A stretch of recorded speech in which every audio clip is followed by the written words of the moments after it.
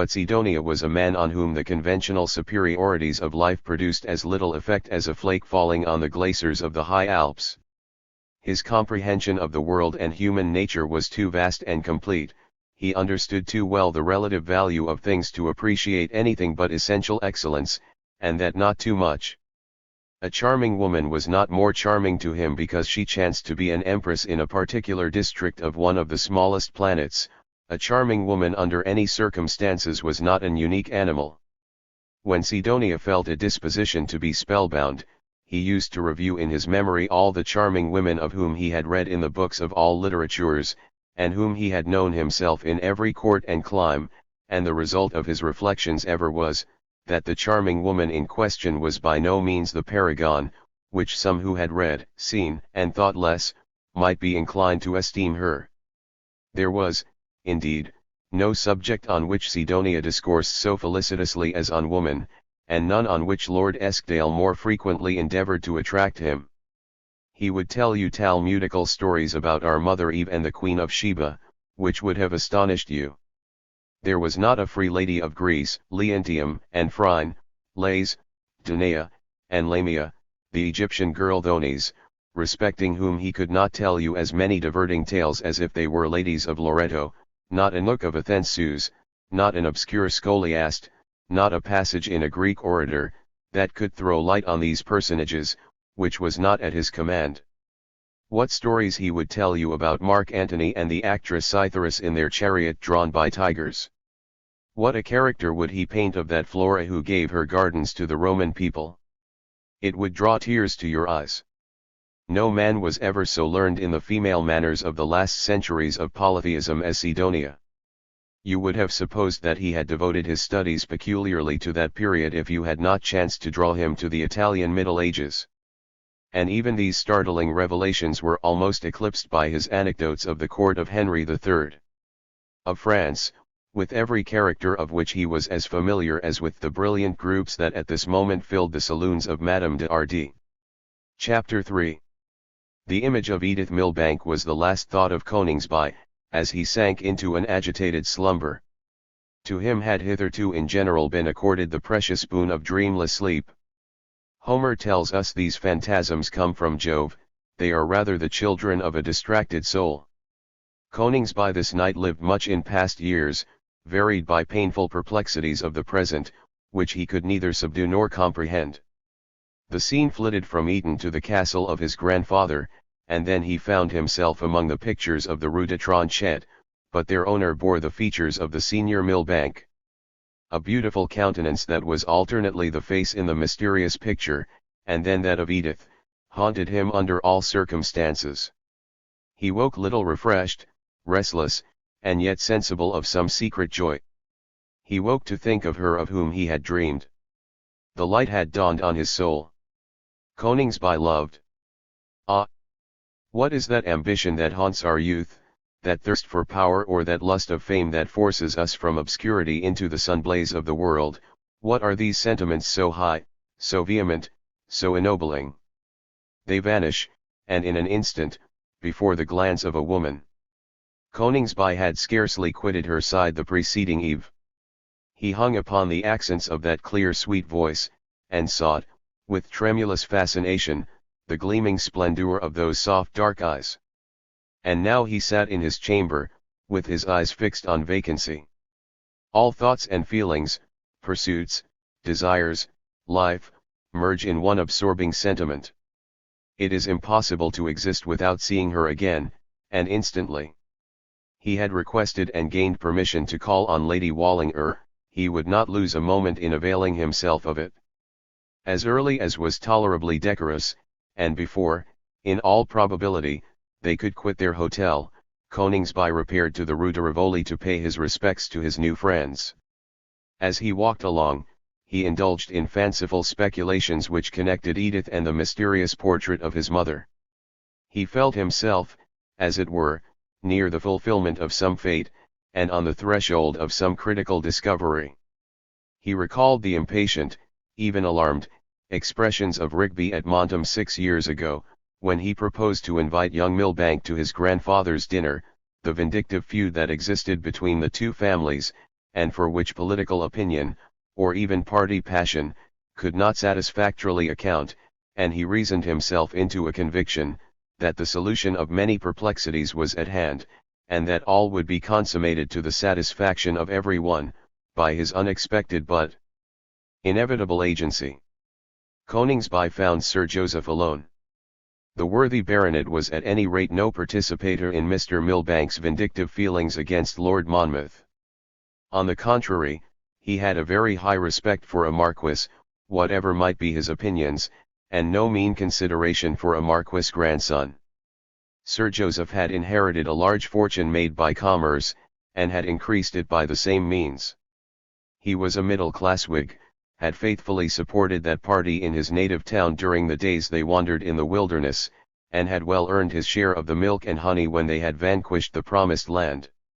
In the springtide of liberalism, when the world was not analytical of free opinions, and odious distinctions were not drawn between finality men and progressive reformers, Mr. Wallinger had been the popular leader of a powerful body of his fellow citizens, who had returned him to the first reformed Parliament, and where, in spite of many a menacing registration, he had contrived to remain. He had never given a radical vote without the permission of the Secretary of the Treasury, and was not afraid of giving an unpopular one to serve his friends. He was not like that distinguished Liberal, who, after dining with the late Whig Premier, expressed his gratification and his gratitude, by assuring his lordship that he might count on his support on all popular questions. "I want men who will support the government on all unpopular questions," replied the witty statesman. Mr. Wallinger was one of these men. His high character and strong purse were always in the front rank in the hour of danger. His support in the House was limited to his votes, but in other places equally important, at a meeting at a political club, or in Downing Street, he could find his tongue, take what is called a practical view of a question, adopt what is called an independent tone, reanimate confidence in ministers, check mutiny, and set a bright and bold example to the wavering. A man of his property, and high character, and sound views, so practical and so independent, this was evidently the block from which a baronet should be cut, and in due time he figured Sir Joseph. A Spanish gentleman of ample means, and of a good Catalan family, flying during a political convulsion to England, arrived with his 2 daughters at Liverpool, and bore letters of introduction to the house of Wallinger.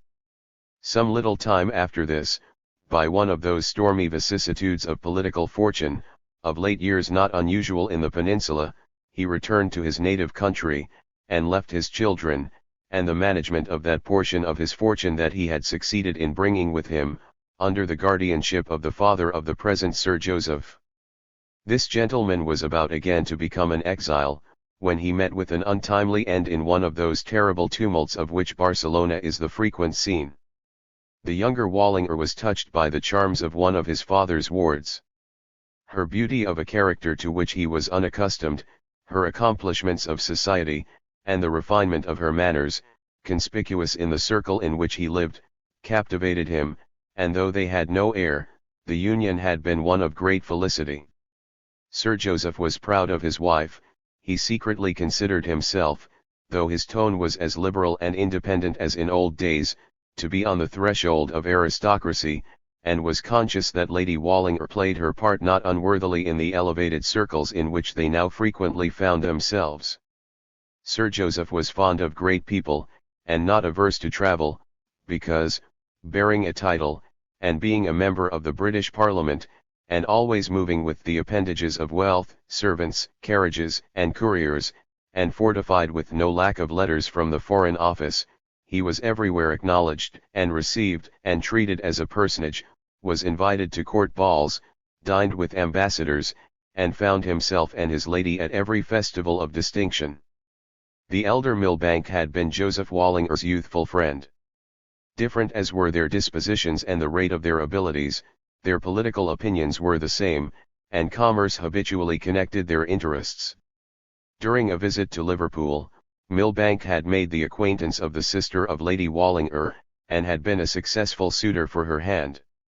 This lady was the mother of Edith and of the schoolfellow of Coningsby. It was only within a very few years that she had died, She had scarcely lived long enough to complete the education of her daughter, to whom she was devoted, and on whom she lavished the many accomplishments that she possessed. Lady Wallinger, having no children, and being very fond of her niece, had watched over Edith with infinite solicitude, and finally had persuaded Mr. Milbank, that it would be well that his daughter should accompany them in their somewhat extensive travels. It was not, therefore, only that nature had developed a beautiful woman out of a bashful girl since Coningsby's visit to Milbank, but really, every means and every opportunity that could contribute to render an individual capable of adorning the most accomplished circles of life, had naturally, and without effort, fallen to the fortunate lot of the manufacturer's daughter. Edith possessed an intelligence equal to those occasions. Without losing the native simplicity of her character, which sprang from the heart, and which the strong and original bent of her father's mind had fostered, she had imbibed all the refinement and facility of the polished circles in which she moved.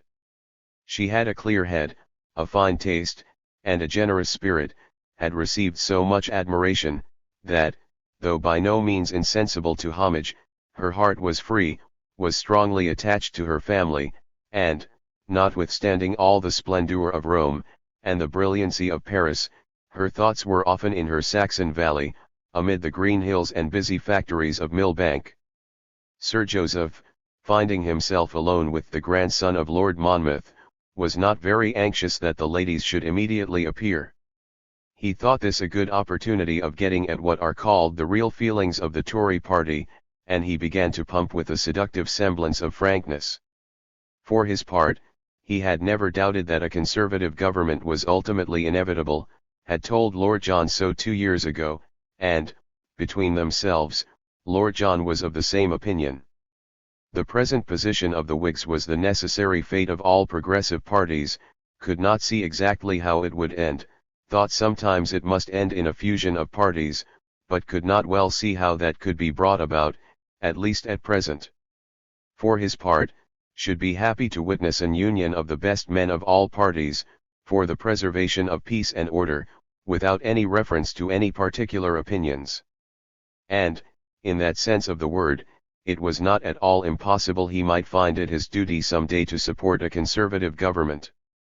Sir Joseph was much astonished when Coningsby, who being somewhat impatient for the entrance of the ladies was rather more abrupt than his wont, told the worthy baronet that he looked, upon a government without distinct principles of policy as only a stopgap to a widespread and demoralizing anarchy, that he for one could not comprehend how a free government could endure without national opinions to uphold it, and that governments for the preservation of peace and order, and nothing else, had better be sought in China, or among the Austrians, the Chinese of Europe. As for Conservative government, the natural question was, what do you mean to conserve? Do you mean to conserve things or only names, realities, or merely appearances? Or, do you mean to continue the system commenced in 1834, and, with a hypocritical reverence for the principles, and a superstitious adhesion to the forms, of the old exclusive constitution, carry on your policy by latitudinarian practice? Sir Joseph stared. It was the first time that any inkling of the views of the new generation had caught his ear. They were strange and unaccustomed accents. He was extremely perplexed, could by no means make out what his companion was driving at length, with a rather knowing smile, expressive as much of compassion as comprehension, he remarked, "Ah, I see, you are a regular Orangeman." "I look upon an Orangeman," said Coningsby, "as a pure Whig, the only professor and practicer of unadulterated Whiggism." This was too much for Sir Joseph, whose political knowledge did not reach much further back than the ministry of the mediocrities, hardly touched the times of the corresponding society. But he was a cautious man, and never replied in haste. He was about feeling his way, when he experienced the golden advantage of gaining time, for the ladies entered. The heart of Coningsby throbbed as Edith appeared. She extended to him her hand, her face radiant with kind expression. Lady Wallinger seemed gratified also by his visit. She had much elegance in her manner, a calm, soft address, and she spoke English with a sweet Doric irregularity. They all sat down, talked of the last night's ball, of 1,000 things. There was something animating in the frank, cheerful spirit of Edith. She had a quick eye both for the beautiful and the ridiculous, and threw out her observations in terse and vivid phrases. An hour, and more than an hour, passed away, and Coningsby still found some excuse not to depart. It seemed that on this morning they were about to make an expedition into the antique city of Paris, to visit some old hotels which retained their character, especially they had heard much of the hotel of the Archbishop of Sens, with its fortified courtyard. Coningsby expressed great interest in the subject, and showed some knowledge. Sir Joseph invited him to join the party, which of all things in the world was what he most desired. Chapter 4. Not a day elapsed without Coningsby being in the company of Edith. Time was precious for him, for the spires and pinnacles of Cambridge already began to loom in the distance, and he resolved to make the most determined efforts not to lose a day of his liberty. And yet to call every morning in the Rue de Rivoli was an exploit which surpassed even the audacity of love. More than once, making the attempt, his courage failed him, and he turned into the gardens of the Tuileries, and only watched the windows of the house. Circumstances, however, favored him. He received a letter from Oswald Milbank. He was bound to communicate in person this evidence of his friend's existence, and when he had to reply to the letter, he must necessarily inquire whether his friend's relatives had any message to transmit to him. These, however, were only slight advantages. What assisted Coningsby in his plans and wishes was the great pleasure which Sidonia, with whom he passed a great deal of his time, took in the society of the Wallingers and their niece. Sidonia presented Lady Wallinger with his opera box during her stay at Paris, invited them frequently to his agreeable dinner parties, and announced his determination to give a ball, which Lady Wallinger esteemed a delicate attention to Edith, while Lady Monmouth flattered herself that the festival sprang from the desire she had expressed of seeing the celebrated hotel of Sidonia to advantage. Coningsby was very happy. His morning visits to the Rue de Rivoli seemed always welcome, and seldom an evening elapsed in which he did not find himself in the society of Edith. She seemed not to wish to conceal that his presence gave her pleasure, and though she had many admirers, and had an airy graciousness for all of them, Coningsby sometimes indulged the exquisite suspicion that there was a flattering distinction in her carriage to himself. Under the influence of these feelings, he began daily to be more conscious that separation would be an intolerable calamity. He began to meditate upon the feasibility of keeping a half-term, and of postponing his departure to Cambridge to a period nearer the time when Edith would probably return to England. In the meanwhile, the Parisian world talked much of the grand fête which was about to be given by Sidonia. Coningsby heard much of it one day when dining at his grandfather's. Lady Monmouth seemed very intent on the occasion.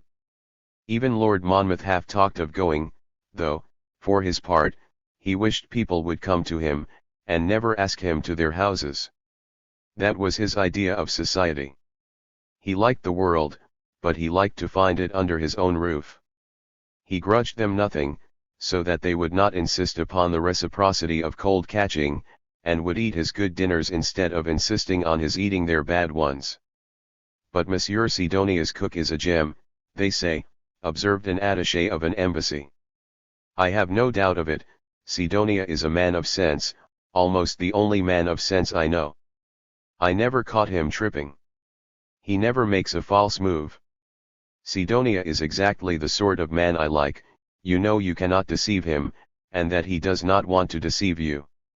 I wish he liked a rubber more. Then he would be perfect. They say he is going to be married, said the attaché. Poh, said Lord Monmouth. Married, exclaimed Lady Monmouth. To whom? To your beautiful countrywoman, la belle Anglaise, that all the world talks of, said the attaché. And who may she be, pray, said the Marquis. I have so many beautiful countrywomen. Mademoiselle Milbank, said the attaché. Milbank, said the Marquis, with a lowering brow. There are so many Milbanks. Do you know what Milbank this is, Harry? He inquired of his grandson, who had listened to the conversation with a rather embarrassed and even agitated spirit. "What, sir, yes, Milbank," said Coningsby. "I say, do you know who this Milbank is?" "Oh, Miss Milbank, yes, I believe, that is, I know a daughter of the gentleman who purchased some property near you." "Oh, that fellow. Has he got a daughter here?" "The most beautiful girl in Paris," said the attaché. "Lady Monmouth, have you seen this beauty, that Sidonia is going to marry?" he added, with a fiendish laugh. "I have seen the young lady," said Lady Monmouth, "but I had not heard that Monsieur Sidonia was about to marry her." "Is she so very beautiful?" inquired another gentleman. "Yes," said Lady Monmouth, calm, but pale. "Poh," said the Marquis again. "I assure you that it is a fact," said the attaché, not at least an on did. "I have it from a quarter that could not well be mistaken."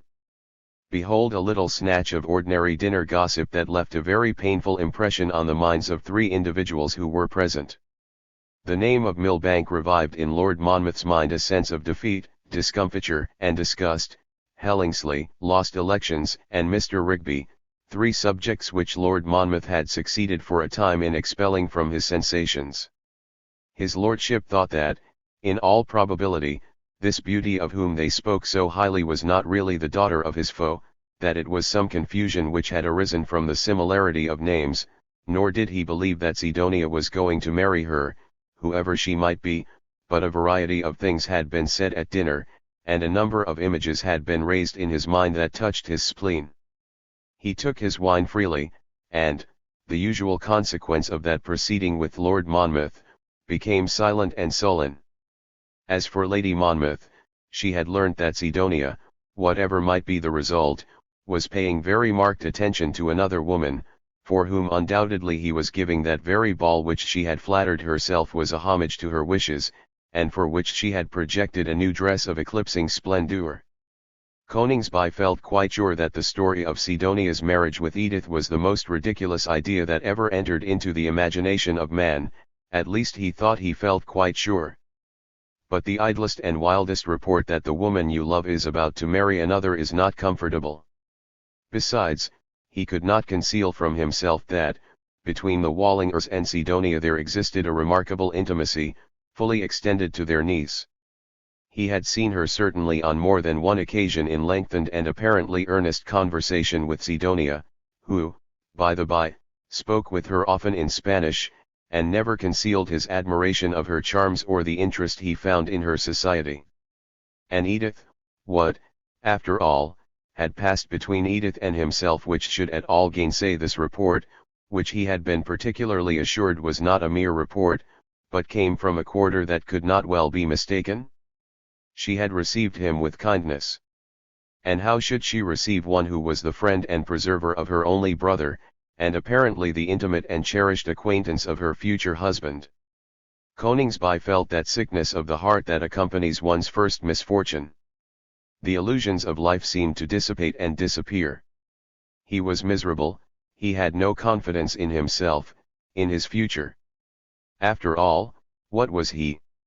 A dependent on a man of very resolute will and passions. Could he forget the glance with which Lord Monmouth caught the name of Milbank, and received the intimation of Hellingsley? It was a glance for a Spignoletto or a Caravaggio to catch and immortalis. Why, if Edith were not going to marry Sidonia, how was he ever to marry her, even if she cared for him? Oh! What a future of unbroken, continuous, interminable misery awaited him! Was there ever yet born a being with a destiny so dark and dismal? He was the most forlorn of men, utterly wretched. He had entirely mistaken his own character. He had no energy, no abilities, not a single eminent quality. All was over. Chapter V. It was fated that Lady Monmouth should not be present at that ball, the anticipation of which had occasioned her so much pleasure and some pangs. On the morning after that slight conversation, which had so disturbed the souls, though unconsciously to each other, of herself and Coningsby, the Marquis was driving Lucretia up the Avenue Marigny in his phaeton. About the center of the avenue the horses took fright, and started off at a wild pace. The Marquis was an experienced whip, calm, and with exertion still very powerful. He would have soon mastered the horses, had not one of the reins unhappily broken. The horses swerved, the Marquis kept his seat, Lucretia, alarmed, sprang up, the carriage was dashed against the trunk of a tree, and she was thrown out of it, at the very instant that one of the outriders had succeeded in heading the equipage and checking the horses. The Marchioness was senseless. Lord Monmouth had descended from the phaeton, several passengers had assembled, the door of a contiguous house was opened, there were offers of service, sympathy, inquiries, a babel of tongues, great confusion. "Get surgeons and send for her maid," said Lord Monmouth to one of his servants. In the midst of this distressing tumult, Sidonia, on horseback, followed by a groom, came up the avenue from the Champs-Élysées. The empty phaeton, reins broken, horses held by strangers, all the appearances of a misadventure, attracted him. He recognized the livery. He instantly dismounted. Moving aside the crowd, he perceived Lady Monmouth senseless and prostrate, and her husband, without assistance, restraining the injudicious efforts of the bystanders. "Let us carry her in, Lord Monmouth," said Sidonia, exchanging a recognition as he took Lucretia in his arms, and bore her into the dwelling that was at hand. Those who were standing at the door assisted him. The woman of the house and Lord Monmouth only were present. "I would hope there is no fracture," said Sidonia, placing her on a sofa, "nor does it appear to me that the percussion of the head, though considerable, could have been fatally violent. I have caught her pulse. Keep her in a horizontal position, and she will soon come to herself." The Marquis seated himself in a chair by the side of the sofa, which Sidonia had advanced to the middle of the room. Lord Monmouth was silent and very serious.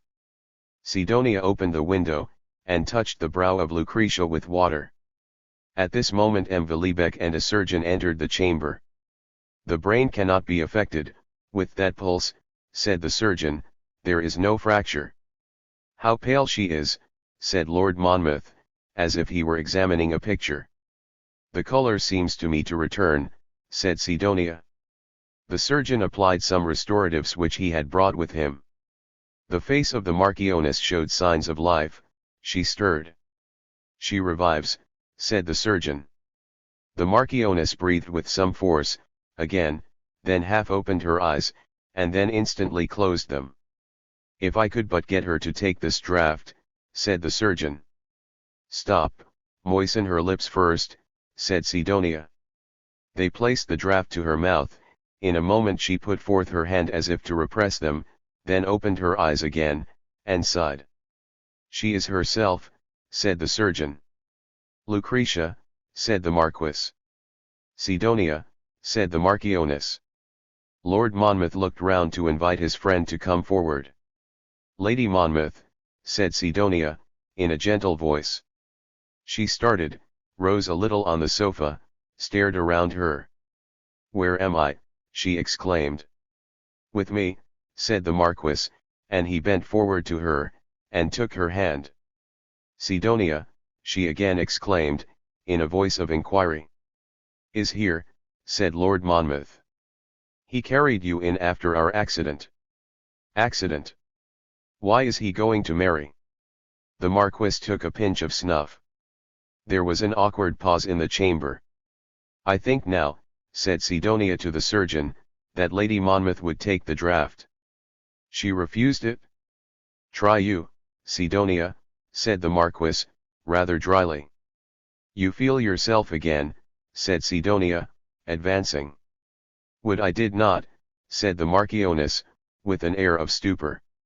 "What has happened? Why am I here? Are you married?" "She wonders a little," said Sidonia. The Marquis took another pinch of snuff. "I could have borne even repulsion," said Lady Monmouth, in a voice of desolation, "but not for another." "M. Villebec," said the Marquis. "My lord."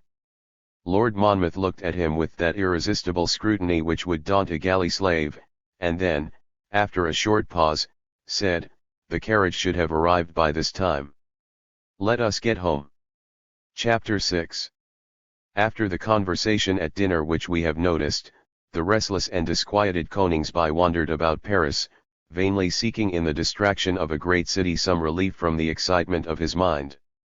His first resolution was immediately to depart for England, but when, on reflection, he was mindful that, after all, the assertion which had so agitated him might really be without foundation, in spite of many circumstances that to his regardful fancy seemed to accredit it, his firm resolution began to waver.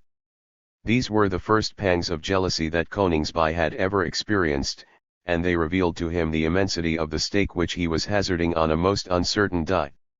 The next morning he called in the Rue Rivoli, and was informed that the family were not at home. He was returning under the arcades, towards the Rue Saint-Florentin, when Sidonia passed him in an opposite direction, on horseback, and at a rapid rate. Coningsby, who was not observed by him, could not resist a strange temptation to watch for a moment his progress. He saw him enter the court of the hotel where the Wallinger family were staying. Would he come forth immediately? No. Coningsby stood still and pale. Minute followed minute. Coningsby flattered himself that Sidonia was only speaking to the porter. Then he would fain believe Sidonia was writing a note. Then, crossing the street, he mounted by some steps the terrace of the Tuileries, nearly opposite the hotel of the Minister of Finance, and watched the house. A quarter of an hour elapsed, Sidonia did not come forth. They were at home to him, only to him. Sick at heart, infinitely wretched, scarcely able to guide his steps, dreading even to meet an acquaintance, and almost feeling that his tongue would refuse the office of conversation, he contrived to reach his grandfather's hotel, and was about to bury himself in his chamber, when on the staircase he met Flora. Coningsby had not seen her for the last fortnight. Seeing her now, his heart smote him for his neglect, excusable as it really was.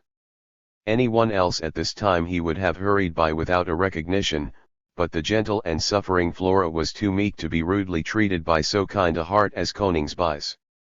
He looked at her. She was pale and agitated. Her step trembled, while she still hastened on.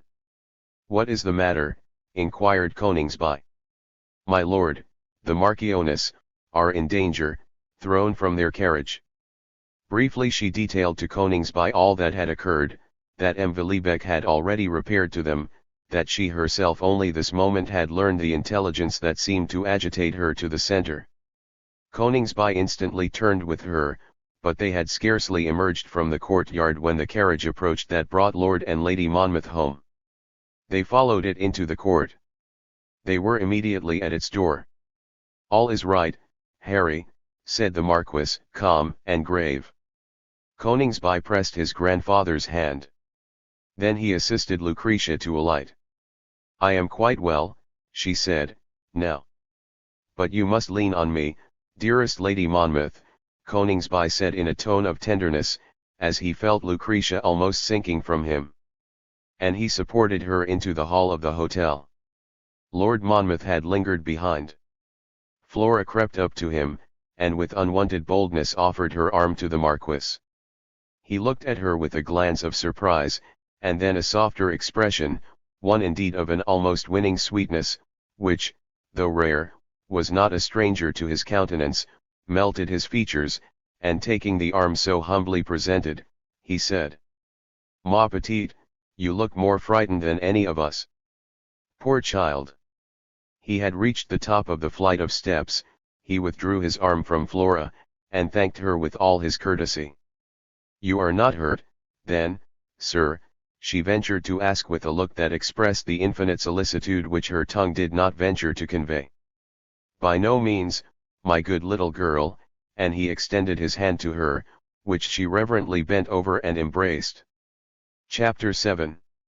When Coningsby had returned to his grandfather's hotel that morning, it was with a determination to leave Paris the next day for England, but the accident to Lady Monmouth, though, as it ultimately appeared, accompanied by no very serious consequences, quite dissipated this intention. It was impossible to quit them so crudely at such a moment. So he remained another day, and that was the day preceding Sidonia's fate, which he particularly resolved not to attend. He felt it quite impossible that he could again endure the sight of either Sidonia or Edith. He looked upon them as persons who had deeply injured him, though they really were individuals who had treated him with invariable kindness. But he felt their existence was a source of mortification and misery to him.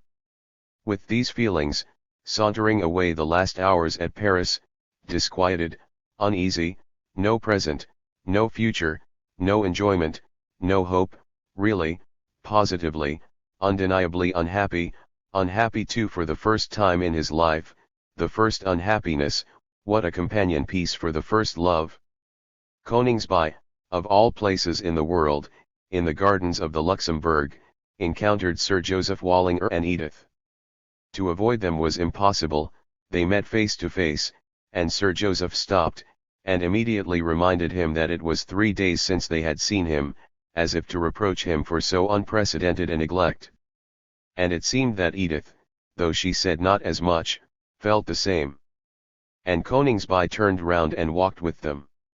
He told them he was going to leave Paris on the morrow. And miss Monsieur de Sidonia's fate, of which we have all talked so much, said Edith, with unaffected surprise, and an expression of disappointment which she in vain attempted to conceal. The festival will not be less gay for my absence, said Coningsby, with that plaintive moroseness not unusual to despairing lovers. If we were all to argue from the same premises, and act accordingly, said Edith, the saloons would be empty. But if any person's absence would be remarked, I should really have thought it would be yours. I thought you were one of Monsieur de Sidonia's great friends. He has no friends, said Coningsby. No wise man has. What are friends? Traitors. Edith looked much astonished. And then she said, I am sure you have not quarrelled with Monsieur de Sidonia, for we have just parted with him. I have no doubt you have, thought Coningsby.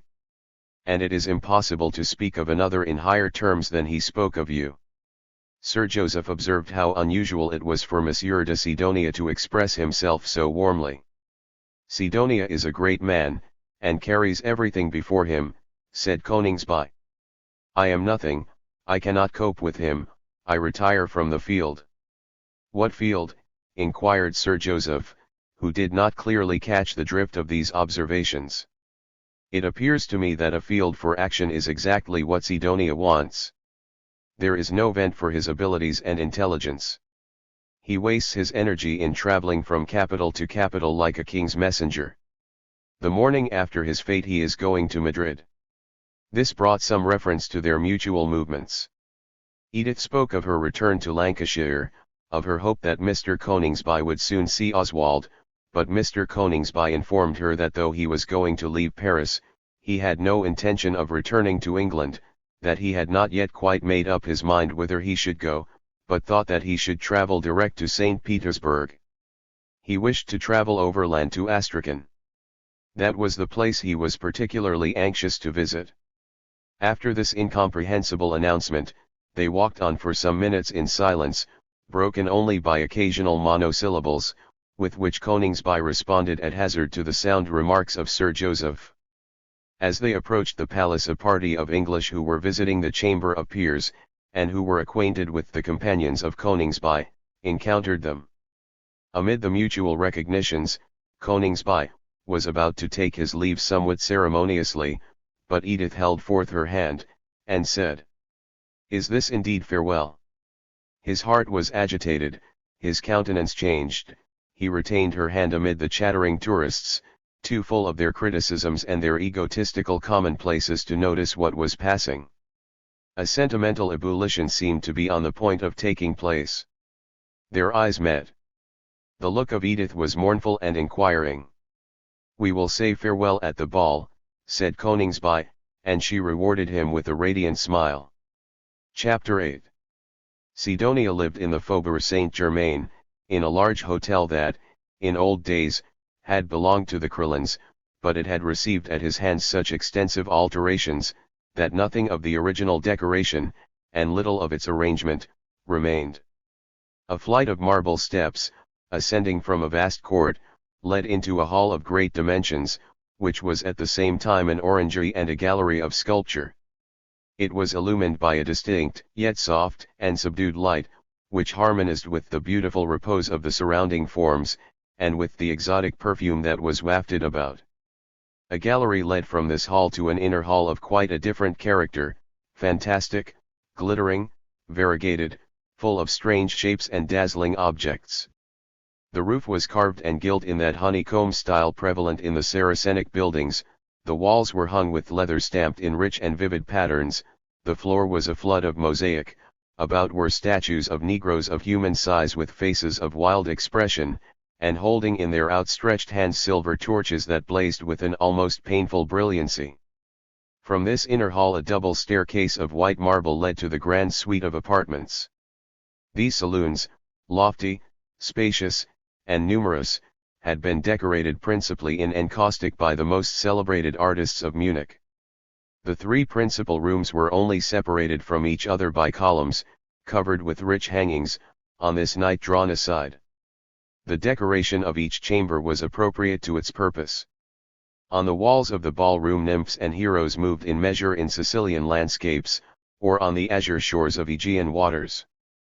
From the ceiling beautiful divinities threw garlands on the guests, who seemed surprised that the roses, unwilling to quit Olympus, would not descend on earth. The general effect of this fair chamber was heightened, too, by that regulation of the house which did not permit any benches in the ballroom. That dignified assemblage who are always found ranged in precise discipline against the wall, did not here mar the flowing grace of the festivity. The chaperons had no cause to complain. A large saloon abounded in ottomans and easy chairs at their service, where their delicate charges might rest when weary, or find distraction when not engaged.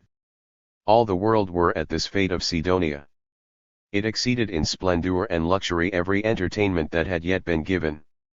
The highest rank, even princes of the blood, beauty, fashion, fame, all assembled in a magnificent and illuminated palace, resounding with exquisite melody. Coningsby, though somewhat depressed, was not insensible to the magic of the scene. Since the passage in the gardens of the Luxembourg, that tone, that glance, he had certainly felt much relieved, happier. And yet if all were, with regard to Sidonia, as unfounded as he could possibly desire, where was he then? Had he forgotten his grandfather, that fell look, that voice of intense detestation? What was Millbank to him? Where, what was the mystery? For of some he could not doubt. The Spanish parentage of Edith had only more perplexed Coningsby. It offered no solution. There could be no connection between a Catalan family and his mother, the daughter of a clergyman in a Midland county. That there was any relationship between the Millbank family and his mother was contradicted by the conviction in which he had been brought up, that his mother had no relations, that she returned to England utterly friendless, without a relative, a connection, an acquaintance to whom she could appeal. Her complete forlornness was stamped upon his brain. Tender as were his years when he was separated from her, he could yet recall the very phrases in which she deplored her isolation, and there were numerous passages in her letters which alluded to it. Coningsby had taken occasion to sound the Wallingers on this subject, but he felt assured, from the manner in which his advances were met, that they knew nothing of his mother, and attributed the hostility of Mr. Millbank to his grandfather, solely to political emulation and local rivalries. Still there were the portrait and the miniature. That was a fact, a clue which ultimately, he was persuaded, must lead to some solution. Coningsby had met with great social success at Paris. He was at once a favorite. The Parisian dames decided in his favor. He was a specimen of the highest style of English beauty, which is popular in France. His air was acknowledged as distinguished. The men also liked him. He had not quite arrived at that age when you make enemies. The moment, therefore, that he found himself in the saloons of Sidonia, he was accosted by many whose notice was flattering, but his eye wandered, while he tried to be courteous and attempted to be sprightly. Where was she? He had nearly reached the ballroom when he met her. She was on the arm of Lord Beaumanoir, who had made her acquaintance at Rome, and originally claimed it as the member of a family who, as the reader may perhaps not forget, had experienced some kindnesses from the Millbanks. There were mutual and hearty recognitions between the young men, great explanations where they had been, what they were doing, where they were going. Lord Beaumanoir told Coningsby he had introduced steeplechases at Rome, and had parted with Sunbeam to the nephew of a cardinal. Coningsby securing Edith's hand for the next dance, they all moved on together to her aunt. Lady Wallinger was indulging in some Roman reminiscences with the Marquis. "And you are not going to Astrakhan tomorrow," said Edith. "Not tomorrow," said Coningsby. "You know that you said once that life was too stirring in these days to permit travel to a man." "I wish nothing was stirring," said Coningsby. "I wish nothing to change. All that I wish is, that this fate should never end. Is it possible that you can be capricious? You perplex me very much. Am I capricious because I dislike change? But Astrakhan. It was the air of the Luxembourg that reminded me of the desert," said Coningsby. Soon after this Coningsby led Edith to the dance. It was at a ball that he had first met her at Paris, and this led to other reminiscences, all most interesting. Coningsby was perfectly happy. All mysteries, all difficulties, were driven from his recollection. He lived only in the exciting and enjoyable present. 21 and in love. Some time after this, Coningsby, who was inevitably separated from Edith, met his host. "Where have you been, child?" said Sidonia, "that I have not seen you for some days?" "I am going to Madrid tomorrow. And I must think, I suppose, of Cambridge." "Well, you have seen something, you will find it more profitable when you have digested it, and you will have opportunity. That's the true spring of wisdom. Meditate over the past. Adventure and contemplation share our being like day and night." The resolute departure for England on the morrow had already changed into a supposed necessity of thinking of returning to Cambridge. In fact, Coningsby felt that to quit Paris and Edith was an impossibility. He silenced the remonstrance of his conscience by the expedient of keeping a half-term, and had no difficulty in persuading himself that a short delay in taking his degree could not really be of the slightest consequence. It was the hour for supper. The guests at a French ball are not seen to advantage at this period. The custom of separating the sexes for this refreshment, and arranging that the ladies should partake of it by themselves, though originally founded in a feeling of consideration and gallantry, and with the determination to secure, under all circumstances, the convenience and comfort of the fair sex, is really, in its appearance and its consequences, anything but European, and produces a scene which rather reminds one of the harem of a sultan than a hall of chivalry. To judge from the countenances of the favoured fair, they are not themselves particularly pleased, and when their repast is over they necessarily return to empty halls, and are deprived of the dance at the very moment when they may feel most inclined to participate in its graceful excitement. These somewhat ungracious circumstances, however, were not attendant on the festival of this night. There was opened in the hotel of Sidonia for the first time a banqueting room which could contain with convenience all the guests. It was a vast chamber of white marble, the golden panels of the walls containing festive sculptures by Schwanthaler, relieved by encaustic tinting. In its center was a fountain, a group of bacchantes encircling Dionysus, and from this fountain, as from a star, diverged the various tables from which sprang orange trees in fruit and flower. The banquet had but one fault: Coningsby was separated from Edith. The Duchess of Grand Cairo, the beautiful wife of the heir of one of the imperial illustrations, had determined to appropriate Coningsby as her cavalier for the moment. Distracted, he made his escape, but his wandering eye could not find the object of its search, and he fell prisoner to the charming Princess de Petit-Pois, a Carlist chieftain, whose witty words avenged the cause of fallen dynasties and a cashiered nobility. Behold a scene brilliant in fancy, magnificent in splendor. All the circumstances of his life at this moment were such as acted forcibly on the imagination of Coningsby. Separated from Edith, he had still the delight of seeing her the paragon of that bright company, the consummate being whom he adored, and who had spoken to him in a voice sweeter than a serenade, and had bestowed on him a glance softer than moonlight. The lord of the palace, more distinguished even for his capacity than his boundless treasure, was his chosen friend, gained under circumstances of romantic interest, when the reciprocal influence of their personal qualities was affected by no accessory knowledge of their worldly positions. He himself was in the very bloom of youth and health, the child of a noble house, rich for his present wants, and with a future of considerable fortunes.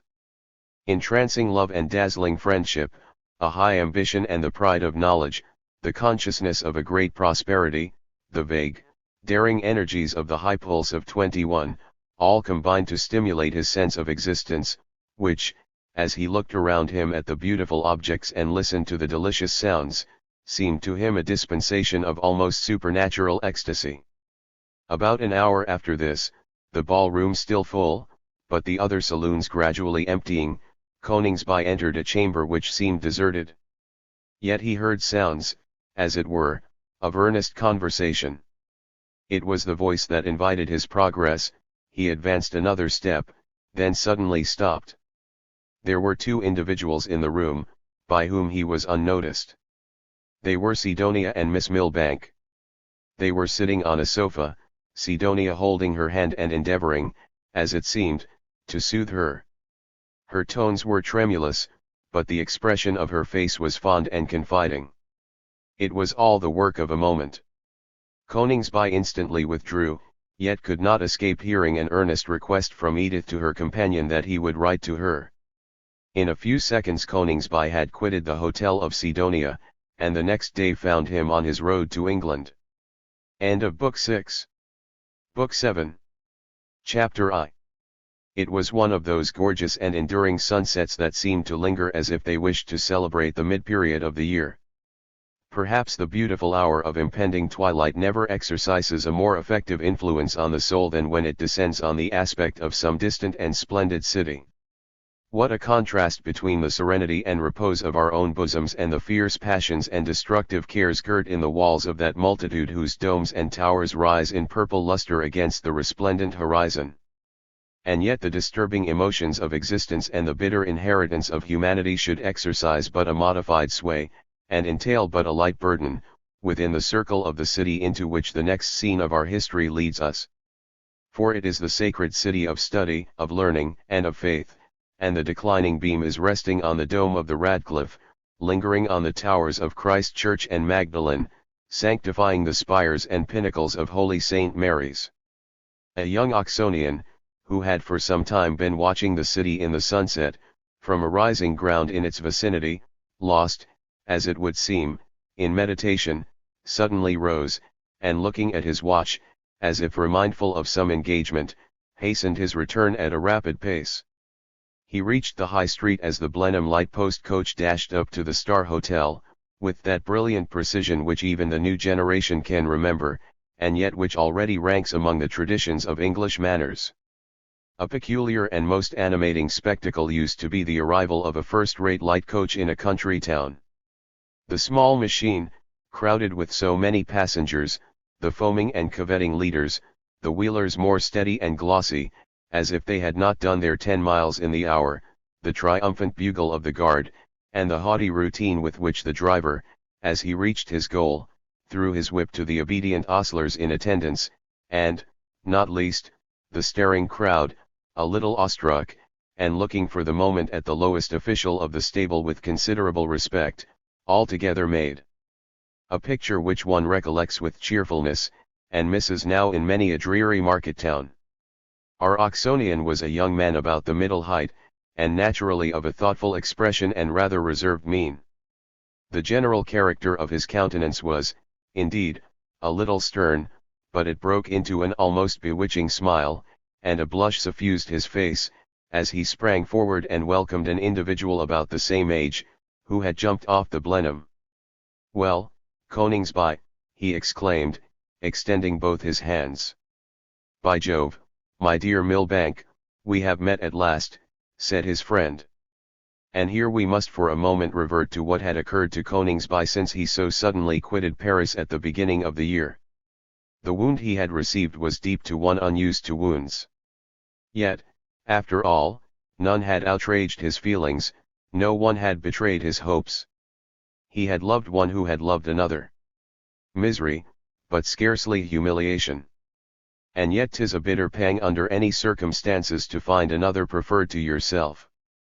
It is about the same blow as one would probably feel if falling from a balloon.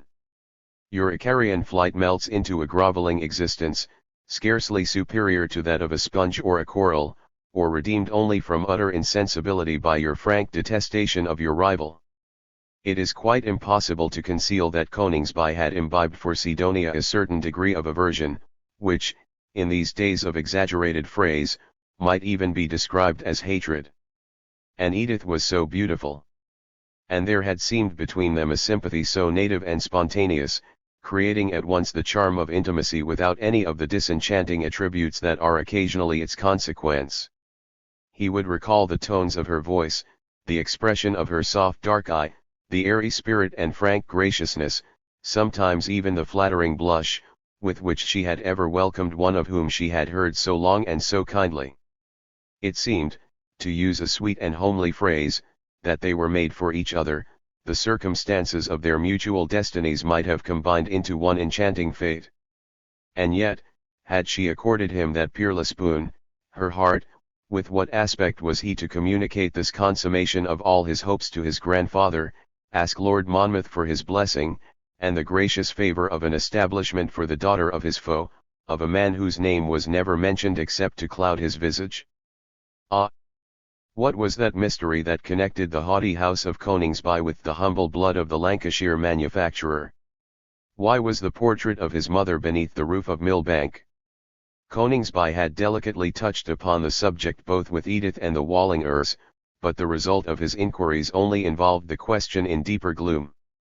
Edith had none but maternal relatives, more than once she had mentioned this, and the Wallingers, on other occasions, had confirmed the remark. Coningsby had sometimes drawn the conversation to pictures, and he would remind her with playfulness of their first unconscious meeting in the gallery of the Rue Tronchet. Then he remembered that Mr. Milbank was fond of pictures, then he recollected some specimens of Mr. Milbank's collection, and after touching on several which could not excite suspicion, he came to a portrait of a lady.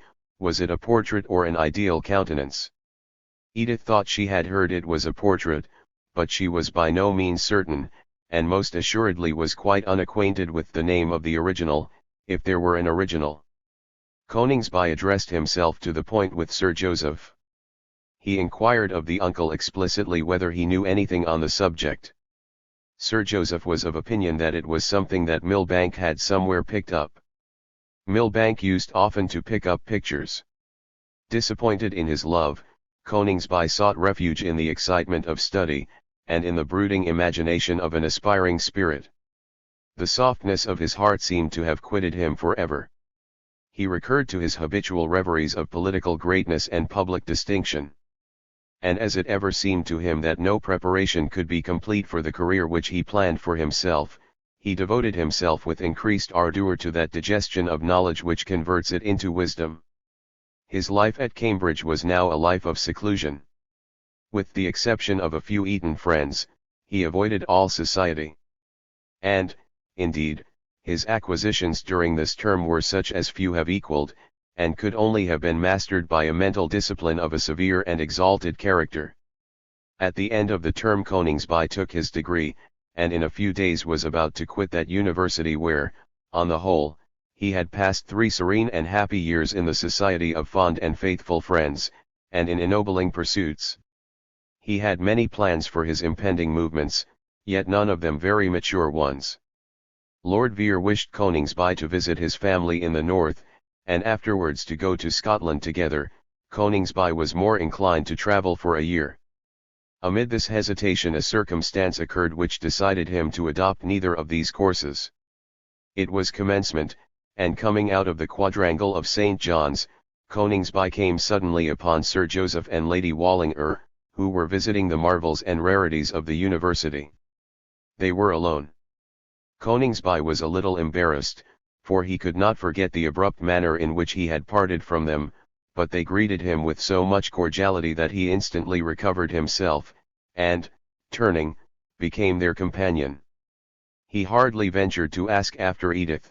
At length, in a depressed tone and a hesitating manner, he inquired whether they had lately seen Miss Milbank. He was himself surprised at the extreme light-heartedness which came over him the moment he heard she was in England, at Milbank, with her family.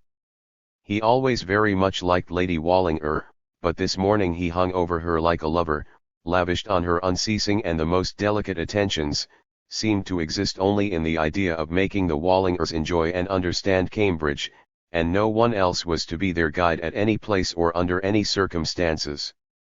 He told them exactly what they were to see, how they were to see it, when they were to see it. He told them of things which nobody did see, but which they should. He insisted that Sir Joseph should dine with him in Hall. Sir Joseph could not think of leaving Lady Wallinger, Lady Wallinger could not think of Sir Joseph missing an opportunity that might never offer again. Besides, they might both join her after dinner. Except to give her husband a dinner, Coningsby evidently intended never to leave her side. And the next morning, the occasion favourable, being alone with the lady, Sir Joseph bustling about a carriage, Coningsby said suddenly, with a countenance a little disturbed, and in a low voice, "I was pleased, I mean surprised, to hear that there was still a Miss Milbank. I thought by this time she might have borne another name." Lady Wallinger looked at him with an expression of some perplexity, and then said, "Yes, Edith was much admired, but she need not be precipitate in marrying. Marriage is for a woman the event. Edith is too precious to be carelessly bestowed." "But I understood," said Coningsby, "when I left Paris," and here, he became very confused, "that Miss Milbank was engaged, on the point of marriage." "With whom?" "Our friend Sidonia. I am sure that Edith would never marry Monsieur de Sidonia, nor Monsieur de Sidonia, Edith." "'Tis a preposterous idea," said Lady Wallinger. "But he very much admired her," said Coningsby with a searching eye. "Possibly," said Lady Wallinger, "but he never even intimated his admiration. But he was very attentive to Miss Milbank. Not more than our intimate friendship authorized, and might expect." "You have known Sidonia a long time." "It was Monsieur de Sidonia's father who introduced us to the care of Mr. Wallinger," said Lady Wallinger, "and therefore I have ever entertained for his son a sincere regard. Besides, I look upon him as a compatriot. Recently he has been even more than usually kind to us, especially to Edith. While we were at Paris he recovered for her a great number of jewels which had been left to her by her uncle in Spain, and, what she prized infinitely more, the whole of her mother's correspondence which she maintained with this relative since her marriage. Nothing but the influence of Sidonia could have effected this. Therefore, of course, Edith is attached to him almost as much as I am. In short, he is our dearest friend, our counsellor in all our cares. But as for marrying him, the idea is ridiculous to those who know Monsieur Sidonia. No earthly consideration would ever induce him to impair that purity of race on which he prides himself. Besides, there are other obvious objections which would render an alliance between him and my niece utterly impossible. Edith is quite as devoted to her religion as Monsieur Sidonia can be to his race." A ray of light flashed on the brain of Coningsby as Lady Wallinger said these words. The agitated interview, which never could be explained away, already appeared in quite a different point of view. He became pensive, remained silent, was relieved when Sir Joseph, whose return he had hitherto deprecated, reappeared. Coningsby learned in the course of the day that the Wallingers were about to make, and immediately, a visit to Hellingsley, their first visit. Indeed, this was the first year that Mr. Milbank had taken up his abode there. He did not much like the change of life, Sir Joseph told Coningsby, but Edith was delighted with Hellingsley, which Sir Joseph understood was a very distinguished place, with fine gardens, of which his niece was particularly fond. When Coningsby returned to his rooms, those rooms which he was soon about to quit forever, in arranging some papers preparatory to his removal, his eye lighted on a too long unanswered letter of Oswald Millbank.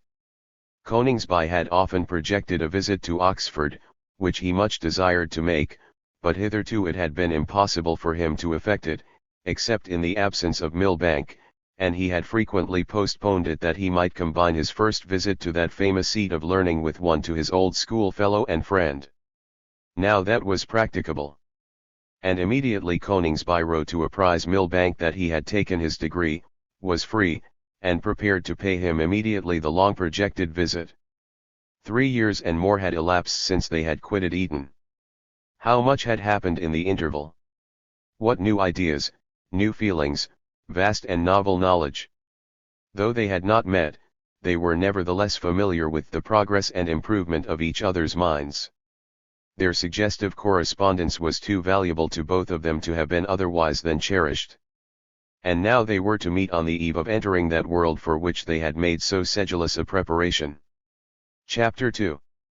There are few things in life more interesting than an unrestrained interchange of ideas with a congenial spirit, and there are few things more rare. How very seldom do you encounter in the world a man of great abilities, acquirements, experience, who will unmask his mind, unbutton his brains, and pour forth in careless and picturesque phrase all the results of his studies and observation, his knowledge of men, books, and nature.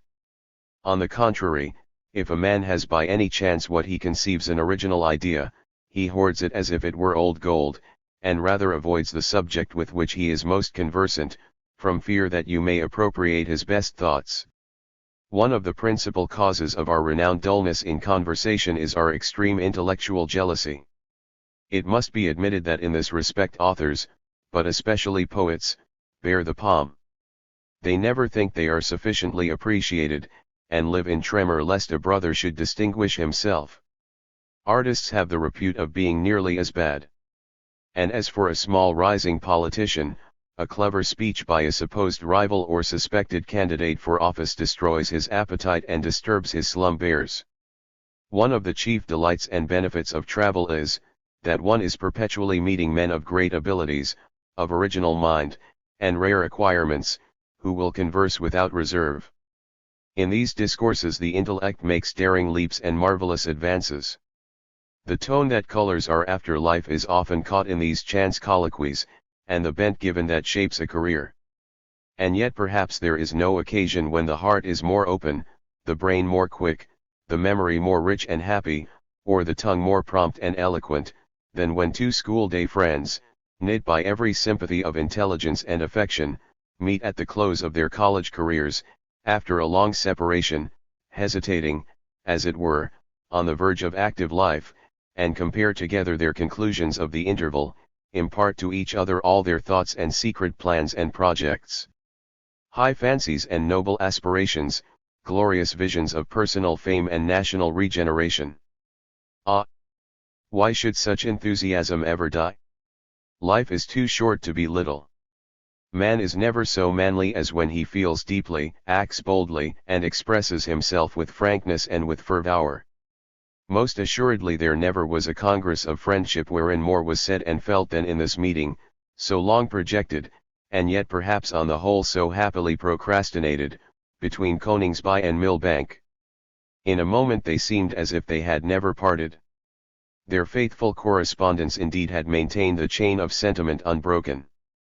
But details are only for conversation. Each poured forth his mind without stint.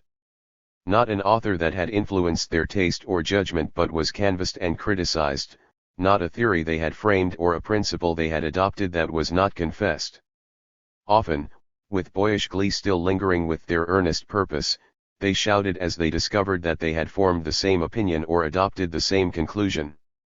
They talked all day and late into the night. They condensed into a week the poignant conclusions of 3 years of almost unbroken study. And one night, as they sat together in Millbank's rooms at Oriel, their conversation having for some time taken a political color, Millbank said, "Now tell me, Coningsby, exactly what you conceive to be the state of parties in this country, for it seems to me that if we penetrate the surface, the classification must be more simple than their many names would intimate. The principle of the exclusive Constitution of England having been conceded by the Acts of 1827-832, said Coningsby, a party has arisen in the state who demand that the principle of political liberalism shall consequently be carried to its extent, which it appears to them is impossible without getting rid of the fragments of the old constitution that remain. This is the destructive party, a party with distinct and intelligible principles. They seek a specific for the evils of our social system in the general suffrage of the population. They are resisted by another party, who, having given up exclusion, would only embrace as much liberalism as is necessary for the moment, who, without any embarrassing promulgation of principles, wish to keep things as they find them as long as they can, and then will manage them as they find them as well as they can, but as a party must have the semblance of principles, they take the names of the things that they have destroyed. Thus they are devoted to the prerogatives of the crown, although in truth the crown has been stripped of every one of its prerogatives. They affect a great veneration for the Constitution in Church and State, though every one knows that the Constitution in Church and State no longer exists. They are ready to stand or fall with the independence of the upper house of Parliament, though, in practice, they are perfectly aware that, with their sanction, the upper house has abdicated its initiatory functions, and now serves only as a court of review of the legislation of the House of Commons. Whenever public opinion, which this party never attempts to form, to educate, or to lead, falls into some violent perplexity, passion, or caprice, this party yields without a struggle to the impulse, and, when the storm has passed, attempts to obstruct and obviate the logical and, ultimately, the inevitable results of the very measures they have themselves originated, or to which they have consented. This is the Conservative Party. I care not whether men are called Whigs or Tories, Radicals, or Chartists, or by what nickname a bustling and thoughtless race may designate themselves, but these two divisions comprehend at present the English nation.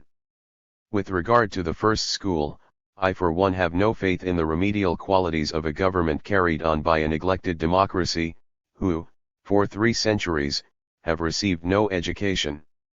What prospect does it offer us of those high principles of conduct with which we have fed our imaginations and strengthened our will? I perceive none of the elements of government that should secure the happiness of a people and the greatness of a realm. But in my opinion, if democracy be combated only by conservatism, democracy must triumph, and at no distant date. This, then, is our position. The man who enters public life at this epoch has to choose between political infidelity and a destructive creed. This, then, said Milbank, is the dilemma to which we are brought by nearly 2 centuries of parliamentary monarchy and parliamentary church. 'Tis true, said Coningsby. We cannot conceal it from ourselves, that the first has made government detested, and the second religion disbelieved. Many men in this country, said Milbank, and especially in the class to which I belong, are reconciled to the contemplation of democracy, because they have accustomed themselves to believe, that it is the only power by which we can sweep away those sectional privileges and interests that impede the intelligence and industry of the community. And yet, said Coningsby, the only way to terminate what, in the language of the present day, is called class legislation, is not to entrust power to classes. You would find a locofoco majority as much addicted to class legislation as a factitious aristocracy. The only power that has no class sympathy is the sovereign. But suppose the case of an arbitrary sovereign, what would be your check against him? The same as against an arbitrary parliament. But a parliament is responsible. To whom? To their constituent body. Suppose it was to vote itself perpetual. But public opinion would prevent that.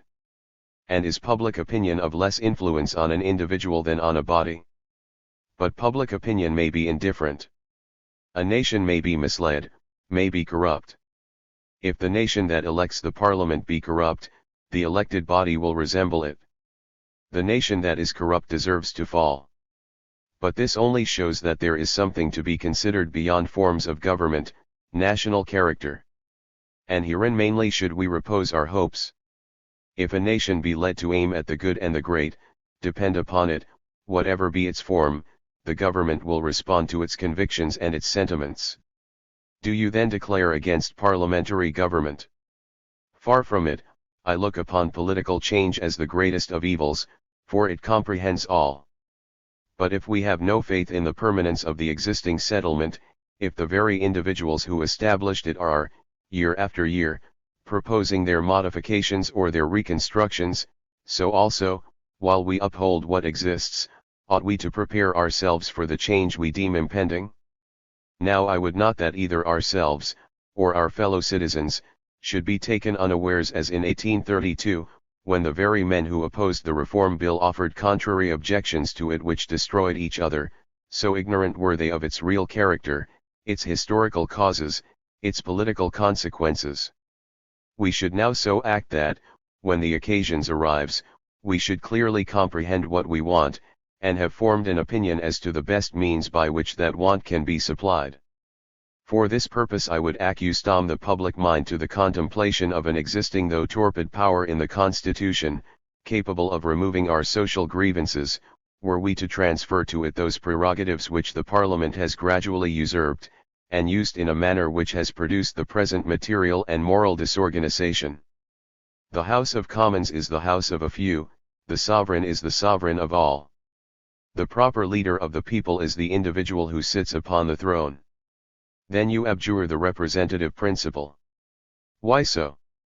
Representation is not necessarily, or even in a principal sense, parliamentary.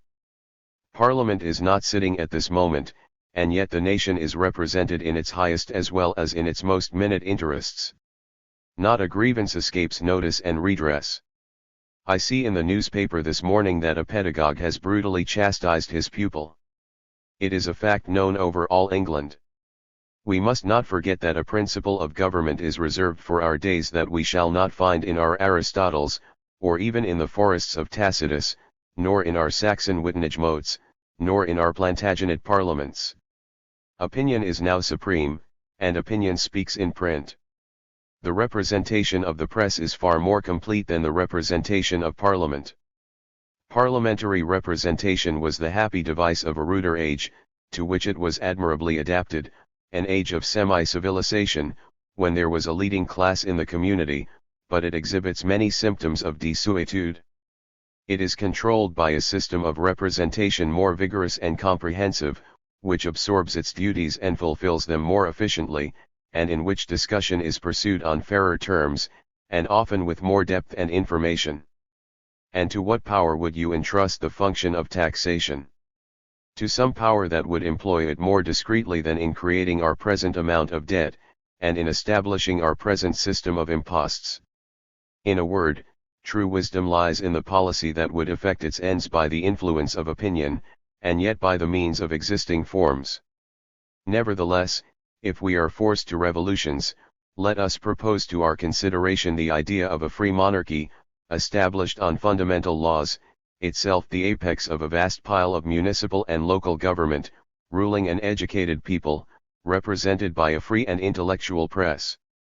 Before such a royal authority, supported by such a national opinion, the sectional anomalies of our country would disappear. Under such a system, where qualification would not be parliamentary, but personal, even statesmen would be educated, we should have no more diplomatists who could not speak French, no more bishops ignorant of theology, no more generals-in-chief who never saw a field. Now there is a polity adapted to our laws, our institutions, our feelings, our manners, our traditions, a polity capable of great ends and appealing to high sentiments, a polity which, in my opinion, would render government an object of national affection, which would terminate sectional anomalies, assuage religious heats, and extinguish Chartism. You said to me yesterday, said Milbank after a pause, quoting the words of another, which you adopted, that man was made to adore and to obey. Now you have shown to me the means by which you deem it possible that government might become no longer odious to the subject, you have shown how man may be induced to obey. But there are duties and interests for man beyond political obedience, and social comfort, and national greatness, higher interests and greater duties. How would you deal with their spiritual necessities? You think you can combat political infidelity in a nation by the principle of enlightened loyalty. How would you encounter religious infidelity in a state? By what means is the principle of profound reverence to be revived? How, in short, is man to be led to adore? Ah, that is a subject which I have not forgotten, replied Coningsby. I know from your letters how deeply it has engaged your thoughts. I confess to you that it has often filled mine with perplexity and depression. When we were at Eton, and both of us impregnated with the contrary prejudices in which we had been brought up, there was still between us one common ground of sympathy and trust. We reposed with confidence and affection in the bosom of our Church. Time and thought, with both of us, have only matured the spontaneous veneration of our boyhood. But time and thought have also shown me that the Church of our heart is not in a position, as regards the community, consonant with its original and essential character, or with the welfare of the nation. The character of a church is universality, replied Milbank. Once the Church in this country was universal in principle and practice. When wedded to the state, it continued at least universal in principle, if not in practice. What is it now? All ties between the state and the Church are abolished, except those which tend to its danger and degradation. What can be more anomalous than the present connection between state and Church? Every condition on which it was originally consented to has been cancelled. That original alliance was, in my view, an equal calamity for the nation and the Church, but, at least, it was an intelligible compact. Parliament, then consisting only of members of the established Church, was, on ecclesiastical matters, a lay synod, and might, in some points of view, be esteemed a necessary portion of Church government. But you have effaced this exclusive character of Parliament. You have determined that a communion with the established Church shall no longer be part of the qualification for sitting in the House of Commons. There is no reason, so far as the Constitution avails, why every member of the House of Commons should not be a dissenter. But the whole power of the country is concentrated in the House of Commons. The House of Lords, even the monarch himself, has openly announced and confessed, within these 10 years, that the will of the House of Commons is supreme. A single vote of the House of Commons, in 1832, made the Duke of Wellington declare, in the House of Lords, that he was obliged to abandon his sovereign in the most difficult and distressing circumstances. The House of Commons is absolute. It is the state.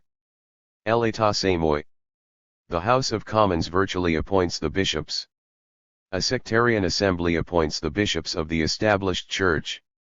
They may appoint 20 Hodelis. James II was expelled the throne because he appointed a Roman Catholic to an Anglican see. A parliament might do this tomorrow with impunity. And this is the constitution in Church and State which conservative dinners toast.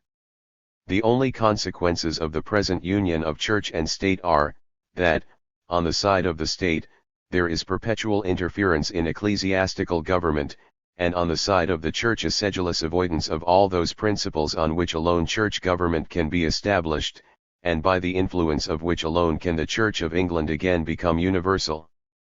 But it is urged that the state protects its revenues. No ecclesiastical revenues should be safe that require protection. Modern history is a history of church spoliation. And by whom? Not by the people, not by the democracy. No, it is the emperor, the king, the feudal baron, the court minion. The estate of the church is the estate of the people, so long as the church is governed on its real principles. The church is the medium by which the despised and degraded classes assert the native equality of man, and vindicate the rights and power of intellect. It made, in the darkest hour of Norman rule, the son of a Saxon peddler primate of England, and placed Nicholas Breakspear, a Hertfordshire peasant, on the throne of the Caesars. It would do as great things now, if it were divorced from the degrading and tyrannical connection that enchains it. You would have other sons of peasants bishops of England, instead of men appointed to that sacred office solely because they were the needy scions of a factitious aristocracy, men of gross ignorance, profligate habits, and grinding extortion, who have disgraced the episcopal throne, and profaned the altar. But surely you cannot justly extend such a description to the present bench. Surely not. I speak of the past that has produced so much present evil. We live in decent times, frigid, latitudinarian, alarmed, decorous. A priest is scarcely deemed in our days a fit successor to the authors of the Gospels, if he be not the editor of a Greek play, and he who follows St. Paul must now at least have been private tutor of some young nobleman who has taken a good degree. And then you are all astonished that the Church is not universal. Why? Nothing but the indestructibleness of its principles, however feebly pursued, could have maintained even the disorganized body that still survives. And yet, my dear Coningsby, with all its past errors and all its present deficiencies, it is by the Church, I would have said until I listened to you tonight, by the Church alone that I see any chance of regenerating the national character. The parochial system, though shaken by the fatal poor law, is still the most ancient, the most comprehensive, and the most popular institution of the country. The younger priests are, in general, men whose souls are awake to the high mission which they have to fulfill, and which their predecessors so neglected. There is, I think, a rising feeling in the community, that parliamentary intercourse in matters ecclesiastical has not tended either to the spiritual or the material elevation of the humbler orders. Divorce the Church from the state, and the spiritual power that struggled against the brute force of the Dark Ages, against tyrannical monarchs and barbarous barons, will struggle again in opposition to influences of a different form, but of a similar tendency, equally selfish, equally insensible, equally barbarizing. The priests of God are the tribunes of the people. Oh, ignorant! That with such a mission they should ever have cringed in the antechambers of ministers, or bowed before parliamentary committees. The utilitarian system is dead, said Coningsby. It has passed through the heaven of philosophy like a hailstorm, cold, noisy, sharp, and peppering, and it has melted away. And yet can we wonder that it found some success, when we consider the political ignorance and social torpor which it assailed?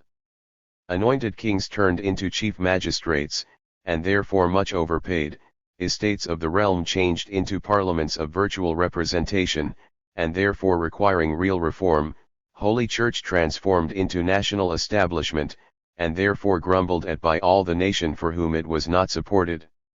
What an inevitable harvest of sedition, radicalism, infidelity! I really think there is no society, however great its resources, that could long resist the united influences of chief magistrate, virtual representation, and church establishment. I have immense faith in the new generation, said Milbank, eagerly. It is a holy thing to see a state saved by its youth, said Coningsby, and then he added, in a tone of humility, if not of depression, but what a task! What a variety of qualities, what a combination of circumstances is requisite! What bright abilities and what noble patience! What confidence from the people, what favor from the Most High! But he will favor us, said Milbank. And I say to you as Nathan said unto David, Thou art the man. You were our leader at Eton, the friends of your heart and boyhood still cling and cluster round you. They are all men whose position forces them into public life. It is a nucleus of honor, faith, and power. You have only to dare. And will you not dare? It is our privilege to live in an age when the career of the highest ambition is identified with the performance of the greatest good. Of the present epoch it may be truly said, who dares to be good, dares to be great. Heaven is above all, said Coningsby. The curtain of our fate is still undrawn. We are happy in our friends, dear Milbank, and whatever lights, we will stand together. For myself, I prefer fame to life, and yet, the consciousness of heroic deeds to the most widespread celebrity. Chapter 3. The beautiful light of summer had never shone on a scene and surrounding landscape which recalled happier images of English nature, and better recollections of English manners, than that to which we would now introduce our readers. One of those true old English halls, now unhappily so rare, built in the time of the Tudors, and in its elaborate timber framing and decorative woodwork indicating, perhaps, the scarcity of brick and stone at the period of its structure, as much as the grotesque genius of its fabricator, rose on a terrace surrounded by ancient and very formal gardens. The hall itself, during many generations, had been vigilantly and tastefully preserved by its proprietors. There was not a point which was not as fresh as if it had been renovated but yesterday. It stood a huge and strange blending of Grecian, Gothic, and Italian architecture, with a wild dash of the fantastic in addition. The lantern watchtowers of a baronial castle were placed in juxtaposition with Doric columns employed for chimneys, while under oriel windows might be observed Italian doorways with Grecian pediments. Beyond the extensive gardens an avenue of Spanish chestnuts at each point of the compass approached the mansion, or led into a small park which was table-land, its limits opening on all sides to beautiful and extensive valleys, sparkling with cultivation, except at one point, where the river Darl formed the boundary of the domain, and then spread in many a winding through the rich country beyond. Such was Hellingsley, the new home that Oswald Millbank was about to visit for the first time. Coningsby and himself had travelled together as far as Darlford, where their roads diverged, and they had separated with an engagement on the part of Coningsby to visit Hellingsley on the morrow. As they had travelled along, Coningsby had frequently led the conversation to domestic topics. Gradually he had talked, and talked much of Edith. Without an obtrusive curiosity, he extracted, unconsciously to his companion, traits of her character and early days, which filled him with a wild and secret interest. The thought that in a few hours he was to meet her again, infused into his being a degree of transport, which the very necessity of repressing before his companion rendered more magical and thrilling. How often it happens in life that we have with a grave face to discourse of ordinary topics, while all the time our heart and memory are engrossed with some enchanting secret. The castle of his grandfather presented a far different scene on the arrival of Coningsby from that which it had offered on his first visit. The Marquis had given him a formal permission to repair to it at his pleasure, and had instructed the steward accordingly. But he came without notice, at a season of the year when the absence of all sports made his arrival unexpected. The scattered and sauntering household roused themselves into action, and contemplated the conviction that it might be necessary to do some service for their wages. There was a stir in that vast, sleepy castle. At last the steward was found, and came forward to welcome their young master, whose simple wants were limited to the rooms he had formerly occupied. Coningsby reached the castle a little before sunset, almost the same hour that he had arrived there more than 3 years ago. How much had happened in the interval! Coningsby had already lived long enough to find interest in pondering over the past. That past too must inevitably exercise a great influence over his present. He recalled his morning drive with his grandfather, to the brink of that river which was the boundary between his own domain and Hellingsley. Who dwelt at Hellingsley now? Restless, excited, not insensible to the difficulties, perhaps the dangers of his position, yet full of an entrancing emotion in which all thoughts and feelings seemed to merge, Coningsby went forth into the fair gardens to muse over his love amid objects as beautiful. A rosy light hung over the rare shrubs and tall fantastic trees, while a rich yet darker tint suffused the distant woods. This euthanasia of the day exercises a strange influence on the hearts of those who love. Who has not felt it? Magical emotions that touch the immortal part. But as for Coningsby, the mitigating hour that softens the heart made his spirit brave. Amid the ennobling sympathies of nature, the pursuits and purposes of worldly prudence and conventional advantage subsided into their essential nothingness. He willed to blend his life and fate with a being beautiful as that nature that subdued him, and he felt in his own breast the intrinsic energies that in spite of all obstacles should mold such an imagination into reality. He descended the slopes, now growing dimmer in the fleeting light, into the park. The stillness was almost supernatural. The jocund sounds of day had died, and the voices of the night had not commenced. His heart too was still. A sacred calm had succeeded to that distraction of emotion which had agitated him the whole day, while he had mused over his love and the infinite and insurmountable barriers that seemed to oppose his will. Now he felt one of those strong groundless convictions that are the inspirations of passion, that all would yield to him as to one holding an enchanted wand.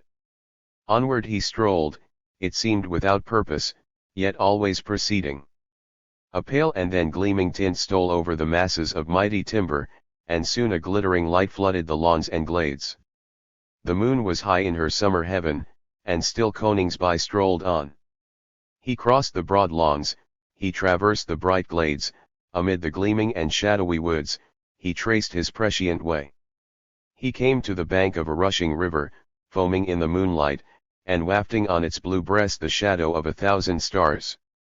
"O river," he said, "that rollest to my mistress, bear her my heart." Chapter 4.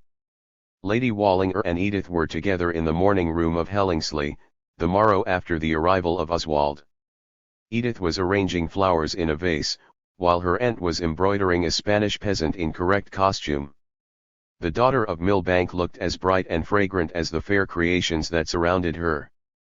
Beautiful to watch her as she arranged their forms and composed their groups, to mark her eye glance with gratification at some happy combination of color, or to listen to her delight as they wafted to her in gratitude their perfume. Oswald and Sir Joseph were surveying the stables. Mr. Millbank, who had been daily expected for the last week from the factories, had not yet arrived. "I must say he gained my heart from the first," said Lady Wallinger. "I wish the gardener would send us more roses," said Edith. "He is so very superior to any young man I ever met," continued Lady Wallinger. "I think we must have this vase entirely of roses, don't you think so, aunt?" inquired her niece. "I am fond of roses," said Lady Wallinger. "What beautiful bouquets Mr. Coningsby gave us at Paris, Edith." "Beautiful. I must say, I was very happy when I met Mr. Coningsby again at Cambridge," said Lady Wallinger. "It gave me much greater pleasure than seeing any of the colleges." "How delighted Oswald seems at having Mr. Coningsby for a companion again," said Edith. "And very naturally," said Lady Wallinger. "Oswald ought to deem himself fortunate in having such a friend. I am sure the kindness of Mr. Coningsby when we met him at Cambridge is what I never shall forget. But he always was my favourite from the first time I saw him at Paris. Do you know, Edith, I liked him best of all your admirers." "Oh, no, aunt," said Edith, smiling, "not more than Lord Beaumanoir. You forget your great favourite, Lord Beaumanoir." "But I did not know Mr. Coningsby at Rome," said Lady Wallinger. "I cannot agree that anybody is equal to Mr. Coningsby. I cannot tell you how pleased I am that he is our neighbour." As Lady Wallinger gave a finishing stroke to the jacket of her Andalusian, Edith, vividly blushing, yet speaking in a voice of affected calmness, said, "Here is Mr. Coningsby, aunt." And, truly, at this moment our hero might be discerned, approaching the hall by one of the avenues, and in a few minutes there was a ringing at the hall bell, and then, after a short pause, the servants announced Mr. Coningsby, and ushered him into the morning room. Edith was embarrassed, the frankness and the gaiety of her manner had deserted her.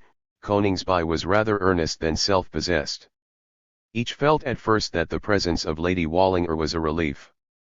The ordinary topics of conversation were in sufficient plenty: reminiscences of Paris, impressions of Hellingsley, his visit to Oxford, Lady Wallinger's visit to Cambridge. In 10 minutes their voices seemed to sound to each other as they did in the Rue de Rivoli, and their mutual perplexity had in a great degree subsided. Oswald and Sir Joseph now entered the room, and the conversation became general. Hellingsley was the subject on which Coningsby dwelt. He was charmed with all that he had seen. Wished to see more. Sir Joseph was quite prepared to accompany him, but Lady Wallinger, who seemed to read Coningsby's wishes in his eyes, proposed that the inspection should be general, and in the course of half an hour Coningsby was walking by the side of Edith, and sympathizing with all the natural charms to which her quick taste and lively expression called his notice and appreciation. Few things more delightful than a country ramble with a sweet companion. Exploring woods, wandering over green commons, loitering in shady lanes, resting on rural stiles, the air full of perfume, the heart full of bliss. It seemed to Coningsby that he had never been happy before. A thrilling joy pervaded his being. He could have sung like a bird. His heart was as sunny as the summer scene. Past and future were absorbed in the flowing hour, not an allusion to Paris, not a speculation on what might arrive, but infinite expressions of agreement, sympathy, a multitude of slight phrases, that, however couched, had but one meaning, congeniality. He felt each moment his voice becoming more tender, his heart gushing in soft expressions, each moment he was more fascinated, her step was grace, her glance was beauty. Now she touched him by some phrase of sweet simplicity, or carried him spellbound by her airy merriment. Oswald assumed that Coningsby remained to dine with them. There was not even the ceremony of invitation. Coningsby could not but remember his dinner at Millbank, and the timid hostess whom he then addressed so often in vain, as he gazed upon the bewitching and accomplished woman whom he now passionately loved. It was a most agreeable dinner. Oswald, happy in his friend being his guest, under his own roof, indulged in unwonted gaiety. The ladies withdrew, Sir Joseph began to talk politics, although the young men had threatened their fair companions immediately to follow them. This was the period of the bedchamber plot, when Sir Robert Peel accepted and resigned power in the course of 3 days. Sir Joseph, who had originally made up his mind to support a conservative government when he deemed it inevitable, had for the last month endeavoured to compensate for this trifling error by vindicating the conduct of his friends, and reprobating the behaviour of those who would deprive Her Majesty of the friends of her youth. Sir Joseph was a most chivalrous champion of the friends of her youth principle. Sir Joseph, who was always moderate and conciliatory in his talk, though he would go, at any time, any lengths for his party, expressed himself today with extreme sobriety, as he was determined not to hurt the feelings of Mr. Coningsby, and he principally confined himself to urging temperate questions, somewhat in the following fashion. I admit that, on the whole, under ordinary circumstances, it would perhaps have been more convenient that these appointments should have remained with Sir Robert, but don't you think that, under the peculiar circumstances, being friends of Her Majesty's youth, N.C. Sir Joseph was extremely astonished when Coningsby replied that he thought, under no circumstances, should any appointment in the royal household be dependent on the voice of the House of Commons, though he was far from admiring the friends of her youth principle, which he looked upon as impertinent. But surely, said Sir Joseph, the minister being responsible to Parliament, it must follow that all great offices of state should be filled at his discretion. But where do you find this principle of ministerial responsibility? Inquired Coningsby. And is not a minister responsible to his sovereign? Inquired Millbank. Sir Joseph seemed a little confused. He had always heard that ministers were responsible to Parliament, and he had a vague conviction, notwithstanding the reanimating loyalty of the bedchamber plot, that the sovereign of England was a nonentity. He took refuge in indefinite expressions, and observed, the responsibility of ministers is surely a constitutional doctrine. The ministers of the Crown are responsible to their master, they are not the ministers of Parliament. But then you know virtually, said Sir Joseph, the Parliament, that is, the House of Commons, governs the country. It did before 1832, said Coningsby, but that is all past now. We got rid of that with the Venetian Constitution. The Venetian Constitution, said Sir Joseph. To be sure, said Millbank. We were governed in this country by the Venetian Constitution from the accession of the House of Hanover. But that yoke is past. And now I hope we are in a state of transition from the Italian dogeship to the English monarchy. King, Lords, and Commons, the Venetian Constitution, exclaimed Sir Joseph. But they were phrases, said Coningsby, not facts. The king was a doge, the cabinet the council of 10. Your parliament, that you call lords and commons, was nothing more than the great council of nobles. The resemblance was complete, said Milbank, and no wonder, for it was not accidental, the Venetian constitution was intentionally copied. We should have had the Venetian Republic in 1640, said Coningsby, had it not been for the Puritans. Geneva beat Venice. I am sure these ideas are not very generally known, said Sir Joseph, bewildered. Because you have had your history written by the Venetian party, said Coningsby, and it has been their interest to conceal them. I will venture to say that there are very few men on our side in the House of Commons, said Sir Joseph, who are aware that they were born under a Venetian constitution. Let us go to the ladies, said Milbank, smiling. Edith was reading a letter as they entered. A letter from Papa, she exclaimed, looking up at her brother with great animation. We may expect him every day, and yet, alas, he cannot fix one. They now all spoke of Milbank, and Coningsby was happy that he was familiar with the scene. At length he ventured to say to Edith, you once made me a promise which you never fulfilled. I shall claim it tonight. And what can that be? The song that you promised me at Milbank more than 3 years ago. Your memory is good. It has dwelt upon the subject. Then they spoke for a while of other recollections, and then Coningsby appealing to Lady Wallinger for her influence, Edith rose and took up her guitar. Her voice was rich and sweet, the air she sang gay, even fantastically frolic, such as the girls of Granada chant trooping home from some country festival. Her soft, dark eye brightened with joyous sympathy, and ever and anon, with an arch grace, she beat the guitar, in chorus, with her pretty hand. The moon wanes, and Coningsby must leave these enchanted halls. Oswald walked homeward with him until he reached the domain of his grandfather. Then mounting his horse, Coningsby bade his friend farewell till the morrow, and made his best way to the castle. Chapter V. There is a romance in every life. The emblazoned page of Coningsby's existence was now open. It had been prosperous before, with some moments of excitement, some of delight, but they had all found, as it were, their origin in worldly considerations, or been inevitably mixed up with them. At Paris, for example, he loved, or thought he loved. But there not an hour could elapse without his meeting some person, or hearing something, which disturbed the beauty of his emotions, or broke his spellbound thoughts. There was his grandfather hating the Milbanks, or Sidonia loving them, and common people, in the common world, making common observations on them, asking who they were, or telling who they were, and brushing the bloom off all life's fresh delicious fancies with their coarse handling. But now his feelings were ethereal. He loved passionately, and he loved in a scene and in a society as sweet, as pure, and as refined as his imagination and his heart. There was no malicious gossip, no callous chatter to profane his ear and desecrate his sentiment.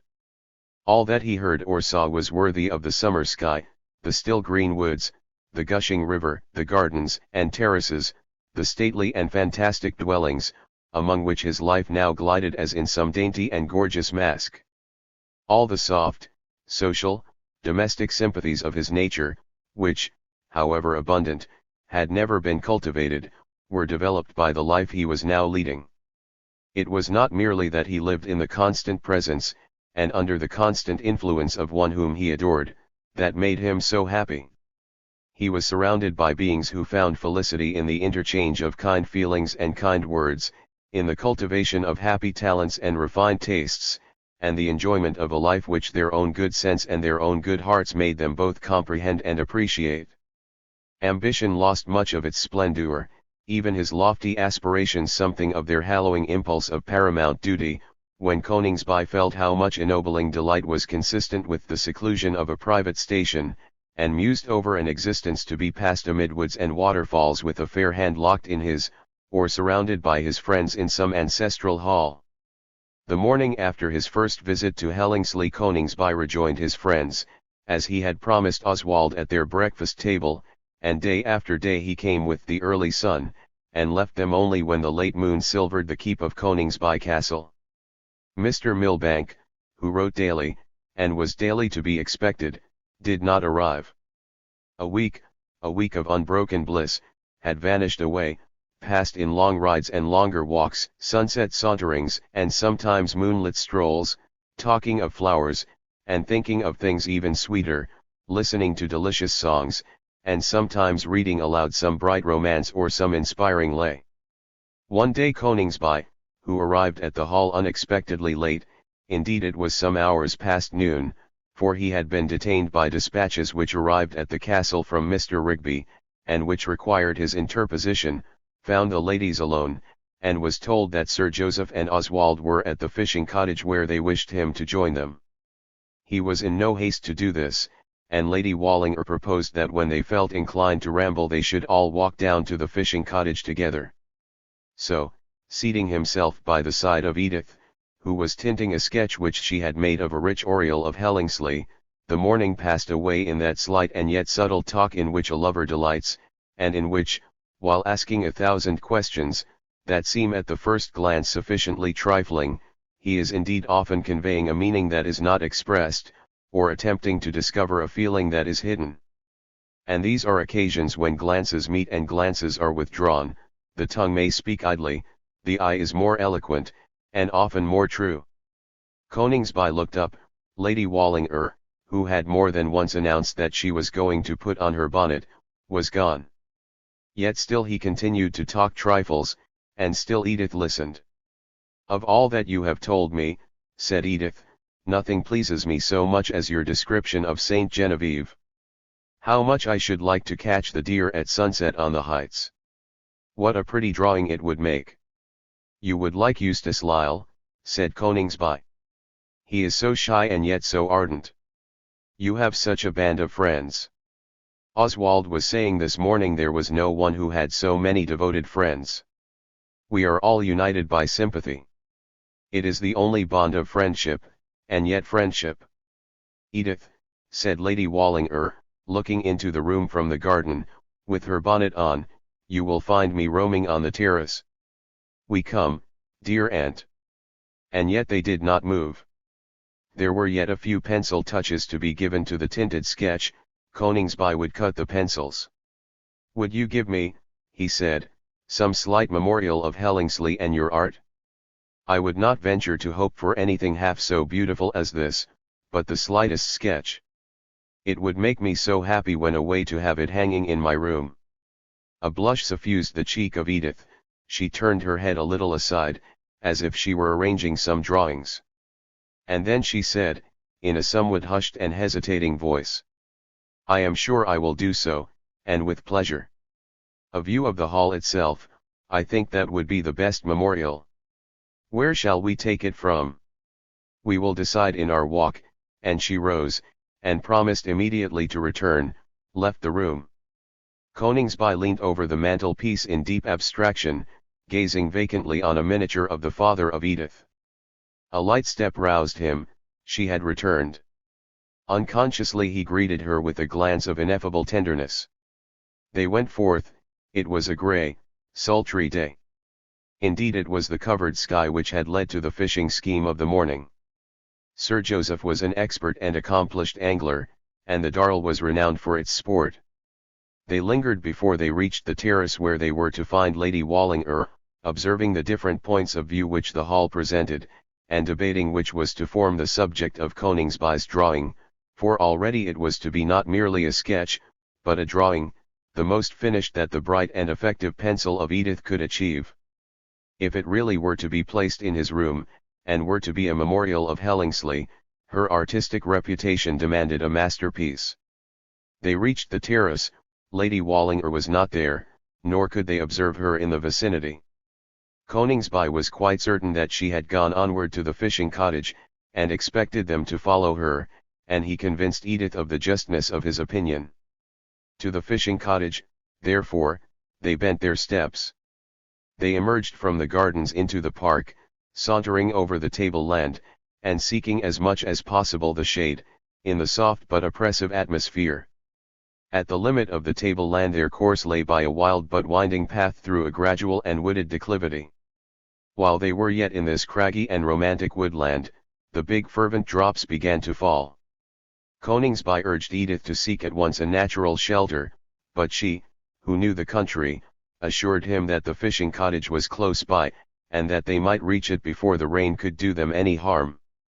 And truly, at this moment emerging from the wood, they found themselves in the valley of the Darl.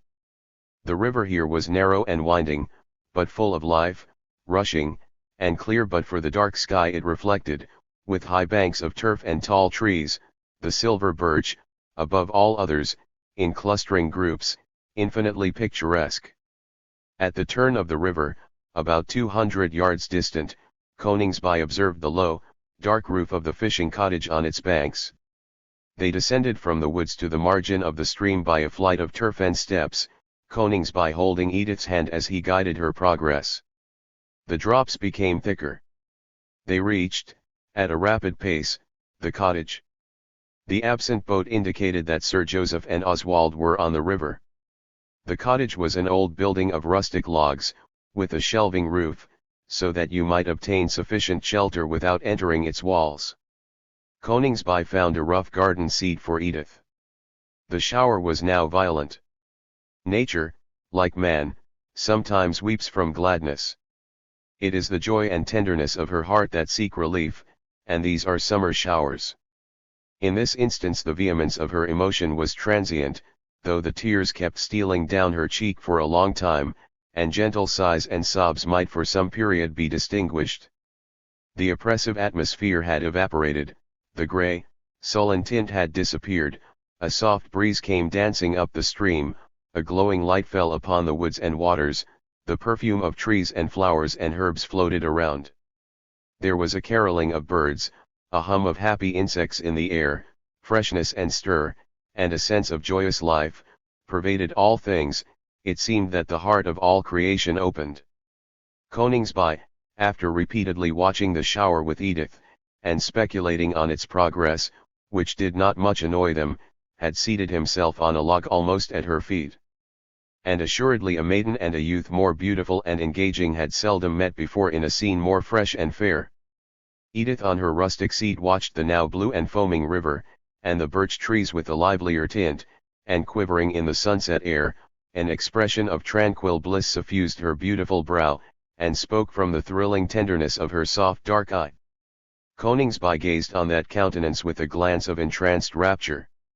His cheek was flushed, his eye gleamed with dazzling luster. She turned her head, she met that glance, and, troubled, she withdrew her own. "Edith," he said in a tone of tremulous passion, "let me call you Edith." "Yes," he continued, gently taking her hand, "let me call you my Edith. I love you." She did not withdraw her hand, but turned away a face flushed as the impending twilight. Chapter 6. It was past the dinner hour when Edith and Coningsby reached the hall, an embarrassing circumstance, but mitigated by the conviction that they had not to encounter a very critical inspection. What, then, were their feelings when the first servant that they met informed them that Mr. Milbank had arrived? Edith never could have believed that the return of her beloved father to his home could ever have been to her other than a cause of delight. And yet now she trembled when she heard the announcement. The mysteries of love were fast involving her existence. But this was not the season of meditation. Her heart was still agitated by the tremulous admission that she responded to that fervent and adoring love whose eloquent music still sounded in her ear, and the pictures of whose fanciful devotion flitted over her agitated vision. Unconsciously she pressed the arm of Coningsby as the servant spoke, and then, without looking into his face, whispering him to be quick, she sprang away. As for Coningsby, notwithstanding the elation of his heart, and the ethereal joy which flowed in all his veins, the name of Mr. Milbank sounded, something like a knell. However, this was not the time to reflect. He obeyed the hint of Edith, made the most rapid toilet that ever was consummated by a happy lover, and in a few minutes entered the drawing-room of Hellingsley, to encounter the gentleman whom he hoped by some means or other, quite inconceivable, might someday be transformed into his father-in-law, and the fulfillment of his consequent duties towards whom he had commenced by keeping him waiting for dinner. "How do you do, sir?" said Mr. Milbank, extending his hand to Coningsby. "You seem to have taken a long walk." Coningsby looked round to the kind Lady Wallinger, and half addressed his murmured answer to her, explaining how they had lost her, and their way, and were caught in a storm or a shower, which, as it terminated about 3 hours back, and the fishing cottage was little more than a mile from the Hall, very satisfactorily accounted for their not being in time for dinner. Lady Wallinger then said something about the lowering clouds having frightened her from the terrace, and Sir Joseph and Oswald talked a little of their sport, and of their having seen an otter, but there was, or at least there seemed to Coningsby, a tone of general embarrassment which distressed him. The fact is, keeping people from dinner under any circumstances is distressing. They are obliged to talk at the very moment when they wish to use their powers of expression for a very different purpose. They are faint, and conversation makes them more exhausted. A gentleman, too, fond of his family, who in turn are devoted to him, making a great and inconvenient effort to reach them by dinner time, to please and surprise them, and finding them all dispersed, dinner so late that he might have reached home in good time without any great inconvenient effort, his daughter, whom he had wished 1,000 times to embrace, taking a singularly long ramble with no other companion than a young gentleman, whom he did not exactly expect to see. All these are circumstances, individually perhaps slight, and yet, encountered collectively, it may be doubted they would not a little ruffle even the sweetest temper.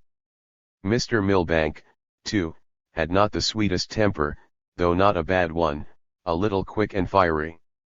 But then he had a kind heart. And when Edith, who had providentially sent down a message to order dinner, entered and embraced him at the very moment that dinner was announced, her father forgot everything in his joy in seeing her, and his pleasure in being surrounded by his friends. He gave his hand to Lady Wallinger, and Sir Joseph led away his niece. Coningsby put his arm around the astonished neck of Oswald, as if they were once more in the playing fields of Eton. "By Jove, my dear fellow," he exclaimed, "I am so sorry we kept your father from dinner." As Edith headed her father's table, according to his rigid rule, Coningsby was on one side of her. They never spoke so little. Coningsby would have never unclosed his lips, had he followed his humour. He was in a stupor of happiness. The dining room took the appearance of the fishing cottage, and he saw nothing but the flowing river. Lady Wallinger was however next to him, and that was a relief, for he felt always she was his friend. Sir Joseph, a good-hearted man, and on subjects with which he was acquainted full of sound sense, was invaluable today, for he entirely kept up the conversation, speaking of things which greatly interested Mr. Milbank. And so their host soon recovered his good temper. He addressed several times his observations to Coningsby, and was careful to take wine with him. On the whole, affairs went on flowingly enough. The gentlemen, indeed, stayed much longer over their wine than on the preceding days, and Coningsby did not venture on the liberty of quitting the room before his host. It was as well. Edith required repose. She tried to seek it on the bosom of her aunt, as she breathed to her the delicious secret of her life. When the gentlemen returned to the drawing-room, the ladies were not there. This rather disturbed Mr. Milbank again. He had not seen enough of his daughter, he wished to hear her sing. But Edith managed to reappear, and even to sing. Then Coningsby went up to her and asked her to sing the song of the girls of Granada. She said in a low voice, and with a fond yet serious look, "I am not in the mood for such a song, but if you wish me." She sang it, and with inexpressible grace, and with an arch vivacity, that to a fine observer would have singularly contrasted with the almost solemn and even troubled expression of her countenance a moment afterwards.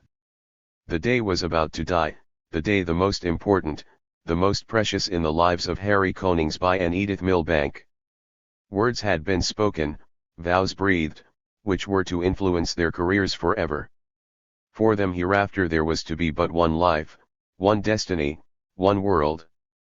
Each of them was still in such a state of tremulous excitement, that neither had found time or occasion to ponder over the mighty result. They both required solitude, they both longed to be alone. Coningsby rose to depart. He pressed the soft hand of Edith, and his glance spoke his soul. "We shall see you at breakfast tomorrow, Coningsby," said Oswald, very loud, knowing that the presence of his father would make Coningsby hesitate about coming. Edith's heart fluttered, but she said nothing. It was with delight she heard her father, after a moment's pause, say, "Oh, I beg we may have that pleasure." "Not quite at so early an hour," said Coningsby, "but if you will permit me, I hope to have the pleasure of hearing from you tomorrow, sir, that your journey has not fatigued you." Chapter 7. To be alone, to have no need of feigning a tranquility he could not feel, of coining commonplace courtesy when his heart was gushing with rapture, this was a great relief to Coningsby, though gained by a separation from Edith. The deed was done, he had breathed his long brooding passion, he had received the sweet expression of her sympathy, he had gained the long-coveted heart. Youth, beauty, love, the innocence of unsophisticated breasts, and the inspiration of an exquisite nature, combined to fashion the spell that now entranced his life. He turned to gaze upon the moonlit towers and peaked roofs of Hellingsley. Silent and dreamlike, the picturesque pile rested on its broad terrace flooded with the silver light and surrounded by the quaint bowers of its fantastic gardens tipped with the glittering beam. Half hid in deep shadow, half sparkling in the midnight blaze, he recognized the oriel window that had been the subject of the morning's sketch. Almost he wished there should be some sound to assure him of his reality. But nothing broke the all-pervading stillness. Was his life to be as bright and as tranquil? And what was to be his life? Whither was he to bear the beautiful bride he had gained? Were the portals of Coningsby the proud and hospitable gates that were to greet her? How long would they greet him after the achievement of the last 24 hours was known to their lord? Was this the return for the confiding kindness of his grandsire? That he should pledge his troth to the daughter of that grandsire's foe? Away with such dark and scaring visions.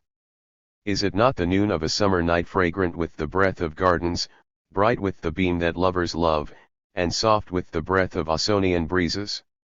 Within that sweet and stately residence, dwells there not a maiden fair enough to revive chivalry, who is even now thinking of him as she leans on her pensive hand, or, if perchance she dream, recalls him in her visions?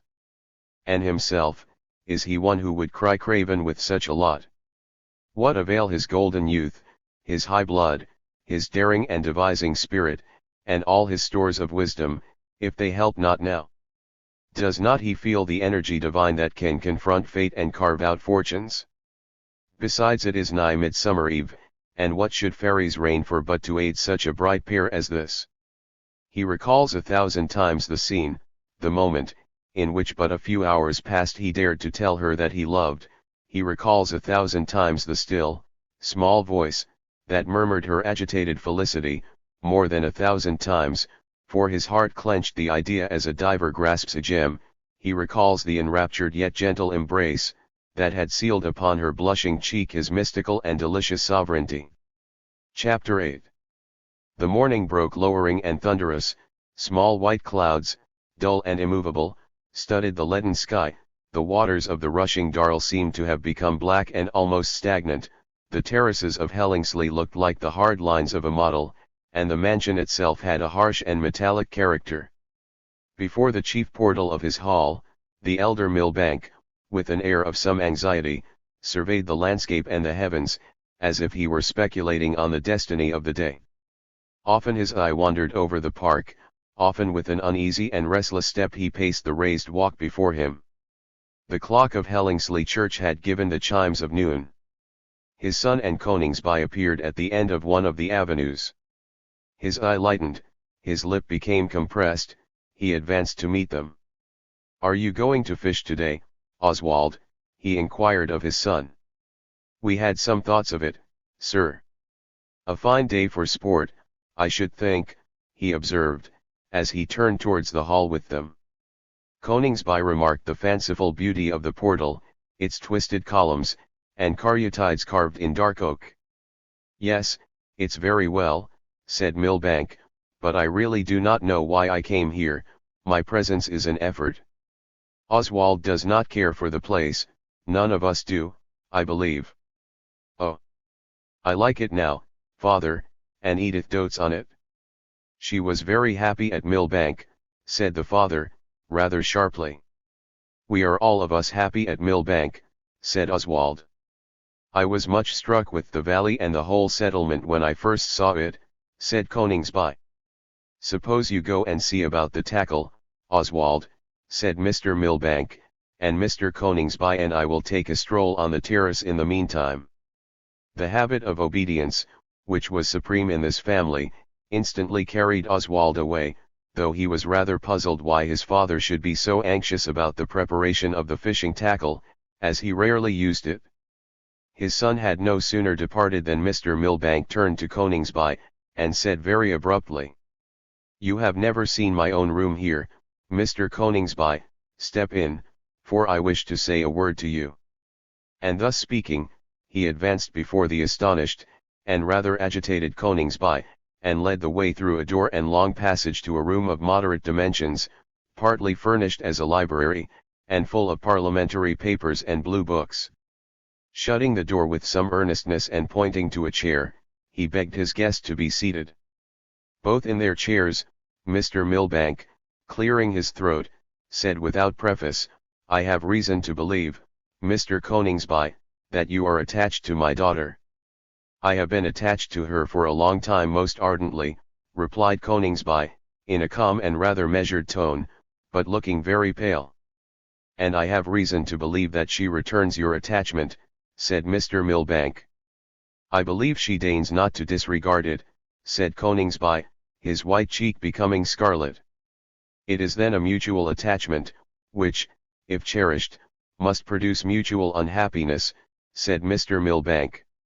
"I would fain believe the reverse," said Coningsby. "Why?" inquired Mr. Milbank. "Because I believe she possesses every charm, quality, and virtue, that can bless man, and because, though I can make her no equivalent return, I have a heart, if I know myself, that would struggle to deserve her. I know you to be a man of sense, I believe you to be a man of honor," replied Mr. Milbank. "As the first, you must feel that an union between you and my daughter is impossible. What then should be your duty as a man of correct principle is obvious." "I could conceive that our union might be attended with difficulties," said Coningsby, in a somewhat deprecating tone. "Sir, it is impossible," repeated Mr. Milbank, interrupting him, though not with harshness, "that is to say, there is no conceivable marriage which could be effected at greater sacrifices, and which would occasion greater misery." "The sacrifices are more apparent to me than the misery," said Coningsby, "and even they may be imaginary." "The sacrifices and the misery are certain and inseparable," said Mr. Milbank. "Come now, see how we stand. I speak without reserve, for this is a subject which cannot permit misconception, but with no feelings towards you, sir, but fair and friendly ones. You are the grandson of my Lord Monmouth, at present enjoying his favour, but dependent on his bounty. You may be the heir of his wealth tomorrow, and tomorrow you may be the object of his hatred and persecution. Your grandfather and myself are foes, bitter, irreclaimable, to the death. It is idle to mince phrases. I do not vindicate our mutual feelings. I may regret that they have ever arisen, I may regret it especially at this exigency. They are not the feelings of good Christians, they may be altogether to be deplored and unjustifiable, but they exist, mutually exist, and have not been confined to words. Lord Monmouth would crush me, had he the power, like a worm, and I have curbed his proud fortunes often. Were it not for this feeling I should not be here. I purchased this estate merely to annoy him, as I have done 1,000 other acts merely for his discomfiture and mortification. In our long encounter I have done him infinitely more injury than he could do me. I have been on the spot, I am active, vigilant, the maker of my fortunes. He is an Epicurean, continually in foreign parts, obliged to leave the fulfillment of his will to others. But, for these very reasons, his hate is more intense. I can afford to hate him less than he hates me, I have injured him more. Here are feelings to exist between human beings. But they do exist, and now you are to go to this man, and ask his sanction to marry my daughter. But I would appease these hatreds, I would allay these dark passions, the origin of which I know not, but which never could justify the end, and which lead to so much misery. I would appeal to my grandfather, I would show him Edith. He has looked upon as fair even as Edith, said Mr. Milbank, rising suddenly from his seat, and pacing the room, and did that melt his heart? The experience of your own lot should have guarded you from the perils that you have so rashly meditated encountering, and the misery which you have been preparing for others besides yourself. Is my daughter to be treated like your mother? And by the same hand? Your mother's family were not Lord Monmouth's foes. They were simple and innocent people, free from all the bad passions of our nature, and ignorant of the world's ways. But because they were not noble, because they could trace no mystified descent from a foreign invader, or the sacrilegious minion of some spoliating despot, their daughter was hunted from the family which should have exulted to receive her, and the land of which she was the native ornament. Why should a happier lot await you than fell to your parents? You are in the same position as your father, you meditate the same act. The only difference being aggravating circumstances in your case, which, even if I were a member of the same order as my Lord Monmouth, would prevent the possibility of a prosperous union. Marry Edith, and you blast all the prospects of your life, and entail on her a sense of unceasing humiliation. Would you do this? Should I permit you to do this? Coningsby, with his head resting on his arm, his face a little shaded, his eyes fixed on the ground, listened in silence. There was a pause, broken by Coningsby, as in a low voice, without changing his posture or raising his glance, he said, "It seems, sir, that you were acquainted with my mother." "I knew sufficient of her," replied Mr. Milbank, with a kindling cheek, "to learn the misery that a woman may entail on herself by marrying out of her condition. I have bred my children in a respect for their class. I believe they have imbibed my feeling, though it is strange how in the commerce of the world, chance, in their friendships, has apparently baffled my designs." "Oh, do not say it is chance, sir," said Coningsby, looking up, and speaking with much fervour. "The feelings that animate me towards your family are not the feelings of chance, they are the creation of sympathy, tried by time, tested by thought. And must they perish? Can they perish? They were inevitable, they are indestructible. Yes, sir, it is in vain to speak of the enmities that are fostered between you and my grandfather, the love that exists between your daughter and myself is stronger than all your hatreds." "You speak like a young man, and a young man that is in love," said Mr. Milbank. "This is mere rhapsody, it will vanish in an instant before the reality of life." "And you have arrived at that reality," he continued, speaking with emphasis, leaning over the back of his chair, and looking steadily at Coningsby with his grey, sagacious eye, "my daughter and yourself can meet no more." "It is impossible you can be so cruel," exclaimed Coningsby. "So kind to you both, for I wish to be kind to you as well as to her. You are entitled to kindness from us all, though I will tell you now, that, years ago, when the news arrived that my son's life had been saved, and had been saved by one who bore the name of Coningsby, I had a presentiment, great as was the blessing, that it might lead to unhappiness." "I can answer for the misery of one," said Coningsby, in a tone of great despondency. "I feel as if my son were set. Oh! Why should there be such wretchedness? Why are there family hatreds and party feuds? Why am I the most wretched of men? My good young friend, you will live, I doubt not, to be a happy one. Happiness is not, as we are apt to fancy, entirely dependent on these contingencies. It is the lot of most men to endure what you are now suffering, and they can look back to such conjunctures through the vista of years with calmness. I may see Edith now. Frankly, I should say, no. My daughter is in her room, I have had some conversation with her. Of course she suffers not less than yourself. To see her again will only aggravate woe. You leave under this roof, sir, some sad memories, but no unkind ones.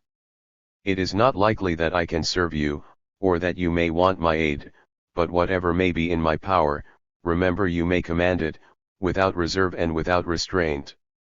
If I control myself now, it is not because I do not respect your affliction, but because, in the course of my life, I have felt too much not to be able to command my feelings. You never could have felt what I feel now, said Coningsby, in a tone of anguish. You touch on delicate ground, said Milbank, yet from me you may learn to suffer.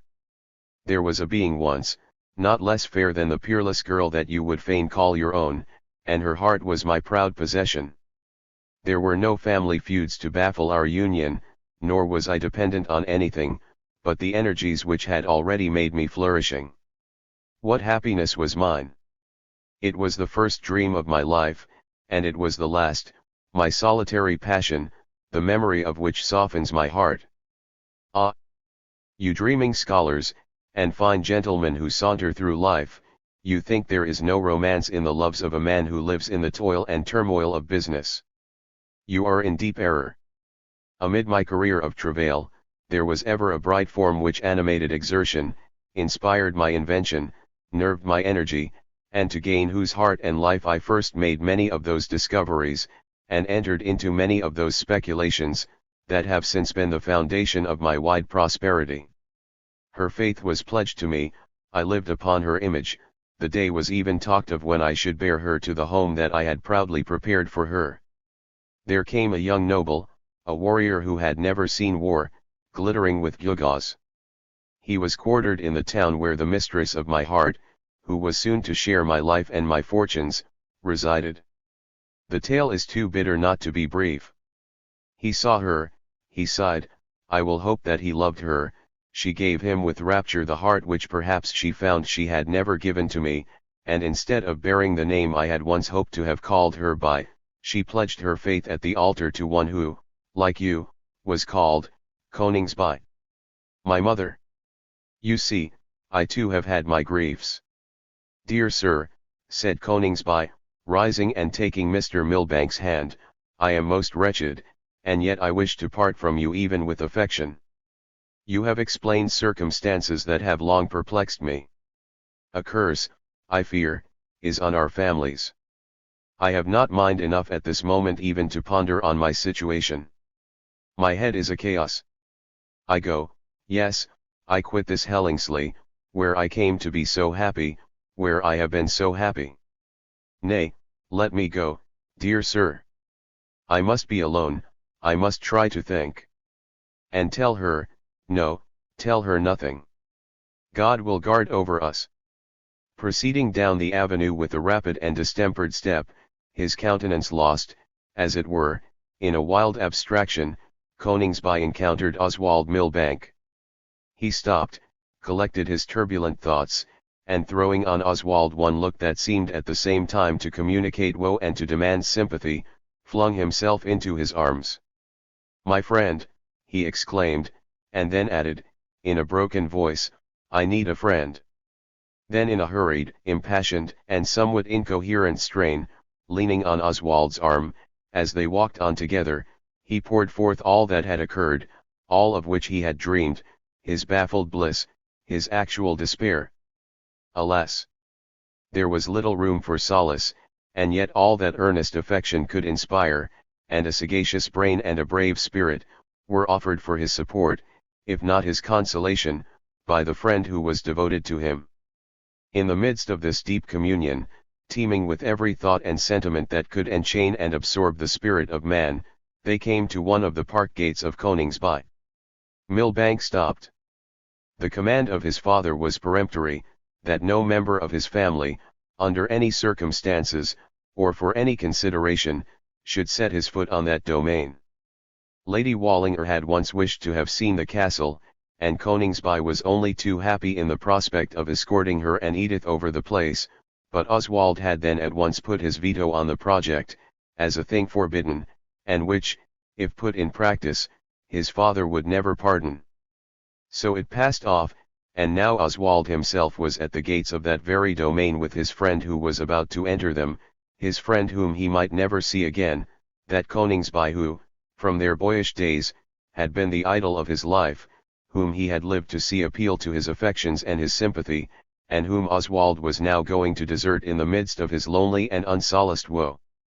"I ought not to enter here," said Oswald, holding the hand of Coningsby as he hesitated to advance, "and yet there are duties more sacred even than obedience to a father. I cannot leave you thus, friend of my best heart." The morning passed away in unceasing yet fruitless speculation on the future. One moment something was to happen, the next nothing could occur. Sometimes a beam of hope flashed over the fancy of Coningsby, and jumping up from the turf, on which they were reclining, he seemed to exult in his renovated energies, and then this sanguine paroxysm was succeeded by a fit of depression so dark and dejected that nothing but the presence of Oswald seemed to prevent Coningsby from flinging himself into the waters of the Darl. The day was fast declining, and the inevitable moment of separation was at hand. Oswald wished to appear at the dinner table of Hellingsley, that no suspicion might arise in the mind of his father of his having accompanied Coningsby home. But just as he was beginning to mention the necessity of his departure, a flash of lightning seemed to transfix the heavens. The sky was very dark, though studded here and there with dingy spots. The young men sprang up at the same time. "We had better get out of these trees," said Oswald. "We had better get to the castle," said Coningsby. A clap of thunder that seemed to make the park quake broke over their heads, followed by some thick drops. The castle was close at hand. Oswald had avoided entering it, but the impending storm was so menacing that, hurried on by Coningsby, he could make no resistance, and, in a few minutes, the companions were watching the tempest from the windows of a room in Coningsby Castle.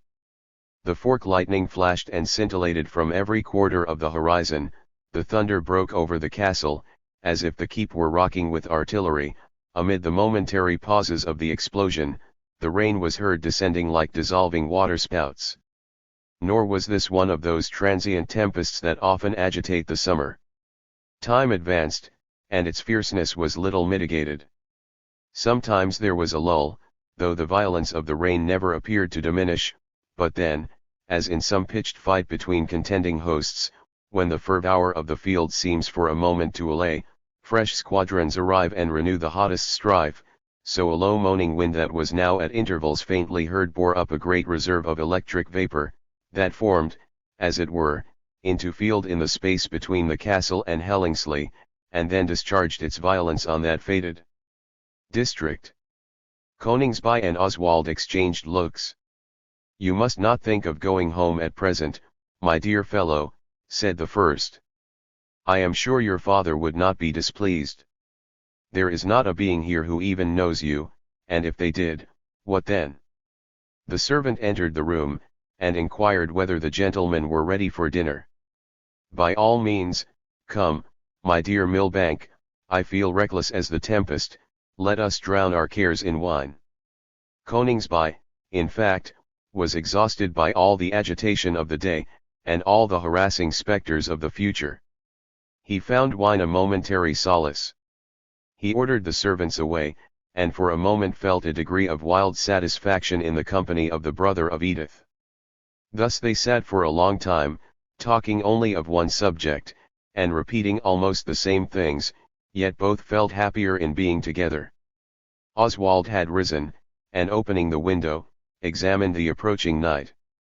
The storm had lulled, though the rain still fell. In the west was a streak of light. In a quarter of an hour, he calculated on departing.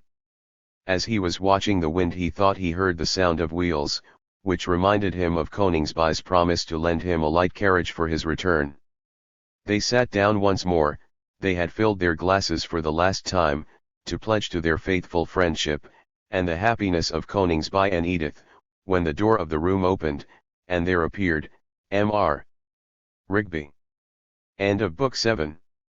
Book 8. Chapter I. It was the heart of the London season, nearly 4 years ago, 12 months having almost elapsed since the occurrence of those painful passages at Hellingsley which closed the last book of this history, and long lines of carriages an hour before midnight, up the classic Mount of St. James and along Piccadilly, intimated that the world were received at some grand entertainment in Arlington Street. It was the town mansion of the noble family beneath whose roof at Beaumanoir we have more than once introduced the reader, to gain whose courtyard was at this moment the object of emulous coachmen, and to enter whose saloons was to reward the martyr-like patience of their lords and ladies. Among the fortunate who had already succeeded in bowing to their hostess were 2 gentlemen, who, ensconced in a good position, surveyed the scene, and made their observations on the passing guests. They were gentlemen who, to judge from their general air and the great consideration with which they were treated by those who were occasionally in their vicinity, were personages whose criticism bore authority. "I say, Jemmy," said the eldest, a dandy who had dined with the Regent, but who was still a dandy, and who enjoyed life almost as much as in the days when Carlton House occupied the terrace which still bears its name. "I say, Jemmy, what a load of young fellows there are. Don't know their names at all. Begin to think fellows are younger than they used to be. Amazing load of young fellows, indeed." At this moment an individual who came under the fortunate designation of a young fellow, but whose assured carriage hardly intimated that this was his first season in London, came up to the junior of the 2 critics, and said, "A pretty turn you played us yesterday at White's, Melton. We waited dinner nearly an hour. My dear fellow, I am infinitely sorry, but I was obliged to go down to Windsor, and I missed the return train." "A good dinner? Who had you?" "A capital party, only you were wanted. We had Beaumanoir and Vere, and Jack Tufton and Spraggs." "Was Spraggs rich?" "Wasn't he? I have not done laughing yet. He told us a story about the little Byron who was over here last year. I knew her at Paris, and an Indian screen. Killing. Get him to tell it you. The richest thing you ever heard." "Who's your friend?" inquired Mr. Melton's companion, as the young man moved away. "Sir Charles Buckhurst." "Ah. That is Sir Charles Buckhurst. Glad to have seen him. They say he is going it. He knows what he is about." "Egad, so they all do. A young fellow now of 2 or 23 knows the world as men used to do after as many years of scrapes. I wonder where there is such a thing as a greenhorn. Effie Crabbs says the reason he gives up his house is, that he has cleaned out the old generation, and that the new generation would clean him. Buckhurst is not in that sort of way. He swears by Henry Sidney, a younger son of the Duke, whom you don't know, and young Coningsby, a sort of new set, new ideas and all that sort of thing. Beau tells me a good deal about it, and when I was staying with the Everinghams, at Easter, they were full of it. Coningsby had just returned from his travels, and they were quite on the qui-vive. Lady Everingham is one of their set. I don't know what it is exactly, but I think we shall hear more of it. A sort of animal magnetism, or unknown tongues, I take it from your description," said his companion. "Well, I don't know what it is," said Mr. Melton, "but it has got hold of all the young fellows who have just come out. Beau is a little bit himself. I had some idea of giving my mind to it, they made such a fuss about it at Everingham, but it requires a devilish deal of history, I believe, and all that sort of thing." "Ah, that's a bore," said his companion. "It is difficult to turn to with a new thing when you are not in the habit of it. I never could manage charades." Mr. Ormsby, passing by, stopped. "They told me you had the gout, Cassilis," he said to Mr. Melton's companion. "So I had, but I have found out a fellow who cures the gout instanter. Tom Needham sent him to me. A German fellow. Pumicestone pills, sort of a charm, I believe, and all that kind of thing. They say it rubs the gout out of you. I sent him to Luxborough, who was very bad, cured him directly. Luxborough swears by him. Luxborough believes in the millennium, said Mr. Ormsby. But here's a new thing that Melton has been telling me of, that all the world is going to believe in, said Mr. Cassilis, something patronized by Lady Everingham. A very good patroness, said Mr. Ormsby. Have you heard anything about it, continued Mr. Cassilis. Young Coningsby brought it from abroad, didn't you say so, Jemmy? No, no, my dear fellow, it is not at all that sort of thing.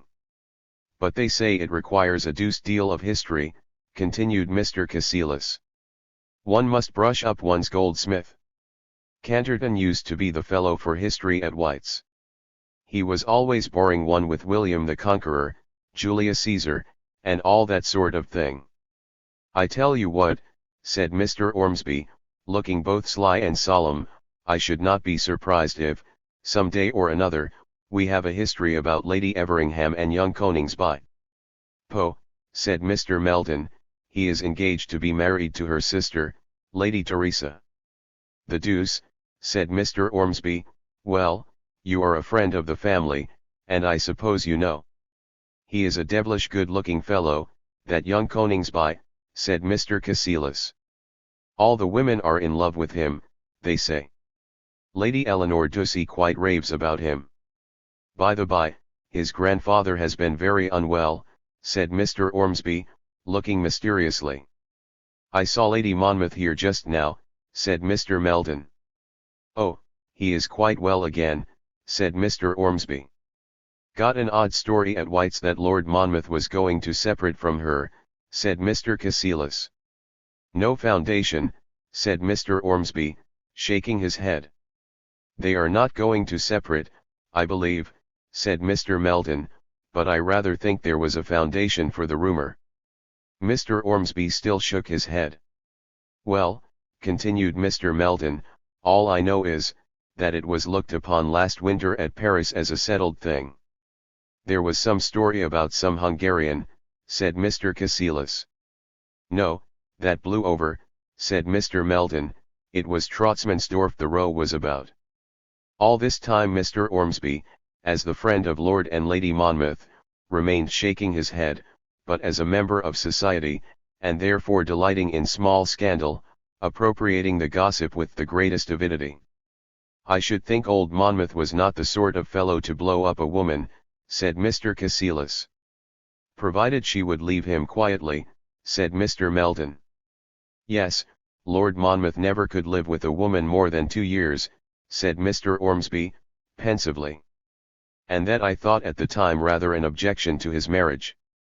We must now briefly revert to what befell our hero after those unhappy occurrences in the midst of whose first woe we left him. The day after the arrival of Mr. Rigby at the castle, Coningsby quitted it for London, and before a week had elapsed had embarked for Cadiz. He felt a romantic interest in visiting the land to which Edith owed some blood, and in acquiring the language which he had often admired as she spoke it. A favourable opportunity permitted him in the autumn to visit Athens and the Aegean, which he much desired. In the pensive beauties of that delicate land, where perpetual autumn seems to reign, Coningsby found solace. There is something in the character of Grecian scenery which blends with the humour of the melancholy and the feelings of the sorrowful. Coningsby passed his winter at Rome. The wish of his grandfather had rendered it necessary for him to return to England somewhat abruptly. Lord Monmouth had not visited his native country since his marriage, but the period that had elapsed since that event had considerably improved the prospects of his party.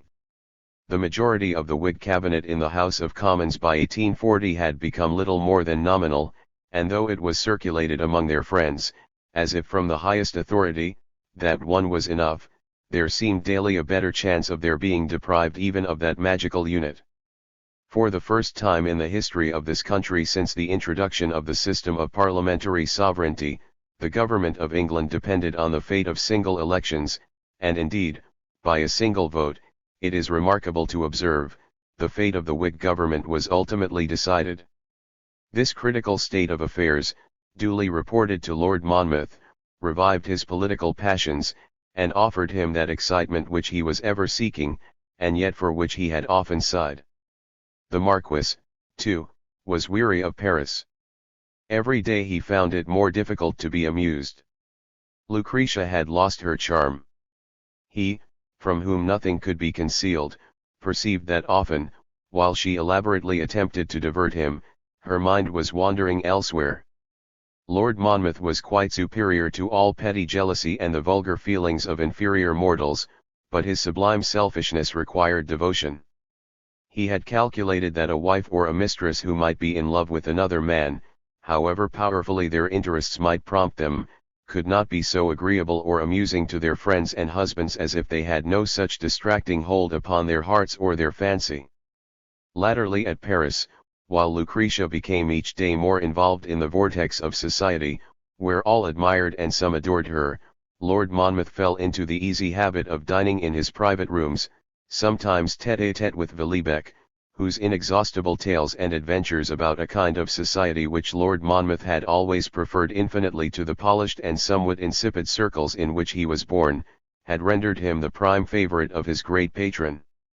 Sometimes Villebecque, too, brought a friend, male or otherwise, whom he thought invested with the rare faculty of distraction. Lord Monmouth cared not who or what they were, provided they were diverting. Villebecque had written to Coningsby at Rome, by his grandfather's desire, to beg him to return to England and meet Lord Monmouth there. The letter was couched with all the respect and good feeling which Villebecque really entertained for him whom he addressed. Still a letter on such a subject from such a person was not agreeable to Coningsby, and his reply to it was direct to his grandfather. Lord Monmouth, however, had entirely given over writing letters. Coningsby had met at Paris, on his way to England, Lord and Lady Everingham, and he had returned with them. This revival of an old acquaintance was both agreeable and fortunate for our hero. The vivacity of a clever and charming woman pleasantly disturbed the brooding memory of Coningsby. There is no mortification however keen, no misery however desperate, which the spirit of woman cannot in some degree lighten or alleviate. About, too, to make his formal entrance into the great world, he could not have secured a more valuable and accomplished female friend. She gave him every instruction, every intimation that was necessary, cleared the social difficulties which in some degree are experienced on their entrance into the world even by the most highly connected, unless they have this benign assistance, planted him immediately in the position which was expedient, took care that he was invited at once to the right houses, and, with the aid of her husband, that he should become a member of the right clubs. "And who is to have the blue ribbon, Lord Eskdale?" said the Duchess to that nobleman, as he entered and approached to pay his respects. "If I were Melbourne, I would keep it open," replied his lordship. "It is a mistake to give away too quickly." "But suppose they go out," said her Grace. "Oh, there is always a last day to clear the house." "But they will be in another year. The cliff will not be sapped before then. We made a mistake last year about the ladies." "I know you always thought so. Quarrels about women are always a mistake. One should make it a rule to give up to them, and then they are sure to give up to us. You have no great faith in our firmness. Male firmness is very often obstinacy. Women have always something better, worth all qualities. They have tact." A compliment to the sex from so finished a critic as Lord Eskdale is appreciated. But at this moment the arrival of some guests terminated the conversation, and Lord Eskdale moved away, and approached a group which Lady Everingham was enlightening. "My dear Lord Fitzbooby," her ladyship observed, "in politics we require faith as well as in all other things." Lord Fitzbooby looked rather perplexed, but, possessed of considerable official experience, having held high posts, some in the cabinet, for nearly a quarter of a century, he was too versed to acknowledge that he had not understood a single word that had been addressed to him for the last 10 minutes. He looked on with the same grave, attentive stolidity, occasionally nodding his head, as he was wont of yore when he received a deputation on sugar duties or joint stock banks, and when he made, as was his custom when particularly perplexed, an occasional note on a sheet of foolscap paper. "An opposition in an age of revolution," continued Lady Everingham, must be founded on principles. It cannot depend on mere personal ability and party address taking advantage of circumstances. You have not enunciated a principle for the last 10 years, and when you seemed on the point of acceding to power, it was not on a great question of national interest, but a technical dispute respecting the constitution of an exhausted sugar colony. If you are a conservative party, we wish to know what you want to conserve, said Lord Vere. If it had not been for the Whig abolition of slavery, said Lord Fitzbooby, goaded into repartee, Jamaica would not have been an exhausted sugar colony. Then what you do want to conserve is slavery, said Lord Vere. No, said Lord Fitzbooby, I am never for retracing our steps. But will you advance, will you move? And where will you advance, and how will you move, said Lady Everingham. I think we have had quite enough of advancing, said his lordship. I had no idea your ladyship was a member of the movement party, he added, with a sarcastic grin. But if it were bad, Lord Fitzbooby, to move where we are, as you and your friends have always maintained, how can you reconcile it to principle to remain there, said Lord Vere. I would make the best of a bad bargain, said Lord Fitzbooby. With a conservative government, a reformed constitution would be less dangerous. Why, said Lady Everingham. What are your distinctive principles that render the peril less? I appeal to Lord Eskdale, said Lord Fitzbooby. There is Lady Everingham turned quite a radical, I declare. Is not your lordship of opinion that the country must be safer with a conservative government than with a liberal? I think the country is always tolerably secure, said Lord Eskdale. Lady Teresa, leaning on the arm of Mr. Lisle, came up at this moment, and unconsciously made a diversion in favour of Lord Fitzbooby. Pray, Teresa, said Lady Everingham, where is Mr. Coningsby? Let us endeavour to ascertain. It so happened that on this day Coningsby and Henry Sidney dined at Grillian's, at an university club, where, among many friends whom Coningsby had not met for a long time, and among delightful reminiscences, the unconscious hours stole on. It was late when they quitted Grillian's, and Coningsby's brougham was detained for a considerable time before its driver could insinuate himself into the line, which indeed he would never have succeeded in doing had not he fortunately come across the coachman of the Duke of Agincourt, who being of the same politics as himself, belonging to the same club, and always blackballing the same men, let him in from a legitimate party feeling, so they arrived in Arlington Street at a very late hour. Coningsby was springing up the staircase, now not so crowded as it had been, and met a retiring party.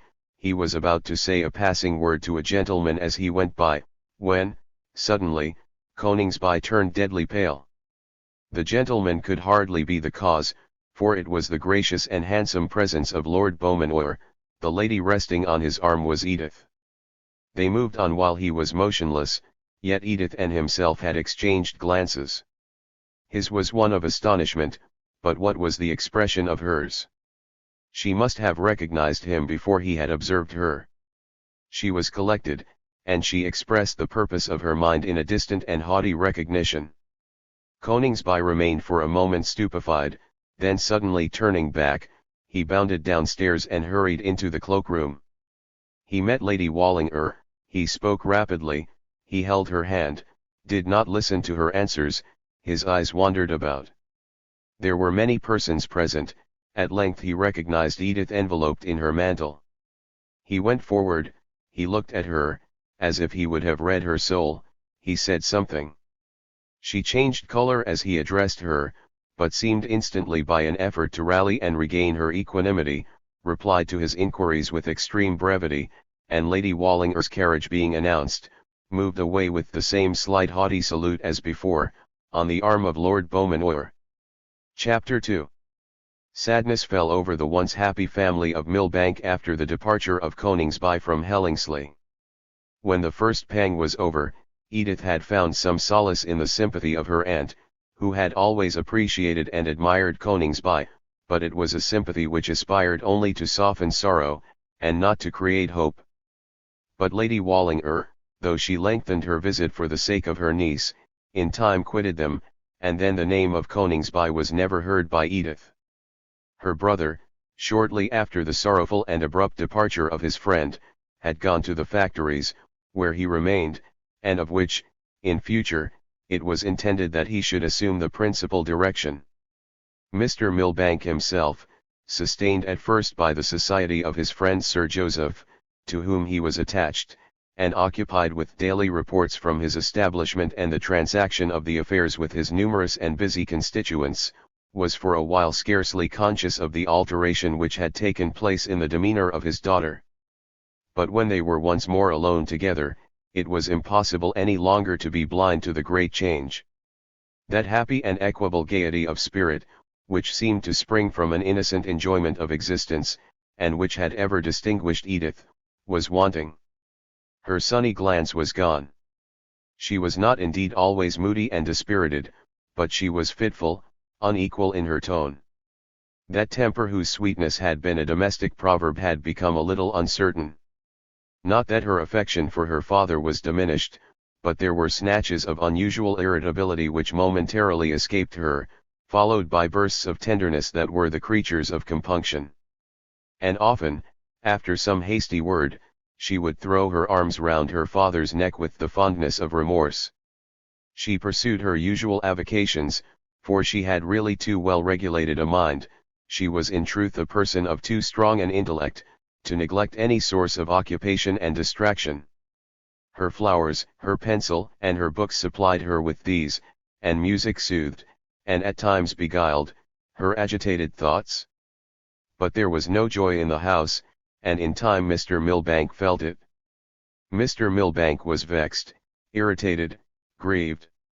Edith, his Edith, the pride and delight of his existence, who had been to him only a source of exultation and felicity, was no longer happy, was perhaps pining away, and there was the appearance, the unjust appearance that he, her fond father, was the cause and occasion of all this wretchedness. It would appear that the name of Coningsby, to which he now owed a great debt of gratitude, was still doomed to bear him mortification and misery. Truly had the young man said that there was a curse upon their two families. And yet, on reflection, it still seemed to Mr. Milbank that he had acted with as much wisdom and real kindness as decision. How otherwise was he to have acted? The union was impossible, the speedier their separation, therefore, clearly the better. Unfortunate, indeed, had been his absence from Hellingsley, unquestionably his presence might have prevented the catastrophe. Oswald should have hindered all this. And yet Mr. Milbank could not shut his eyes to the devotion of his son to Coningsby. He felt he could count on no assistance in this respect from that quarter. Yet how hard upon him that he should seem to figure as a despot or a tyrant to his own children, whom he loved, when he had absolutely acted in an inevitable manner. Edith seemed sad, Oswald sullen, all was changed. All the objects for which this clear-headed, strong-minded, kind-hearted man had been working all his life, seemed to be frustrated. And why? Because a young man had made love to his daughter, who was really in no manner entitled to do so. As the autumn drew on, Mr. Milbank found Hellingsley, under existing circumstances, extremely wearisome, and he proposed to his daughter that they should pay a visit to their earlier home. Edith assented without difficulty, but without interest. And yet, as Mr. Milbank immediately perceived, the change was a judicious one, for certainly the spirits of Edith seemed to improve after her return to their valley. There were more objects of interest. Change, too, is always beneficial. If Mr. Milbank had been aware that Oswald had received a letter from Coningsby, written before he quitted Spain, perhaps he might have recognized a more satisfactory reason for the transient liveliness of his daughter which had so greatly gratified him. About a month after Christmas, the meeting of Parliament summoned Mr. Milbank up to London, and he had wished Edith to accompany him. But London in February to Edith, without friends or connections, her father always occupied and absent from her day and night, seemed to them all, on reflection, to be a life not very conducive to health or cheerfulness, and therefore she remained with her brother. Oswald had heard from Coningsby again from Rome, but at the period he wrote he did not anticipate his return to England. His tone was affectionate, but dispirited. Lady Wallinger went up to London after Easter for the season, and Mr. Milbank, now that there was a constant companion for his daughter, took a house and carried Edith back with him to London. Lady Wallinger, who had great wealth and great tact, had obtained by degrees a not inconsiderable position in society. She had a fine house in a fashionable situation, and gave profuse entertainments. The Whigs were under obligations to her husband, and the great Whig ladies were gratified to find in his wife a polished and pleasing person, to whom they could be courteous without any annoyance. So that Edith, under the auspices of her aunt, found herself at once in circles which otherwise she might not easily have entered, but which her beauty, grace, and experience of the most refined society of the continent, qualified her to shine in. One evening they met the Marquis of Beaumanoir, their friend of Rome and Paris, and admirer of Edith, who from that time was seldom from their side. His mother, the Duchess, immediately called both on the Milbanks and the Wallingers, glad, not only to please her son, but to express that consideration for Mr. Milbank which the Duke always wished to show. It was, however, of no use, nothing would induce Mr. Milbank ever to enter what he called aristocratic society. He liked the House of Commons, never paired off, never missed a moment of it, worked at committees all the morning, listened attentively to debates all the night, always dined at Bellamy's when there was a house, and when there was not, liked dining at the Fishmongers' Company, the Russia Company, great emigration banquets, and other joint stock festivities. That was his idea of rational society, business and pleasure combined, a good dinner, and good speeches afterwards.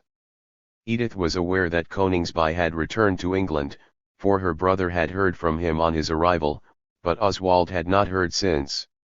A season in London only represented in the mind of Edith the chance, perhaps the certainty, of meeting Coningsby again, of communing together over the catastrophe of last summer, of soothing and solacing each other's unhappiness, and perhaps, with the sanguine imagination of youth, foreseeing a more felicitous future. She had been nearly a fortnight in town, and though moving frequently in the same circles as Coningsby, they had not yet met. It was one of those results which could rarely occur, but even chance enters too frequently in the league against lovers. The invitation to the assembly at house was therefore peculiarly gratifying to Edith, since she could scarcely doubt that if Coningsby were in town, which her casual inquiries of Lord Beaumanoir induced her to believe was the case, he would be present. Never, therefore, had she repaired to an assembly with such a flattering spirit, and yet there was a fascinating anxiety about it that bewilders the young heart. In vain Edith surveyed the rooms to catch the form of that being, whom for a moment she had never ceased to cherish and muse over. He was not there, and at the very moment when, disappointed and mortified, she most required solace, she learned from Mr. Melton that Lady Teresa Sidney, whom she chanced to admire, was going to be married, and to Mr. Coningsby. What a revelation! His silence, perhaps his shunning of her, were no longer inexplicable. What a return for all her romantic devotion in her sad solitude at Hellingsley! Was this the end of their twilight rambles, and the sweet pathos of their mutual loves? There seemed to be no truth in man, no joy in life. All the feelings that she had so generously lavished, all returned upon herself. She could have burst into a passion of tears and buried herself in a cloister. Instead of that, civilization made her listen with a serene though tortured countenance, but as soon as it was in her power, pleading a headache to Lady Wallinger, she effected, or thought she had effected, her escape from a scene which harrowed her heart. As for Coningsby, he passed a sleepless night, agitated by the unexpected presence of Edith and distracted by the manner in which she had received him. To say that her appearance had revived all his passionate affection for her would convey an unjust impression of the nature of his feelings. His affection had never for a moment swerved, it was profound and firm. But unquestionably this sudden vision had brought before him, in startling and more vivid colors, the relations that subsisted between them. There was the being whom he loved and who loved him, and whatever were the barriers which the circumstances of life placed against their union, they were partakers of the solemn sacrament of an unpolluted heart. Coningsby, as we have mentioned, had signified to Oswald his return to England. He had hitherto omitted to write again, not because his spirit faltered, but he was wearied of whispering hope without foundation, and mourning over his chagrined fortunes. Once more in England, once more placed in communication with his grandfather, he felt with increased conviction the difficulties which surrounded him. The society of Lady Everingham and her sister, who had been at the same time her visitor, had been a relaxation, and a beneficial one, to a mind suffering too much from the tension of one idea. But Coningsby had treated the matrimonial project of his gay-minded hostess with the courteous levity in which he believed it had first half originated. He admired and liked Lady Teresa, but there was a reason why he should not marry her, even had his own heart not been absorbed by one of those passions from which men of deep and earnest character never emancipate themselves. After musing and meditating again and again over everything that had occurred, Coningsby fell asleep when the morning had far advanced, resolved to rise when a little refreshed and find out Lady Wallinger, who, he felt sure, would receive him with kindness. Yet it was fated that this step should not be taken, for while he was at breakfast, his servant brought him a letter from Monmouth House, apprising him that his grandfather wished to see him as soon as possible on urgent business. Chapter 3. Lord Monmouth was sitting in the same dressing room in which he was first introduced to the reader. On the table were several packets of papers that were open and in course of reference, and he dictated his observations to Monsieur Villebecque, who was writing at his left hand. Thus were they occupied when Coningsby was ushered into the room. "You see, Harry," said Lord Monmouth, "that I am much occupied today, yet the business on which I wish to communicate with you is so pressing that it could not be postponed." He made a sign to Villebecque, and his secretary instantly retired. "I was right in pressing your return to England," continued Lord Monmouth to his grandson, who was a little anxious as to the impending communication, which he could not in any way anticipate. "These are not times when young men should be out of sight. Your public career will commence immediately. The government have resolved on a dissolution. My information is from the highest quarter. You may be astonished, but it is a fact. They are going to dissolve their own House of Commons. Notwithstanding this and the Queen's name, we can beat them, but the race requires the finest jockeying. We can't give a point. Tadpole has been here to me about Darlford. He came specially with a message, I may say an appeal, from one to whom I can refuse nothing. The government count on the seat, though with the new registration 'tis nearly a tie. If we had a good candidate we could win. But Rigby won't do. He is too much of the old clique, used up, a hack, besides, a beaten horse. We are assured the name of Coningsby would be a host. There is a considerable section who support the present fellow who will not vote against a Coningsby. They have thought of you as a fit person, and I have approved of the suggestion. You will, therefore, be the candidate for Darlford with my entire sanction and support, and I have no doubt you will be successful.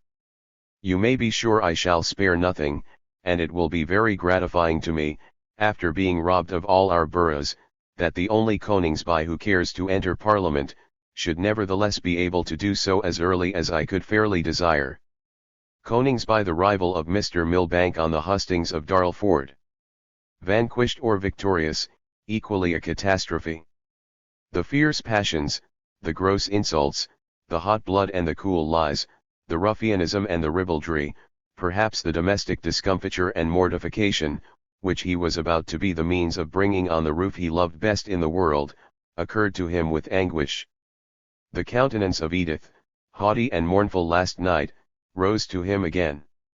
He saw her canvassing for her father, and against him. Madness.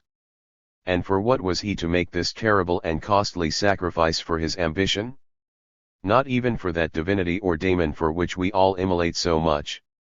Mighty ambition, forsooth, to succeed to the Rigbys. To enter the House of Commons a slave and a tool, to move according to instructions, and to labor for the low designs of petty spirits, without even the consolation of being a dupe. What sympathy could there exist between Coningsby and the great Conservative Party, that for 10 years in an age of revolution had never promulgated a principle, whose only intelligible and consistent policy seemed to be an attempt, very grateful of course to the feelings of an English royalist, to revive Irish Puritanism, who when in power in 1835 had used that power only to evince their utter ignorance of church principles, and who were at this moment, when Coningsby was formally solicited to join their ranks, in open insurrection against the prerogatives of the English monarchy. Do you anticipate then an immediate dissolution, sir? Inquired Coningsby after a moment's pause. We must anticipate it, though I think it doubtful. It may be next month, it may be in the autumn, they may tide over another year, as Lord Eskdale thinks, and his opinion always weighs with me. He is very safe. Tadpole believes they will dissolve at once. But whether they dissolve now, or in a month's time, or in the autumn, or next year, our course is clear. We must declare our intentions immediately. We must hoist our flag. Monday next, there is a great Conservative dinner at Darlford. You must attend it, that will be the finest opportunity in the world for you to announce yourself. Don't you think, sir, said Coningsby, that such an announcement would be rather premature? It is, in fact, embarking in a contest which may last a year, perhaps more. What you say is very true, said Lord Monmouth. No doubt it is very troublesome, very disgusting, any canvassing is. But we must take things as we find them.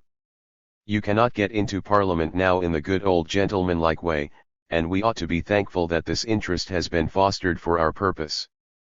Coningsby looked on the carpet, cleared his throat as if about to speak, and then gave something like a sigh. I think you had better be off the day after tomorrow, said Lord Monmouth. I have sent instructions to the steward to do all he can in so short a time, for I wish you to entertain the principal people. You are most kind, you are always most kind to me, dear sir, said Coningsby, in a hesitating tone, and with an air of great embarrassment, but, in truth, I have no wish to enter Parliament. What? Said Lord Monmouth. I feel that I am not sufficiently prepared for so great a responsibility as a seat in the House of Commons, said Coningsby. Responsibility, said Lord Monmouth, smiling. What responsibility is there? How can anyone have a more agreeable seat? The only person to whom you are responsible is your own relation, who brings you in. And I don't suppose there can be any difference on any point between us. You are certainly still young, but I was younger by nearly 2 years when I first went in, and I found no difficulty. There can be no difficulty. All you have got to do is to vote with your party. As for speaking, if you have a talent that way, take my advice, don't be in a hurry. Learn to know the House, learn the House to know you. If a man be discreet, he cannot enter Parliament too soon. It is not exactly that, sir, said Coningsby. Then what is it, my dear Harry? You see today I have much to do, yet as your business is pressing, I would not postpone seeing you an hour. I thought you would have been very much gratified. You mentioned that I had nothing to do but to vote with my party, sir, replied Coningsby. You mean, of course, by that term what is understood by the Conservative Party. Of course, our friends. I am sorry, said Coningsby, rather pale, but speaking with firmness, I am sorry that I could not support the Conservative Party. By, exclaimed Lord Monmouth, starting in his seat, some woman has got hold of him, and made him a Whig. No, my dear grandfather, said Coningsby, scarcely able to repress a smile, serious as the interview was becoming, nothing of the kind, I assure you. No person can be more anti-Whig. I don't know what you are driving at, sir, said Lord Monmouth, in a hard, dry tone. I wish to be frank, sir, said Coningsby, and am very sensible of your goodness in permitting me to speak to you on the subject. What I mean to say is, that I have for a long time looked upon the Conservative Party as a body who have betrayed their trust, more from ignorance, I admit, than from design, yet clearly a body of individuals totally unequal to the exigencies of the epoch, and indeed unconscious of its real character. You mean giving up those Irish corporations, said Lord Monmouth. Well, between ourselves, I am quite of the same opinion. But we must mount higher, we must go to 28 for the real mischief. But what is the use of lamenting the past? Peel is the only man, suited to the times and all that, at least we must say so, and try to believe so, we can't go back. And it is our own fault that we have let the chief power out of the hands of our own order. It was never thought of in the time of your great-grandfather, sir. And if a commoner were for a season permitted to be the nominal premier to do the detail, there was always a secret committee of great 1,688 nobles to give him his instructions. I should be very sorry to see secret committees of great 1,688 nobles again, said Coningsby. Then what the devil do you want to see, said Lord Monmouth. Political faith, said Coningsby, instead of political infidelity. Hem, said Lord Monmouth. Before I support conservative principles, continued Coningsby, I merely wish to be informed what those principles aim to conserve. It would not appear to be the prerogative of the Crown, since the principal portion of a conservative oration now is an invective against a late royal act which they describe as a bedchamber plot. Is it the Church which they wish to conserve? What is a threatened appropriation clause against an actual Church commission in the hands of parliamentary laymen? Could the Long Parliament have done worse? Well, then, if it is neither the Crown nor the Church whose rights and privileges this Conservative Party propose to vindicate, is it your House, the House of Lords, whose powers they are prepared to uphold? Is it not notorious that the very man whom you have elected as your leader in that House, declares among his Conservative adherents, that henceforth the assembly that used to furnish those very committees of great Revolution nobles that you mention, is to initiate nothing, and, without a struggle, is to subside into that undisturbed repose which resembles the imperial tranquillity that secured the frontiers by paying tribute? All this is vastly fine, said Lord Monmouth, but I see no means by which I can attain my object but by supporting Peel. After all, what is the end of all parties and all politics? To gain your object. I want to turn our coronet into a ducal one, and to get your grandmother's barony called out of abeyance in your favor. It is impossible that Peel can refuse me. I have already purchased an ample estate with the view of entailing it on you and your issue. You will make a considerable alliance, you may marry, if you please, Lady Teresa Sidney. I hear the report with pleasure. Count on my at once entering into any arrangement conducive to your happiness. My dear grandfather, you have ever been to me only too kind and generous. To whom should I be kind but to you, my own blood, that has never crossed me, and of whom I have reason to be proud. Yes, Harry, it gratifies me to hear you admired and to learn your success. All I want now is to see you in Parliament. A man should be in Parliament early.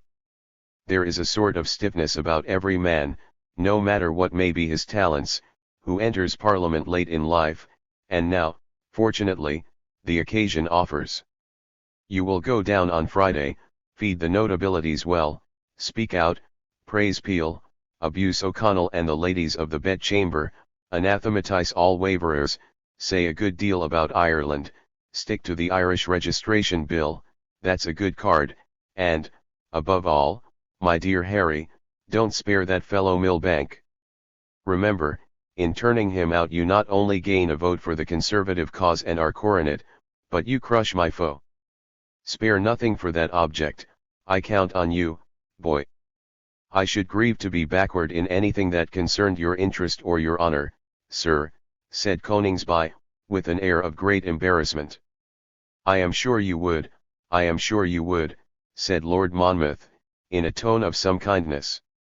And I feel at this moment, continued Coningsby, that there is no personal sacrifice which I am not prepared to make for them, except one. My interests, My affections, they should not be placed in the balance, if yours, sir, were at stake, though there are circumstances which might involve me in a position of as much mental distress as a man could well endure, but I claim for my convictions, my dear grandfather, a generous tolerance. I can't follow you, sir, said Lord Monmouth, again in his hard tone. Our interests are inseparable, and therefore there can never be any sacrifice of conduct on your part. What you mean by sacrifice of affections, I don't comprehend, but as for your opinions, you have no business to have any other than those I uphold. You are too young to form opinions. I am sure I wish to express them with no unbecoming confidence, replied Coningsby. I have never intruded them on your ear before, but this being an occasion when you yourself said, sir, I was about to commence my public career, I confess I thought it was my duty to be frank.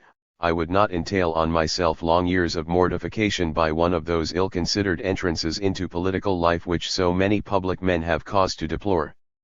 You go with your family, sir, like a gentleman, you are not to consider your opinions, like a philosopher or a political adventurer. Yes, sir, said Coningsby, with animation, but men going with their families like gentlemen, and losing sight of every principle on which the society of this country ought to be established, produced the Reform Bill. The Reform Bill, said Lord Monmouth, if the Duke had not quarrelled with Lord Grey on a coal committee, we should never have had the Reform Bill. And Grey would have gone to Ireland. You are in as great peril now as you were in 1830, said Coningsby. No, no, no, said Lord Monmouth, the Tory party is organised now, they will not catch us napping again, these conservative associations have done the business. But what are they organised for, said Coningsby. At the best to turn out the Whigs. And when you have turned out the Whigs, what then? You may get your ducal coronet, sir. But a duke now is not so great a man as a baron was but a century back. We cannot struggle against the irresistible stream of circumstances. Power has left our order, this is not an age for factitious aristocracy. As for my grandmother's barony, I should look upon the termination of its abeyance in my favour as the act of my political extinction. What we want, sir, is not to fashion new dukes and furbish up old baronies, but to establish great principles which may maintain the realm and secure the happiness of the people.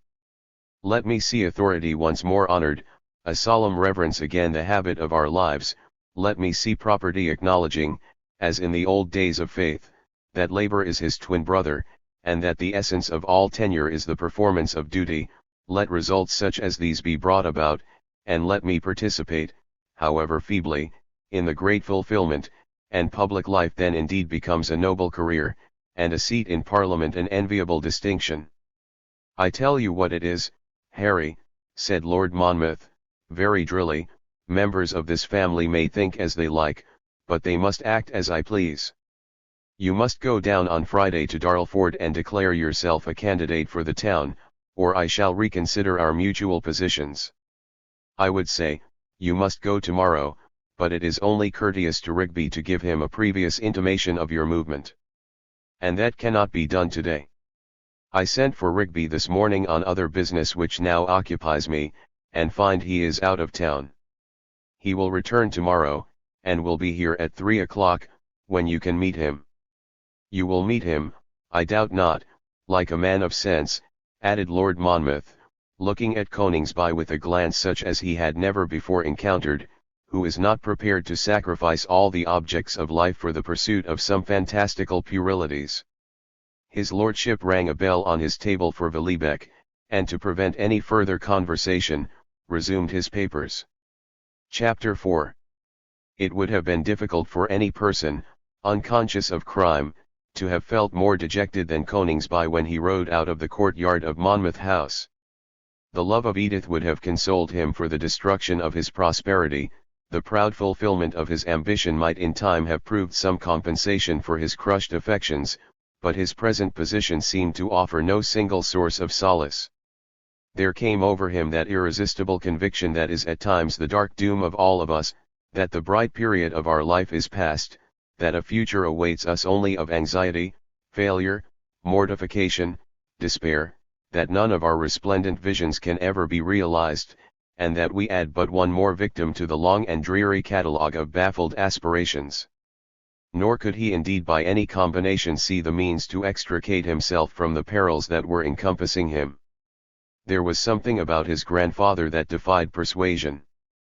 Prone as eloquent youth generally is to believe in the resistless power of its appeals, Coningsby despaired at once of ever-moving Lord Monmouth.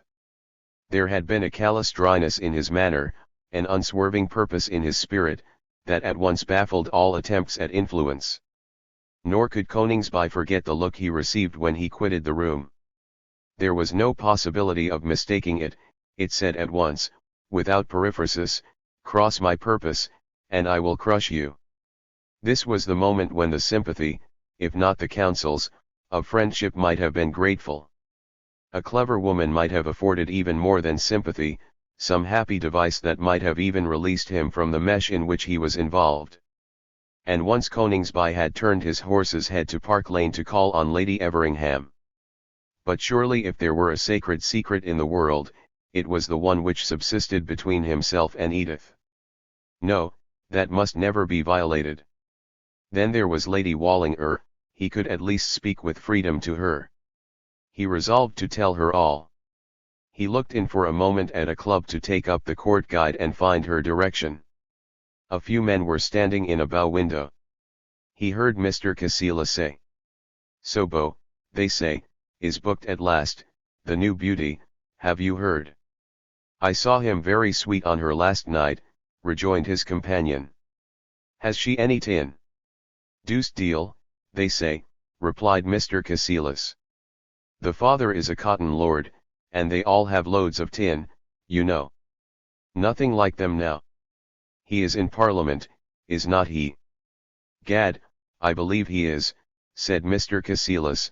"I never know who is in Parliament in these days. I remember when there were only 10 men in the House of Commons who were not either members of Brooks or this place. Everything is so deuced changed." "I hear 'tis an old affair of Beau," said another gentleman. "It was all done a year ago at Rome or Paris." "They say she refused him then," said Mr. Cassilis. "Well, that is tolerably cool for a manufacturer's daughter," said his friend. "What next?" "I wonder how the Duke likes it," said Mr. Cassilis.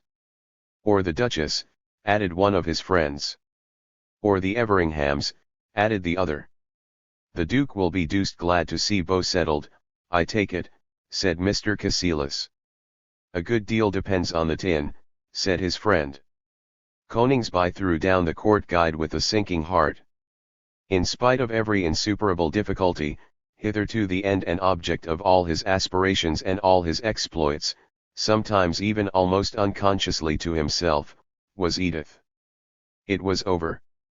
The strange manner of last night was fatally explained. The heart that once had been his was now another's.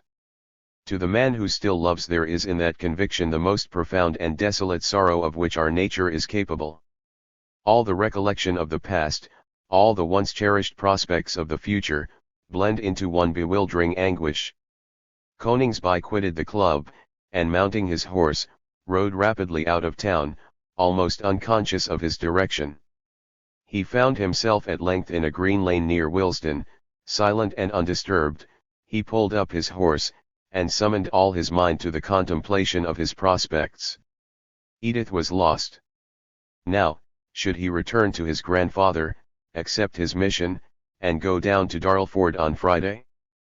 Favor and fortune, power, prosperity, rank, distinction would be the consequence of this step. Might not he add even vengeance? Was there to be no term to his endurance? Might not he teach this proud, prejudiced manufacturer, with all his virulence and despotic caprices, a memorable lesson? And his daughter, too, this betrothed, after all, of a young noble, with her flush futurity of splendor and enjoyment, was she to hear of him only, if indeed she heard of him at all, as of one toiling or trifling in the humbler positions of existence, and wonder, with a blush, that he ever could have been the hero of her romantic girlhood? What degradation in the idea! His cheek burnt at the possibility of such ignominy. It was a conjuncture in his life that required decision. He thought of his companions who looked up to him with such ardent anticipations of his fame, of delight in his career, and confidence in his leading. Were all these high and fond fancies to be balked? On the very threshold of life was he to blunder? 'Tis the first step that leads to all, and his was to be a wilful error. He remembered his first visit to his grandfather, and the delight of his friends at Eton at his report on his return.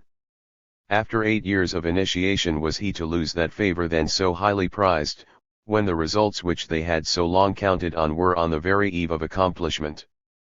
Parliament and riches, and rank and power, these were facts, realities, substances, that none could mistake. Was he to sacrifice them for speculations, theories, shadows, perhaps the vapours of a green and conceited brain? No, by heaven, no. He was like Caesar by the starry river's side, watching the image of the planets on its fatal waters. The die was cast. The sun set, the twilight spell fell upon his soul, the exaltation of his spirit died away. Beautiful thoughts, full of sweetness and tranquility and consolation, came clustering round his heart like seraphs. He thought of Edith in her hours of fondness, he thought of the pure and solemn moments when to mingle his name with the heroes of humanity was his aspiration, and to achieve immortal fame the inspiring purpose of his life. What were the tawdry accidents of vulgar ambition to him? No domestic despot could deprive him of his intellect, his knowledge, the sustaining power of an unpolluted conscience. If he possessed the intelligence in which he had confidence, the world would recognize his voice even if not placed upon a pedestal. If the principles of his philosophy were true, the great heart of the nation would respond to their expression. Coningsby felt at this moment a profound conviction which never again deserted him, that the conduct which would violate the affections of the heart, or the dictates of the conscience, however it may lead to immediate success, is a fatal error. Conscious that he was perhaps verging on some painful vicissitude of his life, he devoted himself to a love that seemed hopeless, and to a fame that was perhaps a dream.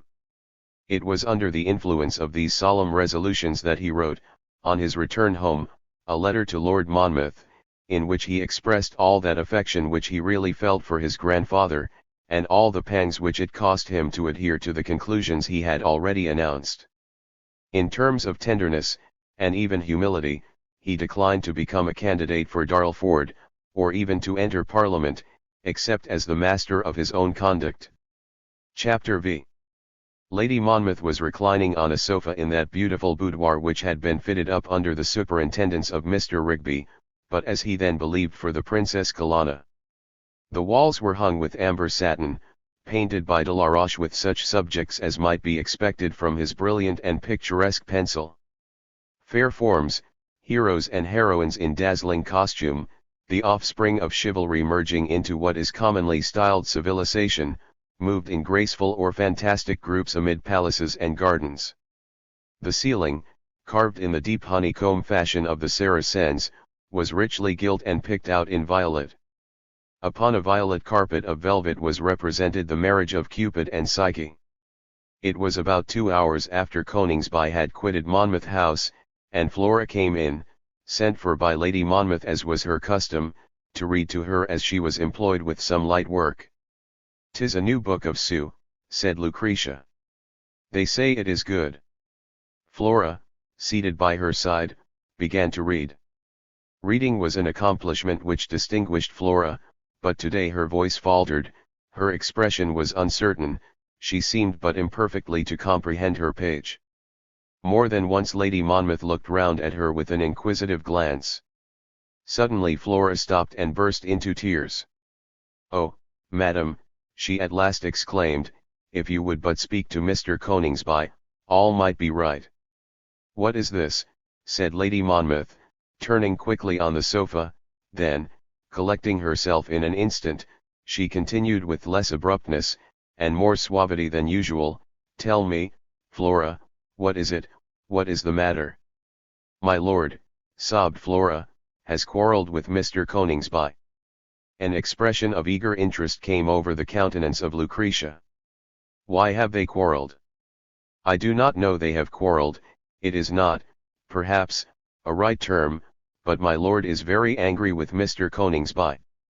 "Not very angry, I should think, Flora, and about what?" "Oh, very angry, madam," said Flora, shaking her head mournfully. "My lord told M. Villebec that perhaps Mr. Coningsby would never enter the house again." "Was it today?" asked Lucretia. "This morning. Mr. Coningsby has only left this hour or two. He will not do what my lord wishes, about some seat in the chamber. I do not know exactly what it is, but my lord is in one of his moods of terror. My father is frightened even to go into his room when he is so." "Has Mr. Rigby been here today?" asked Lucretia. "Mr. Rigby is not in town. My father went for Mr. Rigby this morning before Mr. Coningsby came, and he found that Mr. Rigby was not in town. That is why I know it." Lady Monmouth rose from her sofa, and walked once or twice up and down the room. Then turning to Flora, she said, "Go away now, the book is stupid, it does not amuse me. Stop, find out all you can for me about the quarrel before I speak to Mr. Coningsby." Flora quitted the room. Lucretia remained for some time in meditation, then she wrote a few lines, which she dispatched at once to Mr. Rigby. Chapter 6. What a great man was the Right Honourable Nicholas Rigby! Here was one of the first peers of England, and one of the finest ladies in London, both waiting with equal anxiety his return to town, and unable to transact two affairs of vast importance, yet wholly unconnected, without his interposition. What was the secret of the influence of this man, confided in by everybody, trusted by none? His counsels were not deep, his expedients were not felicitous, he had no feeling, and he could create no sympathy. It is that, in most of the transactions of life, there is some portion which no one cares to accomplish, and which everybody wishes to be achieved. This was always the portion of Mr. Rigby. In the eye of the world he had constantly the appearance of being mixed up with high dealings and negotiations and arrangements of fine management, whereas in truth, notwithstanding his splendid livery and the airs he gave himself in the servants' hall, his real business in life had ever been, to do the dirty work. Mr. Rigby had been shut up much at his villa of late. He was concocting, you could not term it composing, an article, a very slashing article, which was to prove that the penny postage must be the destruction of the aristocracy. It was a grand subject, treated in his highest style. His parallel portraits of Rowland Hill the conqueror of Almarez and Rowland Hill the deviser of the cheap postage were enormously fine. It was full of passages in italics, little words in great capitals, and almost drew tears. The statistical details also were highly interesting and novel. Several of the old postmen, both Twopenny and General, who had been in office with himself, and who were inspired with an equal zeal against that spirit of reform of which they had alike been victims, supplied him with information which nothing but a breach of ministerial duty could have furnished. The prophetic peroration as to the irresistible progress of democracy was almost as powerful as one of Rigby's speeches on Aldborough or Amersham. There never was a fellow for giving a good hearty kick to the people like Rigby. Himself sprung from the dregs of the populace, this was disinterested. What could be more patriotic and magnanimous than his jeremiads over the fall of the Montmorencys and the Crillons, or the possible catastrophe of the Percys and the Manners? The truth of all this hullabaloo was that Rigby had a sly penchant which, by an inevitable association of ideas, he always connected with the maintenance of an aristocracy. All his rigmarole dissertations on the French Revolution were impelled by this secret influence, and when he wailed over Laguerre auxiliary chateaux, and moaned like a mandrake over Nottingham Castle in flames, the rogue had an eye all the while to quarter-day. Arriving in town the day after Coningsby's interview with his grandfather, Mr. Rigby found a summons to Monmouth House waiting him, and an urgent note from Lucretia begging that he would permit nothing to prevent him seeing her for a few minutes before he called on the Marquis. Lucretia, acting on the unconscious intimation of Flora, had in the course of 24 hours obtained pretty ample and accurate details of the cause of contention between Coningsby and her husband. She could inform Mr. Rigby not only that Lord Monmouth was highly incensed against his grandson, but that the cause of their misunderstanding arose about a seat in the House of Commons, and that seat too the one which Mr. Rigby had long appropriated to himself, and over whose registration he had watched with such affectionate solicitude. Lady Monmouth arranged this information like a first-rate artist, and gave it a grouping and a colour which produced the liveliest effect upon her confederate. The countenance of Rigby was almost ghastly as he received the intelligence. A grin, half of malice, half of terror, played over his features. "I told you to beware of him long ago," said Lady Monmouth. He has ever been, in the way of both of us." "He is in my power," said Rigby. "We can crush him." "How?" "He is in love with the daughter of Millbank, the man who bought Hellingsley." "Ha!" exclaimed Lady Monmouth, in a prolonged tone. "He was at Coningsby all last summer, hanging about her. I found the younger Millbank quite domiciliated at the castle, a fact which, of itself, if known to Lord Monmouth, would ensure the lad's annihilation." "And you kept this fine news for a winter campaign, my good Mr. Rigby," said Lady Monmouth, with a subtle smile. "It was a weapon of service. I give you my compliments." "The time is not always ripe," said Mr. Rigby. "But it is now most mature. Let us not conceal it from ourselves that, since his first visit to Coningsby, we have neither of us really been in the same position which we then occupied, or believed we should occupy.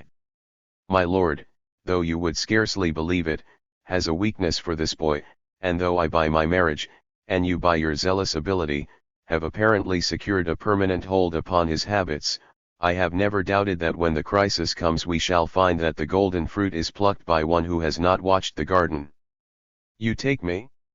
There is no reason why we two should clash together.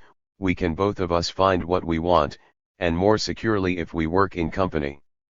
I trust my devotion to you has never been doubted, dear madam.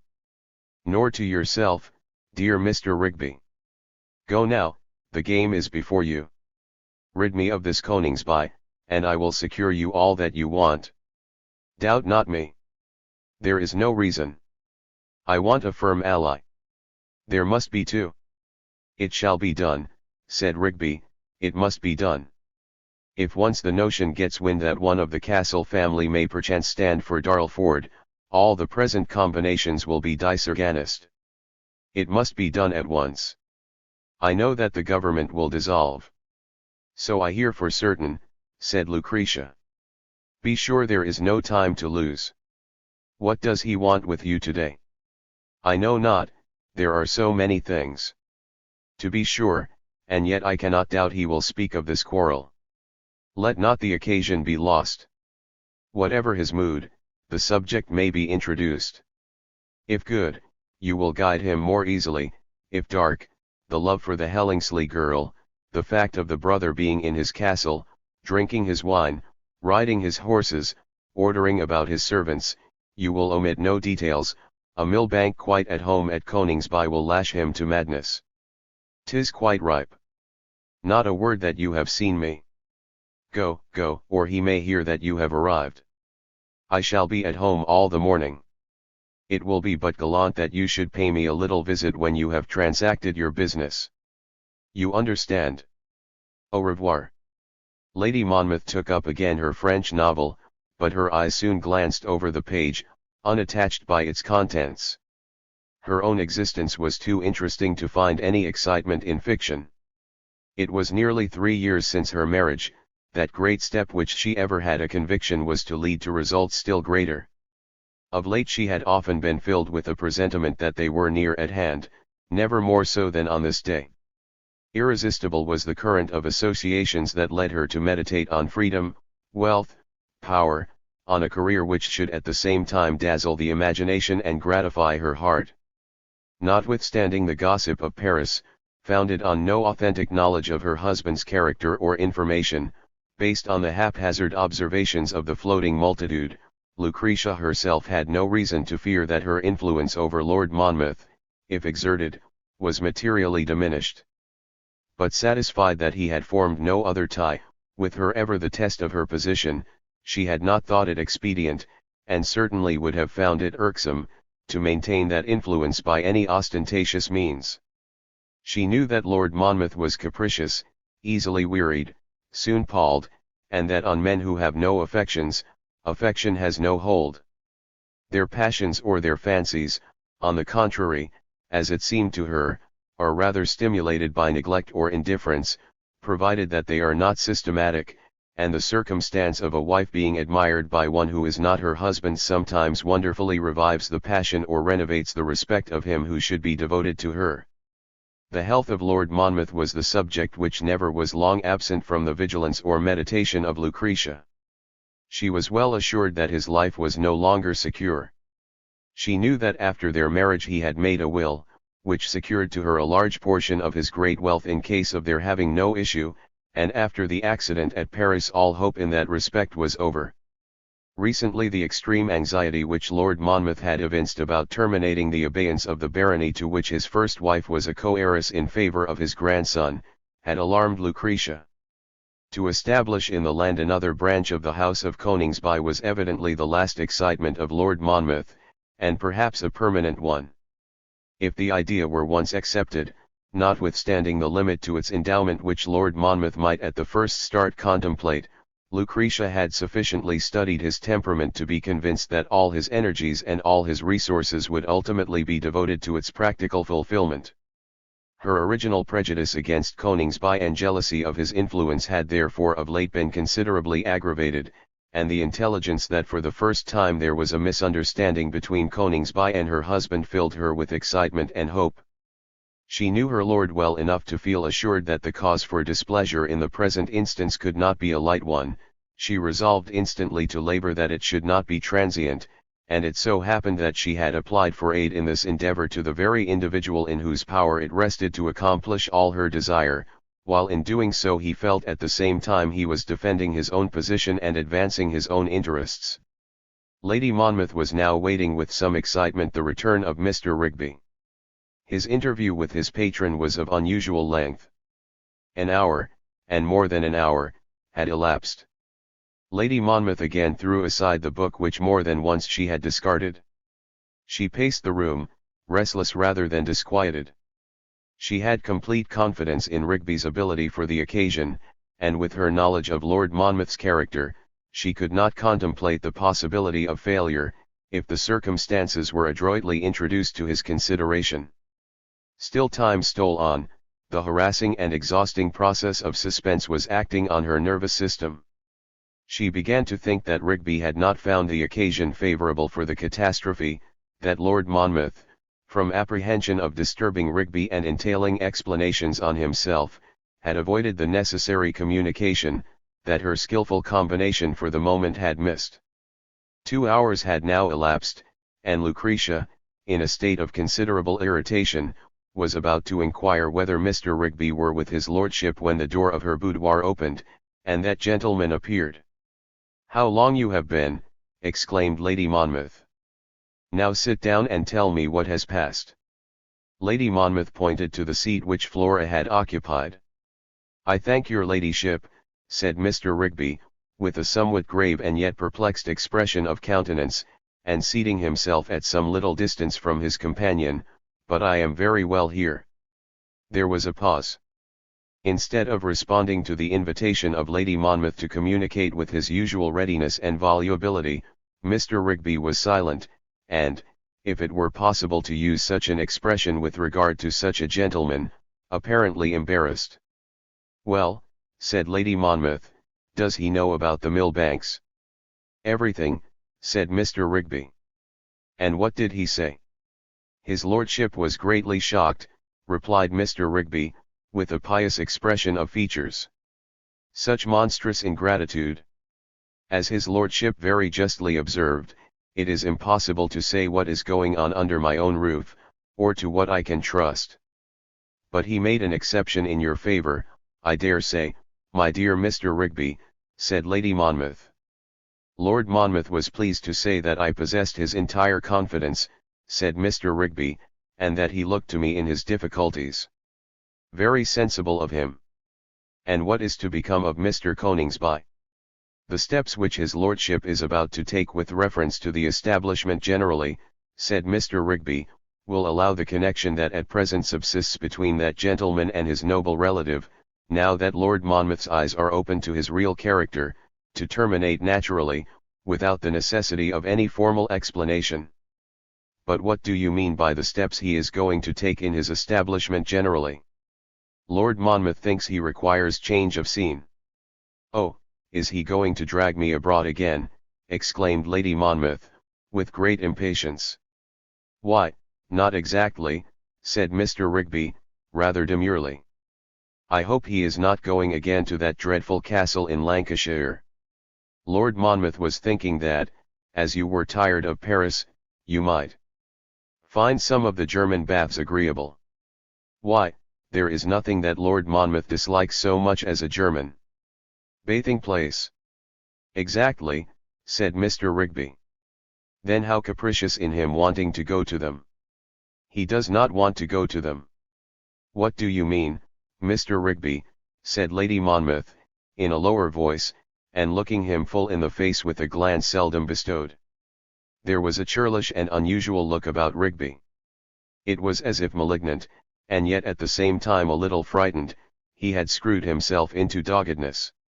I mean what Lord Monmouth means. He suggests that if your ladyship were to pass the summer at Kissengen, for example, and a paragraph in the Morning Post were to announce that his lordship was about to join you there, all awkwardness would be removed, and no one could for a moment take the liberty of supposing, even if his lordship did not ultimately reach you, that anything like a separation had occurred. A separation, said Lady Monmouth. Quite amicable, said Mr. Rigby. I would never have consented to interfere in the affair, but to secure that most desirable point. I will see Lord Monmouth at once, said Lucretia, rising, her natural pallor aggravated into a ghoul-like tint. His lordship has gone out, said Mr. Rigby, rather stubbornly. Our conversation, sir, then finishes, I wait his return. She bowed haughtily. His lordship will never return to Monmouth House again. Lucretia sprang from the sofa. Miserable craven, she exclaimed. Has the cowardly tyrant fled? And he really thinks that I am to be crushed by such an instrument as this? Pah! He may leave Monmouth House, but I shall not. Begone, sir. Still anxious to secure an amicable separation, said Mr. Rigby, your ladyship must allow me to place the circumstances of the case fairly before your excellent judgment. Lord Monmouth has decided upon a course, you know as well as I that he never swerves from his resolutions. He has left peremptory instructions, and he will listen to no appeal. He has empowered me to represent to your ladyship that he wishes in every way to consider your convenience. He suggests that everything, in short, should be arranged as if his lordship were himself unhappily no more, that your ladyship should at once enter into your jointure, which shall be made payable quarterly to your order, provided you can find it convenient to live upon the continent, added Mr. Rigby, with some hesitation. And suppose I cannot? Why, then, we will leave your ladyship to the assertion of your rights. I beg your ladyship's pardon. I speak as the friend of the family, the trustee of your marriage settlement, well known also as Lord Monmouth's executor, said Mr. Rigby, his countenance gradually regaining its usual callous confidence, and some degree of self-complacency, as he remembered the good things which he enumerated. I have decided, said Lady Monmouth. I will assert my rights. Your master has mistaken my character and his own position. He shall rue the day that he assailed me. I should be sorry if there were any violence, said Mr. Rigby, especially as everything is left to my management and control. An office, indeed, which I only accepted for your mutual advantage. I think, upon reflection, I might put before your ladyship some considerations which might induce you, on the whole, to be of opinion that it will be better for us to draw together in this business, as we have hitherto, indeed, throughout an acquaintance now of some years. Rigby was assuming all his usual tone of brazen familiarity. "Your self-confidence exceeds even Lord Monmouth's estimate of it," said Lucretia. Now, you are unkind. Your ladyship mistakes my position. I am interfering in this business for your sake. I might have refused the office. It would have fallen to another, who would have fulfilled it without any delicacy and consideration for your feelings. View my interposition in that light, my dear Lady Monmouth, and circumstances will assume altogether a new colour. I beg that you will quit the house, sir." Mr. Rigby shook his head. "I would with pleasure, to oblige you, were it in my power, but Lord Monmouth has particularly desired that I should take up my residence here permanently. The servants are now my servants. It is useless to ring the bell. For your ladyship's sake, I wish everything to be accomplished with tranquillity, and, if possible, friendliness and good feeling. You can have even a week for the preparations for your departure, if necessary. I will take that upon myself. Any carriages, too, that you desire, your jewels, at least all those that are not at the banker's. The arrangement about your jointure, your letters of credit, even your passport, I will attend to myself, only too happy if, by this painful interference, I have in any way contributed to soften the annoyance which, at the first blush, you may naturally experience, but which, like everything else, take my word, will wear off." "I shall send for Lord Eskdale," said Lady Monmouth. "He is a gentleman." "I am quite sure," said Mr. Rigby, "that Lord Eskdale will give you the same advice as myself, if he only reads your ladyship's letters," he added slowly, "to Prince Trotmansdorff." "My letters," said Lady Monmouth. "Pardon me," said Rigby, putting his hand in his pocket, as if to guard some treasure, "I have no wish to revive painful associations, but I have them, and I must act upon them, if you persist in treating me as a foe, who am in reality your best friend, which indeed I ought to be, having the honor of acting as trustee under your marriage settlement, and having known you so many years." "Leave me for the present alone," said Lady Monmouth. "Send me my servant, if I have one. I shall not remain here the week which you mention, but quit at once this house, which I wish I had never entered. Adieu. Mr. Rigby, you are now Lord of Monmouth House, and yet I cannot help feeling you too will be discharged before he dies." Mr. Rigby made Lady Monmouth a bow such as became the master of the house, and then withdrew. Chapter 7. A paragraph in the Morning Post, a few days after his interview with his grandfather, announcing that Lord and Lady Monmouth had quitted town for the baths of Kissengen, startled Coningsby, who called the same day at Monmouth House in consequence. There he learnt more authentic details of their unexpected movements. It appeared that Lady Monmouth had certainly departed, and the porter, with a rather sceptical visage, informed Coningsby that Lord Monmouth was to follow, but when, he could not tell. At present his lordship was at Brighton, and in a few days was about to take possession of a villa at Richmond, which had for some time been fitting up for him under the superintendence of Mr. Rigby, who, as Coningsby also learnt, now permanently resided at Monmouth House. All this intelligence made Coningsby ponder. He was sufficiently acquainted with the parties concerned to feel assured that he had not learnt the whole truth. What had really taken place, and what was the real cause of the occurrences, were equally mystical to him. All he was convinced of was, that some great domestic revolution had been suddenly effected. Coningsby entertained for his grandfather a sincere affection.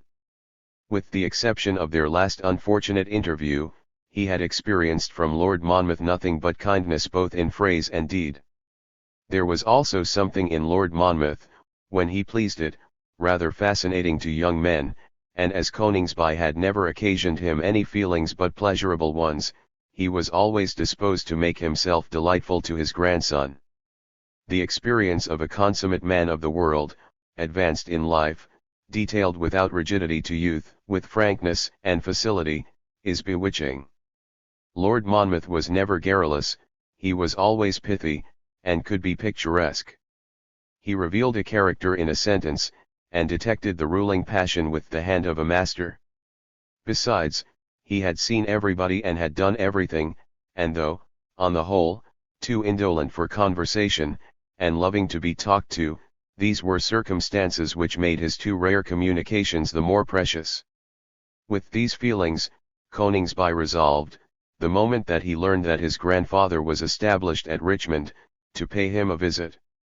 He was informed that Lord Monmouth was at home, and he was shown into a drawing-room, where he found two French ladies in their bonnets, whom he soon discovered to be actresses. They also had come down to pay a visit to his grandfather, and were by no means displeased to pass the interval that must elapse before they had that pleasure in chatting with his grandson. Coningsby found them extremely amusing, with the finest spirits in the world, imperturbable good temper, and an unconscious practical philosophy that defied the devil care and all his works. And well it was that he found such agreeable companions, for time flowed on, and no summons arrived to call him to his grandfather's presence, and no herald to announce his grandfather's advent. The ladies and Coningsby had exhausted badinage, they had examined and criticized all the furniture, had rifled the vases of their prettiest flowers, and Clotilde, who had already sung several times, was proposing a duet to Ermengarde, when a servant entered, and told the ladies that a carriage was in attendance to give them an airing, and after that Lord Monmouth hoped they would return and dine with him. Then turning to Coningsby, he informed him, with his lord's compliments, that Lord Monmouth was sorry he was too much engaged to see him. Nothing was to be done but to put a tolerably good face upon it. "Embrace Lord Monmouth for me," said Coningsby to his fair friends, "and tell him I think it very unkind that he did not ask me to dinner with you." Coningsby said this with a gay air, but really with a depressed spirit. He felt convinced that his grandfather was deeply displeased with him, and as he rode away from the villa, he could not resist the strong impression that he was destined never to re-enter it. Yet it was decreed otherwise. It so happened that the idle message which Coningsby had left for his grandfather, and which he never seriously supposed for a moment that his late companions would have given their host, operated entirely in his favour. Whatever were the feelings with respect to Coningsby at the bottom of Lord Monmouth's heart, he was actuated in his refusal to see him not more from displeasure than from an anticipatory horror of something like a scene. Even a surrender from Coningsby without terms, and an offer to declare himself a candidate for Darlford, or to do anything else that his grandfather wished, would have been disagreeable to Lord Monmouth in his present mood. As in politics a revolution is often followed by a season of torpor, so in the case of Lord Monmouth the separation from his wife, which had for a long period occupied his meditation, was succeeded by a vein of mental dissipation. He did not wish to be reminded by anything or any person that he had still in some degree the misfortune of being a responsible member of society. He wanted to be surrounded by individuals who were above or below the conventional interests of what is called the world. He wanted to hear nothing of those painful and embarrassing influences which from our contracted experience and want of enlightenment we magnify into such undue importance. For this purpose he wished to have about him persons whose knowledge of the cares of life concerned only the means of existence, and whose sense of its objects referred only to the sources of enjoyment, persons who had not been educated in the idolatry of respectability, that is to say, of realizing such an amount of what is termed character by a hypocritical deference to the prejudices of the community as may enable them, at suitable times, and under convenient circumstances and disguises, to plunder the public. This was the Monmouth philosophy. With these feelings, Lord Monmouth recoiled at this moment from grandsons and relations and ties of all kinds. He did not wish to be reminded of his identity, but to swim unmolested and undisturbed in his Epicurean dream. When, therefore, his fair visitors, Clotilde, who opened her mouth only to breathe roses and diamonds, and Ermengarde, who was so good-natured that she sacrificed even her lovers to her friends, saw him merely to exclaim at the same moment, and with the same voices of thrilling joyousness, "Why did not you ask him to dinner?" And then, without waiting for his reply, entered with that rapidity of elocution which French women can alone command into the catalogue of his charms and accomplishments. Lord Monmouth began to regret that he really had not seen Coningsby, who, it appeared, might have greatly contributed to the pleasure of the day. The message, which was duly given, however, settled the business. Lord Monmouth felt that any chance of explanations, or even allusions to the past, was out of the question, and to defend himself from the accusations of his animated guests, he said, "Well, he shall come to dine with you next time. There is no end to the influence of woman on our life. It is at the bottom of everything that happens to us." And so it was, that, in spite of all the combinations of Lucretia and Mr. Rigby, and the mortification and resentment of Lord Monmouth, the favourable impression he casually made on a couple of French actresses occasioned Coningsby, before a month had elapsed since his memorable interview at Monmouth House, to receive an invitation again to dine with his grandfather. The party was agreeable. Clotilde and Ermengarde had wits as sparkling as their eyes. There was a manager of the opera, a great friend of Villebec, and his wife, a splendid lady, who had been a prima donna of celebrity, and still had a commanding voice for a chamber, a Carlist nobleman who lived upon his traditions, and who, though without a sou, could tell of a festival given by his family, before the Revolution, which had cost 1,000,000 of francs, and a Neapolitan physician, in whom Lord Monmouth had great confidence, and who himself believed in the elixir vitae, made up the party, with Lucian Gay, Coningsby, and Mr. Rigby. Our hero remarked that Villebec on this occasion sat at the bottom of the table, but Flora did not appear. In the meantime, the month which brought about this satisfactory and at one time unexpected result was fruitful also in other circumstances still more interesting. Coningsby and Edith met frequently, if to breathe the same atmosphere in the same crowded saloons can be described as meeting, ever watching each other's movements, and yet studious never to encounter each other's glance. The charms of Miss Milbank had become an universal topic, they were celebrated in ballrooms, they were discussed at clubs. Edith was the beauty of the season. All admired her, many sighed even to express their admiration, but the devotion of Lord Beaumanoir, who always hovered about her, deterred them from a rivalry which might have made the boldest despair. As for Coningsby, he passed his life principally with the various members of the Sidney family, and was almost daily riding with Lady Everingham and her sister, generally accompanied by Lord Henry and his friend Eustace Lisle, between whom, indeed, and Coningsby there were relations of intimacy scarcely less inseparable.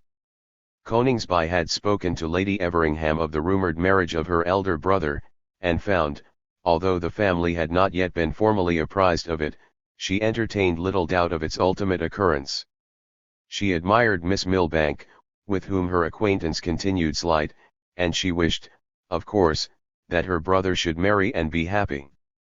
"But Percy is often in love," she would add, "and never likes us to be very intimate with his inamoratas. He thinks it destroys the romance, and that domestic familiarity may compromise his heroic character. However," she added, "I really believe that will be a match." On the whole, though he bore a serene aspect to the world, Coningsby passed this month in a state of restless misery. His soul was brooding on one subject, and he had no confidant. He could not resist the spell that impelled him to the society where Edith might at least be seen, and the circle in which he lived was one in which her name was frequently mentioned. Alone, in his solitary rooms in the Albany, he felt all his desolation, and often a few minutes before he figured in the world, apparently followed and courted by all, he had been plunged in the darkest fits of irremediable wretchedness. He had, of course, frequently met Lady Wallinger, but their salutations, though never omitted, and on each side cordial, were brief. There seemed to be a tacit understanding between them not to refer to a subject fruitful in painful reminiscences. The season waned. In the fulfilment of a project originally formed in the playing fields of Eton, often recurred to at Cambridge, and cherished with the fondness with which men cling to a scheme of early youth, Coningsby, Henry Sidney, Vere, and Buckhurst had engaged some moors together this year, and in a few days they were about to quit town for Scotland. They had pressed Eustace Lisle to accompany them, but he, who in general seemed to have no pleasure greater than their society, had surprised them by declining their invitation, with some vague mention that he rather thought he should go abroad. It was the last day of July, and all the world were at a breakfast given, at a fanciful cottage situate in beautiful gardens on the banks of the Thames, by Lady Everingham. The weather was as bright as the romances of Boccaccio, there were pyramids of strawberries, in bowls colossal enough to hold orange trees, and the choicest band filled the air with enchanting strains, while a brilliant multitude sauntered on turf like velvet, or roamed in desultory existence amid the quivering shades of winding walks. "My fate was prophetic," said Lady Everingham, when she saw Coningsby. "I am glad it is connected with an incident. It gives it a point. You are mystical as well as prophetic. Tell me what we are to celebrate." "Teresa is going to be married." "Then I, too, will prophesy, and name the hero of the romance, Eustace Lisle." "You have been more prescient than I," said Lady Everingham, "perhaps because I was thinking too much of someone else. It seems to me an union which all must acknowledge perfect. I hardly know which I love best. I have had my suspicions a long time, and when Eustace refused to go to the moors with us, though I said nothing, I was convinced." "At any rate," said Lady Everingham, sighing, with a rather smiling face, "we are kinsfolk, Mr. Coningsby, though I would gladly have wished to have been more." "Were those your thoughts, dear lady? Ever kind to me? Happiness," he added, in a mournful tone, "I fear can never be mine." "And why?" "Ah! 'Tis a tale too strange and sorrowful for a day when, like Segd, we must all determine to be happy. You have already made me miserable. Here comes a group that will make you gay," said Coningsby as he moved on. Edith and the Wallingers, accompanied by Lord Beaumanoir, Mr. Melton, and Sir Charles Buckhurst, formed the party. They seemed profuse in their congratulations to Lady Everingham, having already learnt the intelligence from her brother. Coningsby stopped to speak to Lady St. Julians, who had still a daughter to marry. Both Augustina, who was at Coningsby Castle, and Clara Isabella, who ought to have been there, had each secured the right man. But Adelaide Victoria had now appeared, and Lady St. Julians had a great regard for the favourite grandson of Lord Monmouth, and also for the influential friend of Lord Vere and Sir Charles Buckhurst. In case Coningsby did not determine to become her son-in-law himself, he might counsel either of his friends to a judicious decision on an inevitable act. "Strawberries and cream," said Lord Eskdale to Mr. Ormsby, who seemed occupied with some delicacies. "Egad, no, no, no, those days are past. I think there is a little easterly wind with all this fine appearance."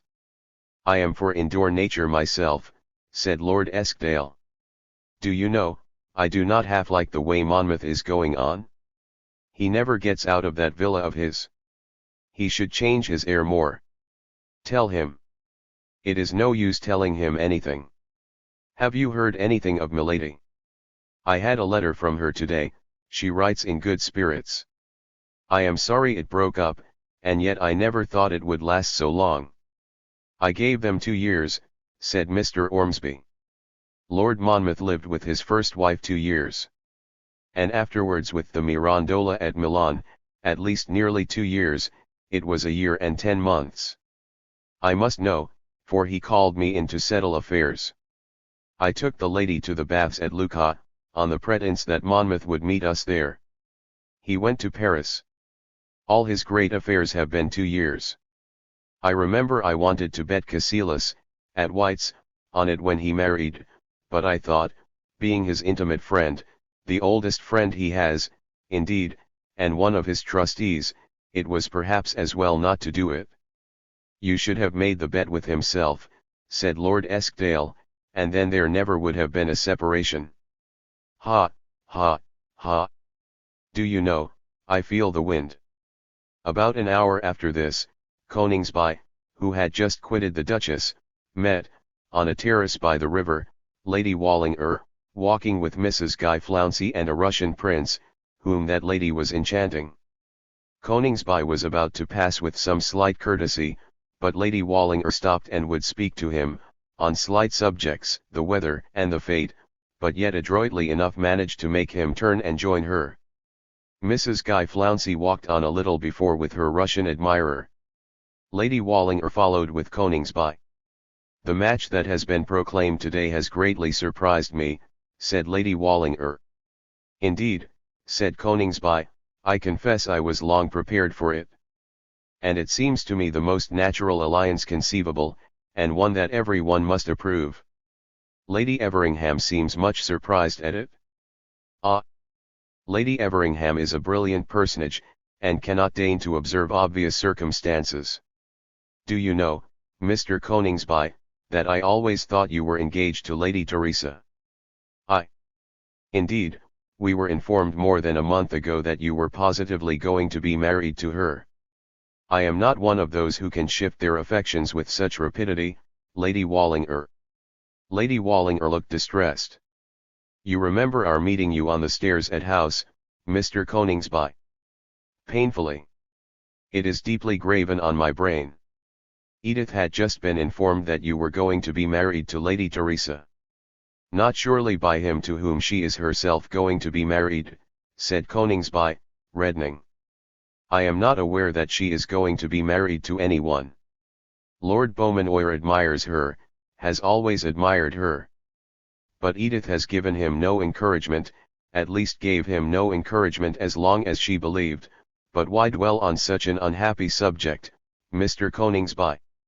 I am to blame, I have been to blame perhaps before, but indeed I think it cruel, very cruel, that Edith and you are kept asunder. You have always been my best, my dearest friend, and are the most amiable and admirable of women. But tell me, is it indeed true that Edith is not going to be married?" At this moment Mrs. Guy Flouncey turned round, and assuring Lady Wallinger that the Prince and herself had agreed to refer some point to her about the most transcendental ethics of flirtation, this deeply interesting conversation was arrested, and Lady Wallinger, with becoming suavity, was obliged to listen to the lady's lively appeal of exaggerated nonsense and the Prince's affected protests, while Coningsby walked by her side, pale and agitated, and then offered his arm to Lady Wallinger, which she accepted with an affectionate pressure. At the end of the terrace they met some other guests, and soon were immersed in the multitude that thronged the lawn. "There is Sir Joseph," said Lady Wallinger, and Coningsby looked up, and saw Edith on his arm. They were unconsciously approaching them.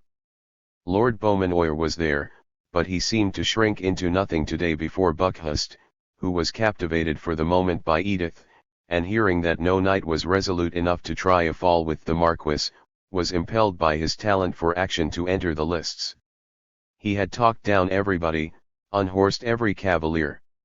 Nobody had a chance against him, he answered all your questions before you asked them, contradicted everybody with the intrepidity of a Rigby, annihilated your anecdotes by historiettes infinitely more piquant, and if anybody chanced to make a joke which he could not excel, declared immediately that it was a Joe Miller.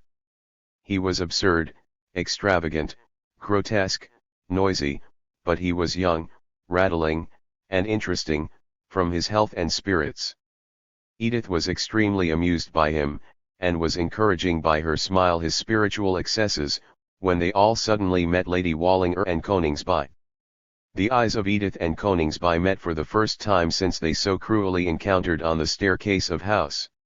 A deep, quick blush suffused her face, her eyes gleamed with a sudden coruscation, suddenly and quickly she put forth her hand. Yes. He presses once more that hand which permanently to retain is the passion of his life, yet which may never be his. It seemed that for the ravishing delight of that moment he could have borne with cheerfulness all the dark and harrowing misery of the year that had passed away since he embraced her in the woods of Hellingsley, and pledged his faith by the waters of the rushing Darl. He seized the occasion which offered itself, a moment to walk by her side, and to snatch some brief instants of unreserved communion. "Forgive me," she said. "Ah, how could you ever doubt me?" said Coningsby. "I was unhappy." And now we are to each other as before. And will be, come what come may. End of Book 8.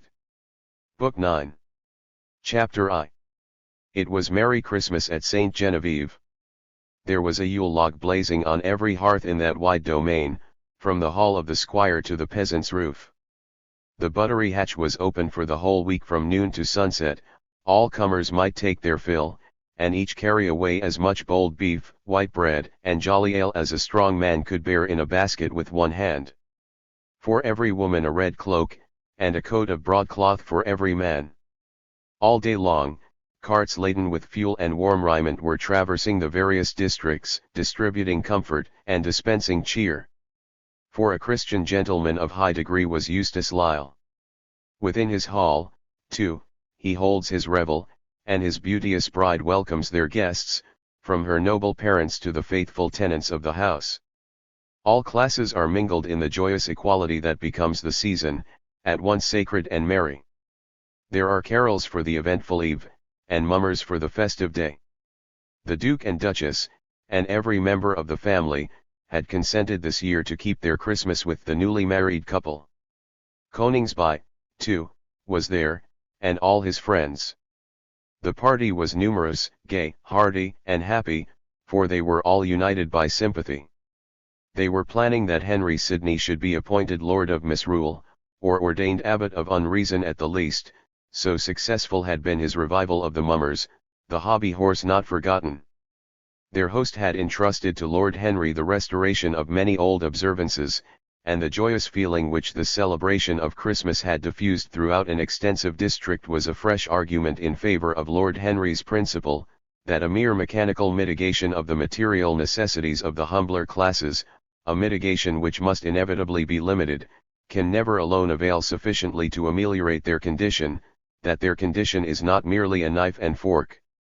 Question, to use the coarse and shallow phrase of the utilitarian school, that a simple satisfaction of the grosser necessities of our nature will not make a happy people, that you must cultivate the heart as well as seek to content the belly, and that the surest means to elevate the character of the people is to appeal to their affections. There is nothing more interesting than to trace predisposition.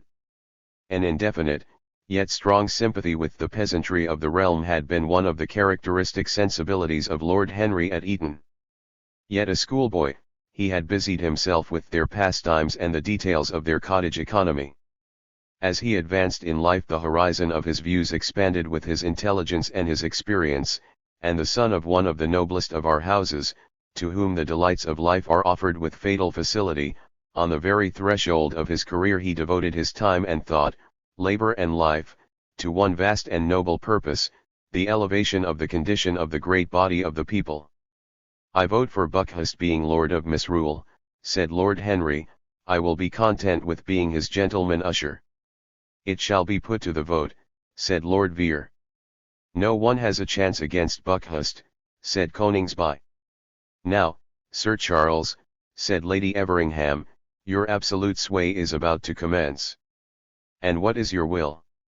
"The first thing must be my formal installation," said Buckhurst. "I vote the boar's head be carried in procession thrice round the hall, and Beau shall be the champion to challenge all who may question my right. Duke, you shall be my chief butler, the Duchess my herb woman. She is to walk before me, and scatter rosemary. Coningsby shall carry the boar's head, Lady Teresa and Lady Everingham shall sing the canticle, Lord Everingham shall be marshal of the lists, and put all in the stocks who are found sober and decorous, Lisle shall be the palmer from the Holy Land, and Vere shall ride the hobby horse. Some must carry cups of hippocras, some lighted tapers, all must join in chorus." He ceased his instructions, and all hurried away to carry them into effect. Some hastily arrayed themselves in fanciful dresses, the ladies in robes of white, with garlands of flowers, some drew pieces of armor from the wall, and decked themselves with helm and hauberk, others waved ancient banners.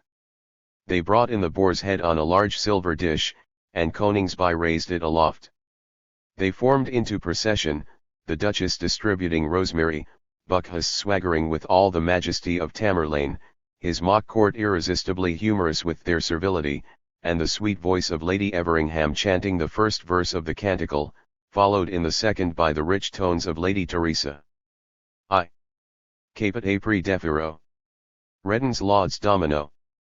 The boar's heat in hand bring I. With garlands gay and rosemary. I pray you all singe merrily. Qui estis in convivio. 2. Caput Apri defero. Reddens lauds domino. The boar's heat I understand. Is the chief service in this land. Loque wherever it be fanda. Servite cum cantico. The procession thrice paraded the hall. Then they stopped, and the Lord of Misrule ascended his throne, and his courtiers formed round him in circle. Behind him they held the ancient banners and waved their glittering arms, and placed on a lofty and illuminated pedestal the boar's head covered with garlands. It was a good picture, and the Lord of Misrule sustained his part with untiring energy. He was addressing his court in a pompous rhapsody of merry nonsense, when a servant approached Coningsby, and told him that he was wanted without. Our hero retired unperceived. A dispatch had arrived for him from London. Without any prescience of its purpose, he nevertheless broke the seal with a trembling hand. His presence was immediately desired in town. Lord Monmouth was dead. Chapter 2. This was a crisis in the life of Coningsby, yet, like many critical epochs, the person most interested in it was not sufficiently aware of its character.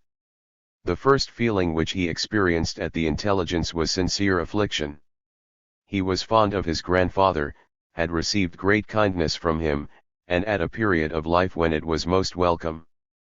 The neglect and hardships of his early years, instead of leaving a prejudice against one who, by some, might be esteemed their author, had by their contrast only rendered Coningsby more keenly sensible of the solicitude and enjoyment which had been lavished on his happy youth. The next impression on his mind was undoubtedly a natural and reasonable speculation on the effect of this bereavement on his fortunes. Lord Monmouth had more than once assured Coningsby that he had provided for him as became a near relative to whom he was attached, and in a manner which ought to satisfy the wants and wishes of an English gentleman. The allowance which Lord Monmouth had made him, as considerable as usually accorded to the eldest sons of wealthy peers, might justify him in estimating his future patrimony as extremely ample. He was aware, indeed, that at a subsequent period his grandfather had projected for him fortunes of a still more elevated character. He looked to Coningsby as the future representative of an ancient barony, and had been purchasing territory with the view of supporting the title. But Coningsby did not by any means firmly reckon on these views being realized. He had a suspicion that in thwarting the wishes of his grandfather in not becoming a candidate for Darlford, he had at the moment arrested arrangements which, from the tone of Lord Monmouth's communication, he believed were then in progress for that purpose, and he thought it improbable, with his knowledge of his grandfather's habits, that Lord Monmouth had found either time or inclination to resume before his decease the completion of these plans. Indeed, there was a period when, in adopting the course which he pursued with respect to Darlford, Coningsby was well aware that he perilled more than the large fortune which was to accompany the barony. Had not a separation between Lord Monmouth and his wife taken place simultaneously with Coningsby's difference with his grandfather, he was conscious that the consequences might have been even altogether fatal to his prospects, but the absence of her evil influence at such a conjuncture, its permanent removal, indeed, from the scene, coupled with his fortunate though not formal reconciliation with Lord Monmouth, had long ago banished from his memory all those apprehensions to which he had felt it impossible at the time to shut his eyes. Before he left town for Scotland he had made a farewell visit to his grandfather, who, though not as cordial as in old days, had been gracious, and Coningsby, during his excursion to the moors, and his various visits to the country, had continued at intervals to write to his grandfather, as had been for some years his custom. On the whole, with an indefinite feeling which, in spite of many irrational effort, did nevertheless haunt his mind, that this great and sudden event might exercise a vast and beneficial influence on his worldly position, Coningsby could not but feel some consolation in the affliction which he sincerely experienced, in the hope that he might at all events now offer to Edith a home worthy of her charms, her virtues, and her love. Although he had not seen her since their hurried yet sweet reconciliation in the gardens of Lady Everingham, Coningsby was never long without indirect intelligence of the incidents of her life, and the correspondence between Lady Everingham and Henry Sidney, while they were at the moors, had apprised him that Lord Beaumanoir's suit had terminated unsuccessfully almost immediately after his brother had quitted London. It was late in the evening when Coningsby arrived in town.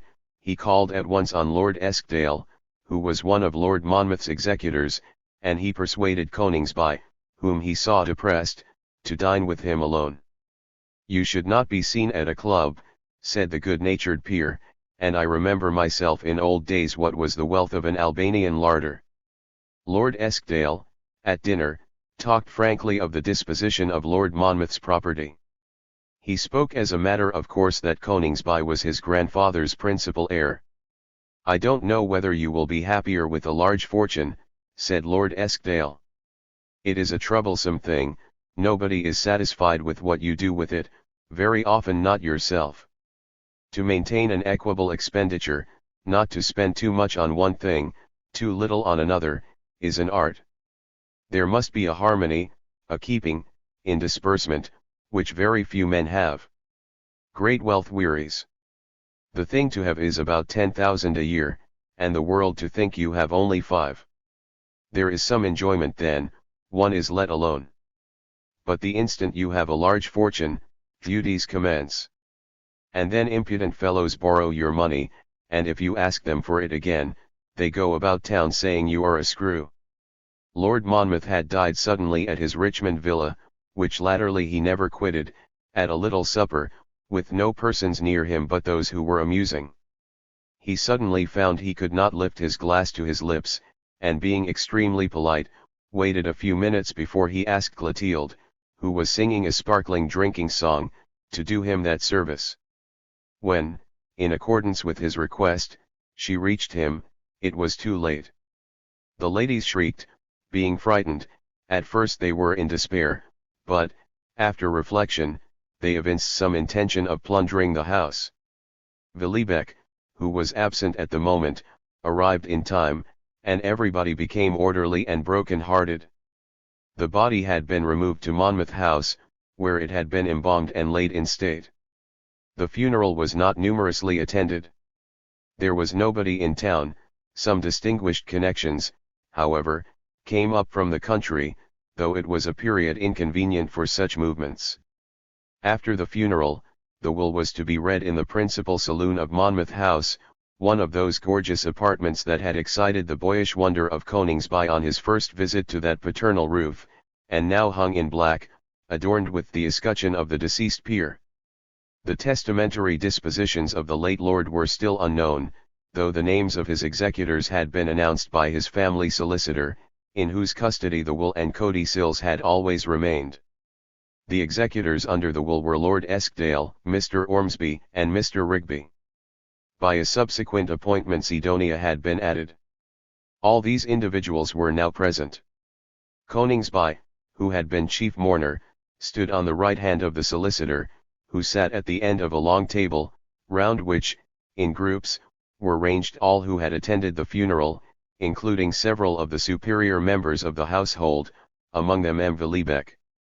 The solicitor rose and explained that though Lord Monmouth had been in the habit of very frequently adding codicils to his will, the original will, however changed or modified, had never been revoked. It was therefore necessary to commence by reading that instrument.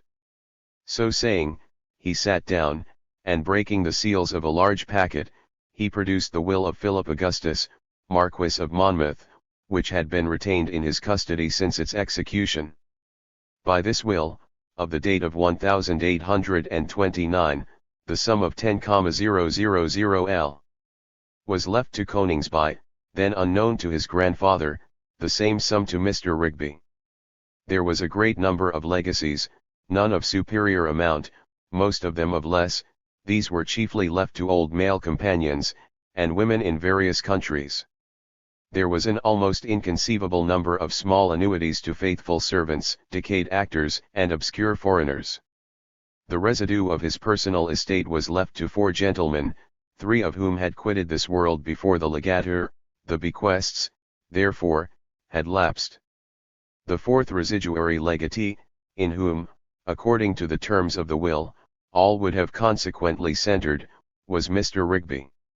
There followed several codicils which did not materially affect the previous disposition, one of them leaving a legacy of 20,000 L.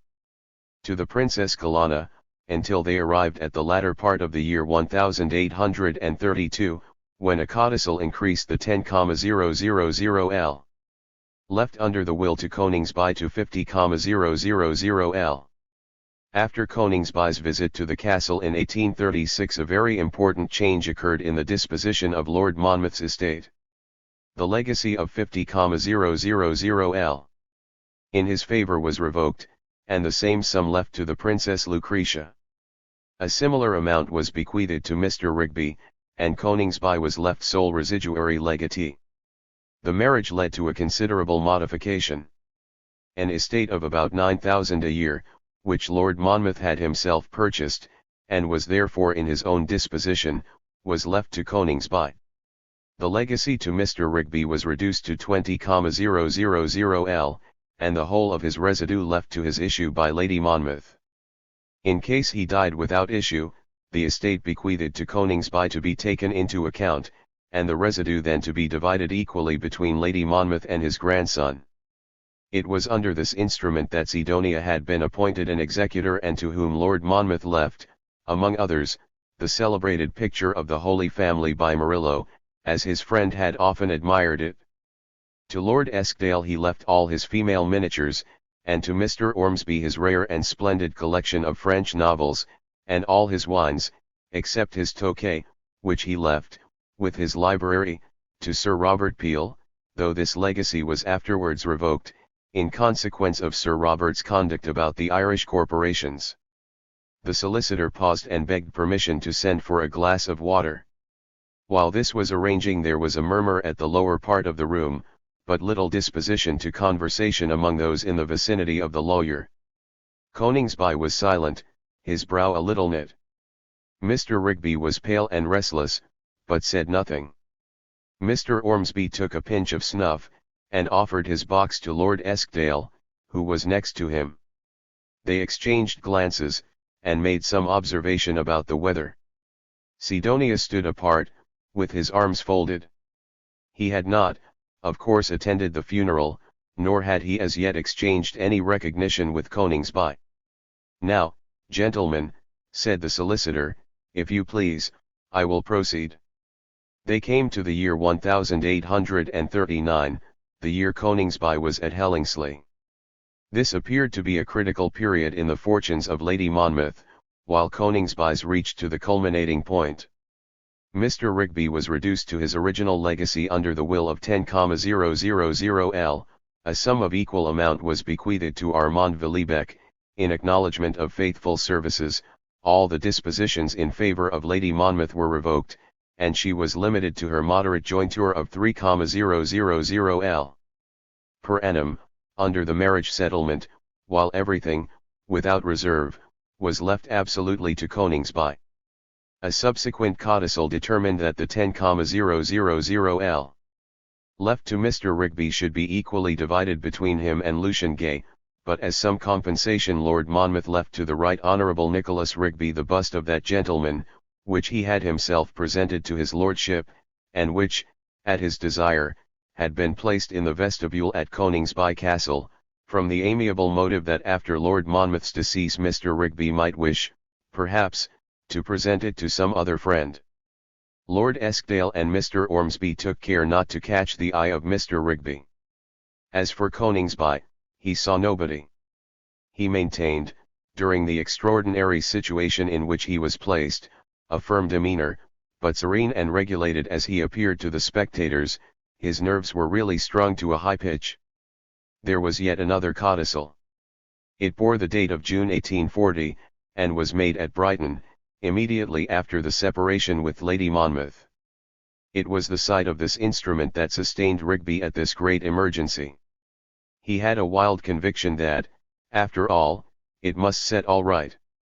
He felt assured that, as Lady Monmouth had already been disposed of, it must principally refer to the disinheritance of Coningsby, secured by Rigby's well-timed and malignant misrepresentations of what had occurred in Lancashire during the preceding summer. And then to whom could Lord Monmouth leave his money? However he might cut and carve up his fortunes, Rigby, and especially at a moment when he had so served him, must come in for a considerable slice. His prescient mind was right. All the dispositions in favour of my grandson Harry Coningsby were revoked, and he inherited from his grandfather only the interest of the sum of 10,000L which had been originally bequeathed to him in his orphan boyhood. The executors had the power of investing the principal in any way they thought proper for his advancement in life, provided always it was not placed in the capital stock of any manufactory. Coningsby turned pale, he lost his abstracted look, he caught the eye of Rigby, he read the latent malice of that nevertheless anxious countenance. What passed through the mind and being of Coningsby was thought and sensation enough for a year, but it was as the flash that reveals a whole country, yet ceases to be ere one can say it lightens. There was a revelation to him of an inward power that should baffle these conventional calamities, a natural and sacred confidence in his youth and health, and knowledge and convictions.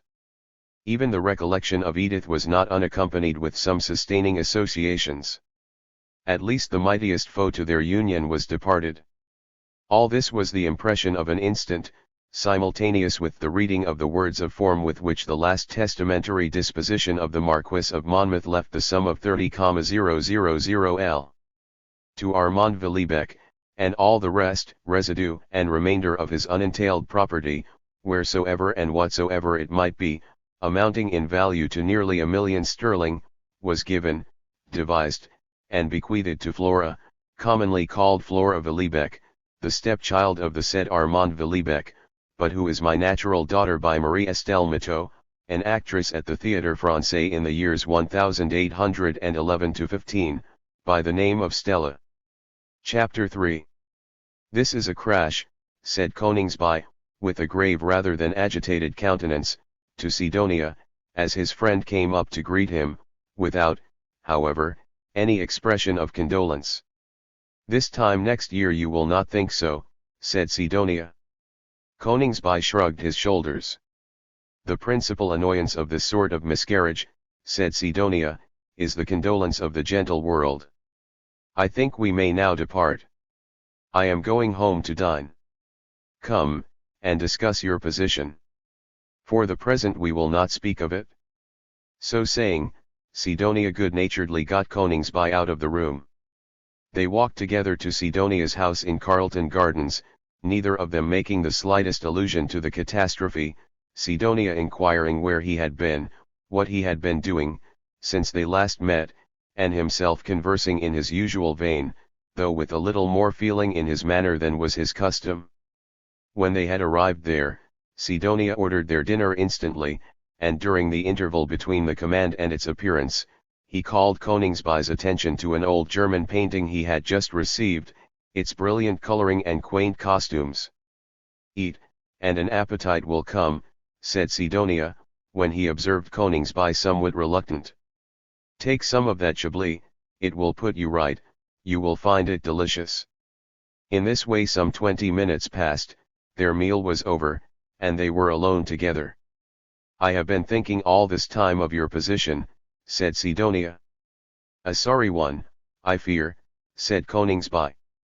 I really cannot see that, said his friend. You have experienced this morning a disappointment, but not a calamity. If you had lost your eye it would have been a calamity, no combination of circumstances could have given you another. There are really no miseries except natural miseries, conventional misfortunes are mere illusions. What seems conventionally, in a limited view, a great misfortune, if subsequently viewed in its results, is often the happiest incident in one's life. I hope the day may come when I may feel this. Now is the moment when philosophy is of use, that is to say, now is the moment when you should clearly comprehend the circumstances which surround you. Holiday philosophy is mere idleness. You think, for example, that you have just experienced a great calamity, because you have lost the fortune on which you counted. I must say I do. I ask you again, which would you have rather lost, your grandfather's inheritance or your right leg? Most certainly my inheritance. Or your left arm? Still the inheritance. Would you have received the inheritance on condition that your front teeth should be knocked out? No.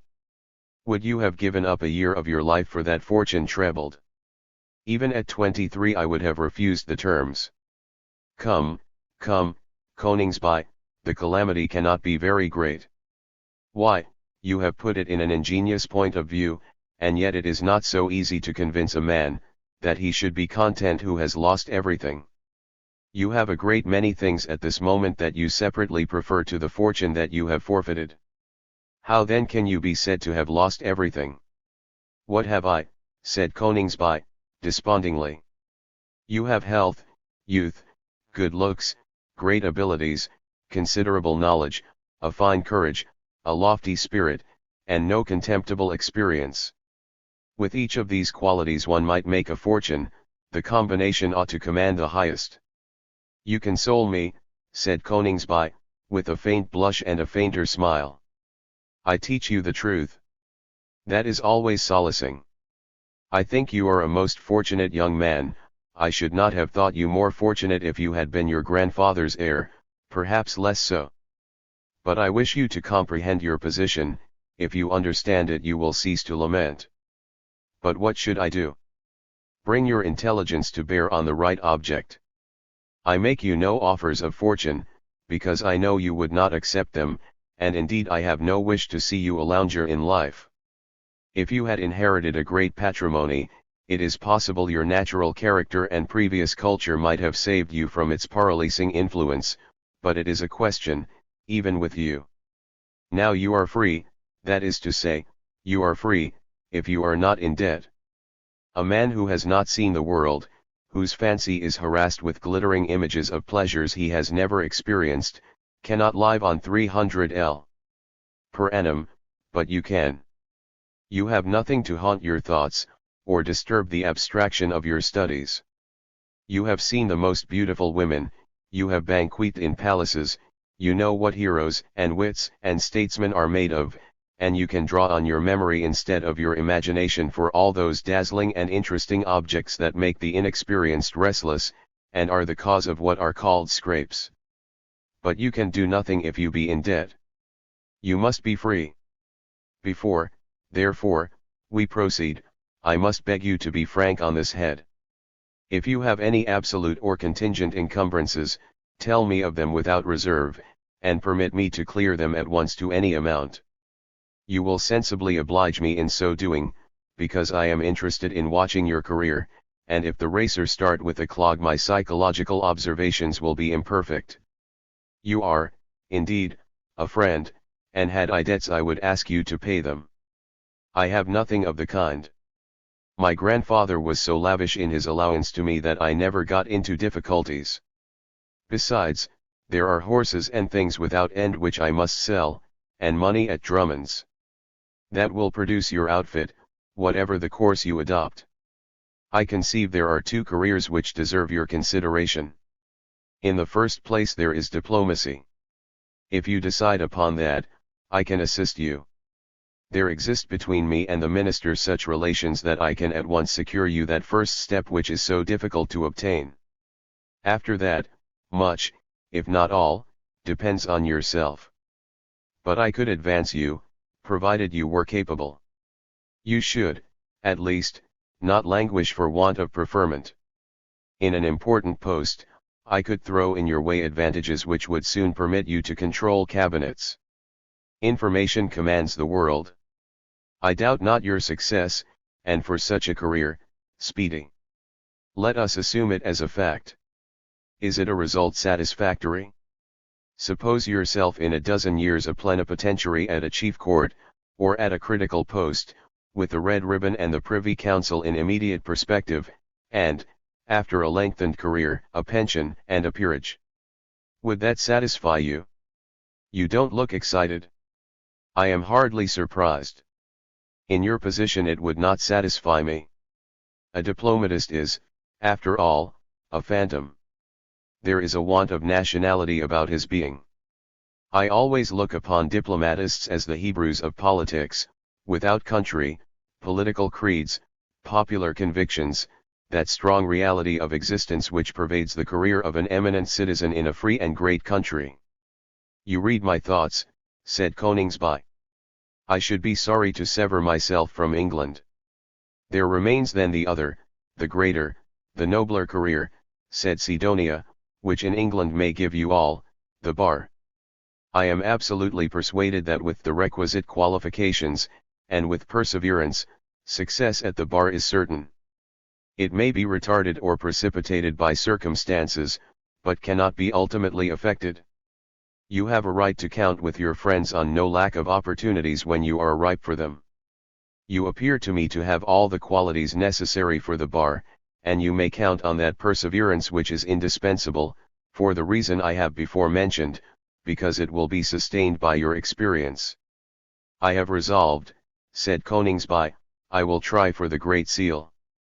Chapter 4. Alone in his chambers, no longer under the sustaining influence of Sidonia's converse and counsel, the shades of night descending and bearing gloom to the gloomy, all the excitement of his spirit evaporated, the heart of Coningsby sank. All now depended on himself, and in that self he had no trust. Why should he succeed? Success was the most rare of results. Thousands fail, units triumph. And even success could only be conducted to him by the course of many years. His career, even if prosperous, was now to commence by the greatest sacrifice which the heart of man could be called upon to sustain. Upon the stern altar of his fortunes he must immolate his first and enduring love. Before, he had a perilous position to offer Edith, now he had none. The future might then have aided them, there was no combination which could improve his present.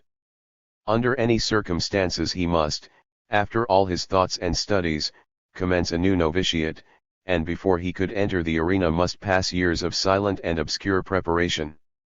'Twas very bitter. He looked up, his eye caught that drawing of the towers of Hellingsley which she had given him in the days of their happy hearts. That was all that was to remain of their loves. He was to bear it to the future scene of his labors, to remind him through revolving years of toil and routine, that he too had had his romance, had roamed in fair gardens, and whispered in willing ears the secrets of his passion. That drawing was to become the altar-piece of his life.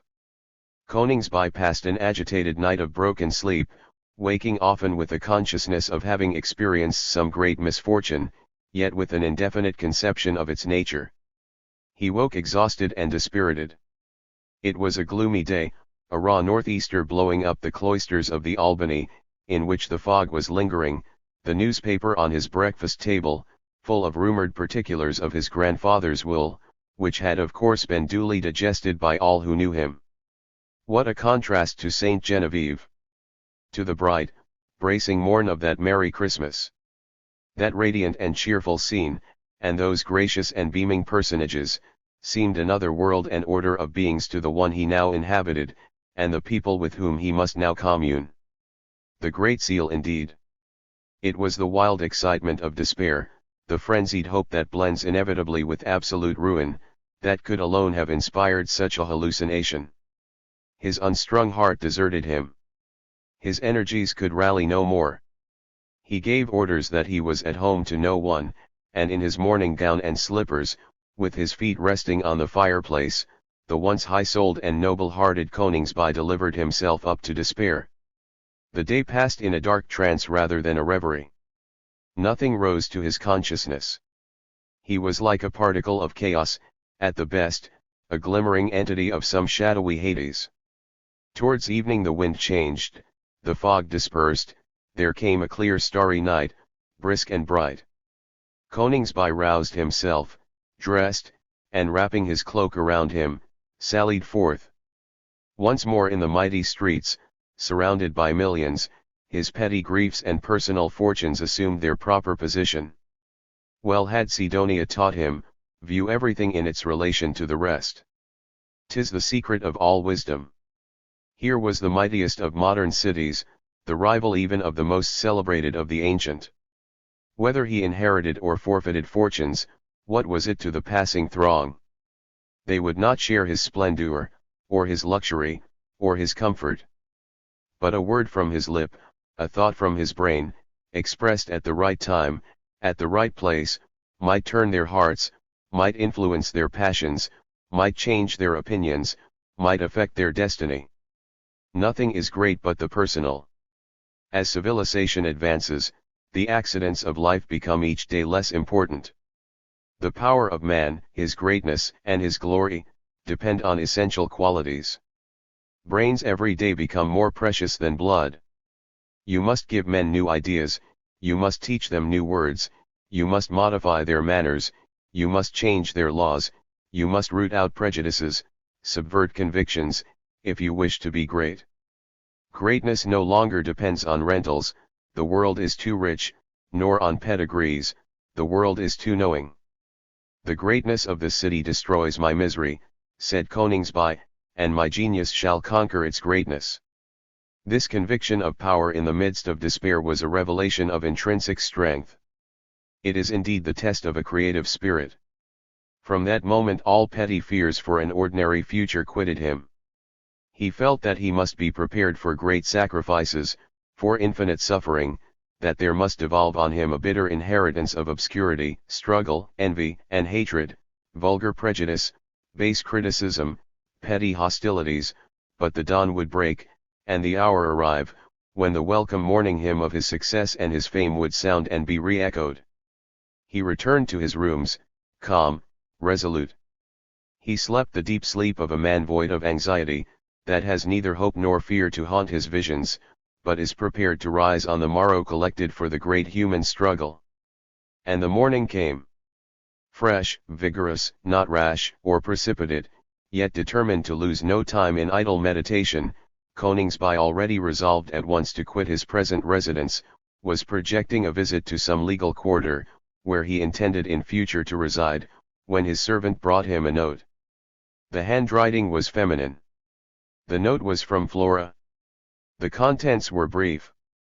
She begged Mr. Coningsby, with great earnestness, to do her the honor and the kindness of calling on her at his earliest convenience, at the hotel in Brook Street where she now resided. It was an interview which Coningsby would rather have avoided, yet it seemed to him, after a moment's reflection, neither just, nor kind, nor manly, to refuse her request. Flora had not injured him. She was, after all, his kin. Was it for a moment to be supposed that he was envious of her lot? He replied, therefore, that in an hour he would wait upon her. In an hour, then, two individuals are to be brought together whose first meeting was held under circumstances most strangely different. Then Coningsby was the patron, a generous and spontaneous one, of a being obscure, almost friendless, and sinking under bitter mortification. His favor could not be the less appreciated because he was the chosen relative of a powerful noble. That noble was no more, his vast inheritance had devolved on the disregarded, even despised actress, whose suffering emotions Coningsby had then soothed, and whose fortune had risen on the destruction of all his prospects, and the balk of all his aspirations. Flora was alone when Coningsby was ushered into the room. The extreme delicacy of her appearance was increased by her deep mourning, and seated in a cushioned chair, from which she seemed to rise with an effort, she certainly presented little of the character of a fortunate and prosperous heiress. "You are very good to come to me," she said, faintly smiling. Coningsby extended his hand to her affectionately, in which she placed her own, looking down much embarrassed. "You have an agreeable situation here," said Coningsby, trying to break the first awkwardness of their meeting. "Yes, but I hope not to stop here long." "You are going abroad?" "No, I hope never to leave England." There was a slight pause, and then Flora sighed and said, "I wish to speak to you on a subject that gives me pain, yet of which I must speak." "You think I have injured you?" "I am sure," said Coningsby, in a tone of great kindness, "that you could injure no one. I have robbed you of your inheritance. It was not mine by any right, legal or moral. There were others who might have urged an equal claim to it, and there are many who will now think that you might have preferred a superior one. You had enemies, I was not one. They sought to benefit themselves by injuring you. They have not benefited themselves, let them not say that they have at least injured you.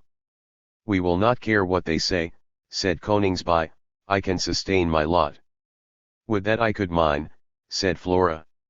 She sighed again with a downcast glance.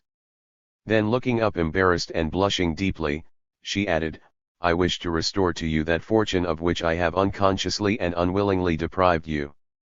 The fortune is yours, dear Flora, by every right, said Coningsby, much moved, and there is no one who wishes more fervently that it may contribute to your happiness than I do. It is killing me, said Flora, mournfully, then speaking with unusual animation, with a degree of excitement, she continued, I must tell what I feel. This fortune is yours. I am happy in the inheritance, if you generously receive it from me, because Providence has made me the means of baffling your enemies. I never thought to be so happy as I shall be if you will generously accept this fortune, always intended for you. I have lived then for a purpose, I have not lived in vain, I have returned to you some service, however humble, for all your goodness to me in my unhappiness. You are, as I have ever thought you, the kindest and most tender-hearted of beings. But you misconceive our mutual positions, my gentle Flora. The custom of the world does not permit such acts to either of us as you contemplate. The fortune is yours. It is left you by one on whose affections you had the highest claim. I will not say that so large an inheritance does not bring with it an alarming responsibility, but you are not unequal to it. Have confidence in yourself. You have a good heart, you have good sense, you have a well-principled being. Your spirit will mount with your fortunes, and blend with them. You will be happy. And you? I shall soon learn to find content, if not happiness, from other sources, said Coningsby, and mere riches, however vast, could at no time have secured my felicity. But they may secure that which brings felicity, said Flora, speaking in a choking voice, and not meeting the glance of Coningsby. You had some views in life which displeased him who has done all this, they may be, they must be, affected by this fatal caprice. Speak to me, for I cannot speak, dear Mr. Coningsby, do not let me believe that I, who would sacrifice my life for your happiness, am the cause of such calamities. Whatever be my lot, I repeat I can sustain it, said Coningsby, with a cheek of scarlet. Ah, he is angry with me, exclaimed Flora, he is angry with me, and the tears stole down her pale cheek. No, no, no, dear Flora, I have no other feelings to you than those of affection and respect, and Coningsby, much agitated, drew his chair nearer to her, and took her hand. I am gratified by these kind wishes, though they are utterly impracticable, but they are the witnesses of your sweet disposition and your noble spirit. There never shall exist between us, under any circumstances, other feelings than those of kin and kindness. He rose as if to depart. When she saw that, she started, and seemed to summon all her energies. You are going, she exclaimed, and I have said nothing, and I shall never see you again. Let me tell you what I mean. This fortune is yours, it must be yours. It is an arrow in my heart. Do not think I am speaking from a momentary impulse. I know myself. I have lived so much alone, I have had so little to deceive or to delude me, that I know myself. If you will not let me do justice, you declare my doom. I cannot live if my existence is the cause of all your prospects being blasted, and the sweetest dreams of your life being defeated. When I die, these riches will be yours, that you cannot prevent. Refuse my present offer, and you seal the fate of that unhappy Flora whose fragile life has hung for years on the memory of your kindness. You must not say these words, dear Flora, you must not indulge in these gloomy feelings. You must live, and you must live happily. You have every charm and virtue which should secure happiness. The duties and the affections of existence will fall to your lot. It is one that will always interest me, for I shall ever be your friend. You have conferred on me one of the most delightful of feelings, gratitude, and for that I bless you. I will soon see you again. Mournfully he bade her farewell. Chapter V. About a week after this interview with Flora, as Coningsby one morning was about to sally forth from the Albany to visit some chambers in the Temple, to which his notice had been attracted, there was a loud ring, a bustle in the hall, and Henry Sidney and Buckhurst were ushered in. There never was such a cordial meeting, and yet the faces of his friends were serious. The truth is, the paragraphs in the newspapers had circulated in the country, they had written to Coningsby, and after a brief delay he had confirmed their worst apprehensions. Immediately they came up to town. Henry Sidney, a younger son, could offer little but sympathy, but he declared it was his intention also to study for the bar, so that they should not be divided.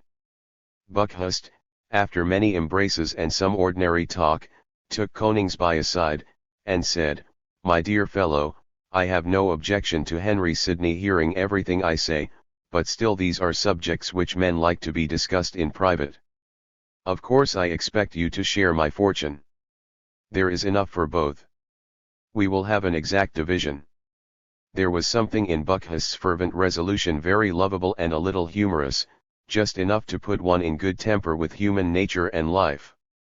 If there were any fellow's fortune in the world that Coningsby would share, Buckhurst's would have had the preference, but while he pressed his hand, and with a glance in which a tear and a smile seemed to contend for mastery, he gently indicated why such arrangements were, with our present manners, impossible. "I see," said Buckhurst, after a moment's thought, "I quite agree with you. The thing cannot be done, and, to tell you the truth, a fortune is a bore. What I vote that we three do at once is, to take plenty of ready money, and enter the Austrian service. By Jove! It is the only thing to do." "There is something in that," said Coningsby. "In the meantime, suppose you two fellows walk with me to the Temple, for I have an appointment to look at some chambers." It was a fine day, and it was by no means a gloomy walk. Though the two friends had arrived full of indignation against Lord Monmouth, and miserable about their companion, once more in his society, and finding little difference in his carriage, they assumed unconsciously their habitual tone. As for Buckhurst, he was delighted with the Temple, which he visited for the first time. The name enchanted him. The tombs in the church convinced him that the Crusades were the only career. He would have himself become a law student if he might have prosecuted his studies in chain armor. The calmer Henry Sidney was consoled for the misfortunes of Coningsby by a fanciful project himself to pass a portion of his life amid these halls and courts, gardens and terraces, that maintain in the heart of a great city in the 19th century, so much of the grave romance and picturesque decorum of our past manners. Henry Sidney was sanguine. He was reconciled to the disinheritance of Coningsby by the conviction that it was a providential dispensation to make him a Lord Chancellor. These faithful friends remained in town with Coningsby until he was established in paper buildings, and had become a pupil of a celebrated special pleader. They would have remained longer had not he himself suggested that it was better that they should part. It seemed a terrible catastrophe after all the visions of their boyish days, their college dreams, and their dazzling adventures in the world. "And this is the end of Coningsby, the brilliant Coningsby, that we all loved, that was to be our leader," said Buckhurst to Lord Henry as they quitted him. "Well, come what may, life has lost something of its bloom. The great thing now," said Lord Henry, "is to keep up the chain of our friendship. We must write to him very often, and contrive to be frequently together. It is dreadful to think that in the ways of life our hearts may become estranged. I never felt more wretched than I do at this moment, and yet I have faith that we shall not lose him." "Amen," said Buckhurst, "but I feel my plan about the Austrian service was, after all, the only thing. The Continent offers a career. He might have been Prime Minister, several strangers have been, and as for war, look at Brown and Laudon, and half a hundred others. I had a much better chance of being a field marshal than he has of being a Lord Chancellor. I feel quite convinced that Coningsby will be Lord Chancellor, said Henry Sidney, gravely. This change of life for Coningsby was a great social revolution. It was sudden and complete. Within a month after the death of his grandfather his name had been erased from all his fashionable clubs, and his horses and carriages sold, and he had become a student of the Temple. He entirely devoted himself to his new pursuit. His being was completely absorbed in it. There was nothing to haunt his mind, no unexperienced scene or sensation of life to distract his intelligence. One sacred thought alone indeed there remained, shrined in the innermost sanctuary of his heart and consciousness. But it was a tradition, no longer a hope. The moment that he had fairly recovered from the first shock of his grandfather's will, had clearly ascertained the consequences to himself, and had resolved on the course to pursue, he had communicated unreservedly with Oswald Millbank, and had renounced those pretensions to the hand of his sister which it ill became the destitute to prefer. His letter was answered in person. Millbank met Henry Sidney and Buckhurst at the chambers of Coningsby. Once more they were all four together, but under what different circumstances, and with what different prospects from those which attended their separation at Eton. Alone with Coningsby, Millbank spoke to him things which letters could not convey. He bore to him all the sympathy and devotion of Edith, but they would not conceal from themselves that, at this moment, and in the present state of affairs, all was hopeless. In no way did Coningsby ever permit himself to intimate to Oswald the cause of his disinheritance. He was, of course, silent on it to his other friends, as any communication of the kind must have touched on a subject that was consecrated in his inmost soul. Chapter 6.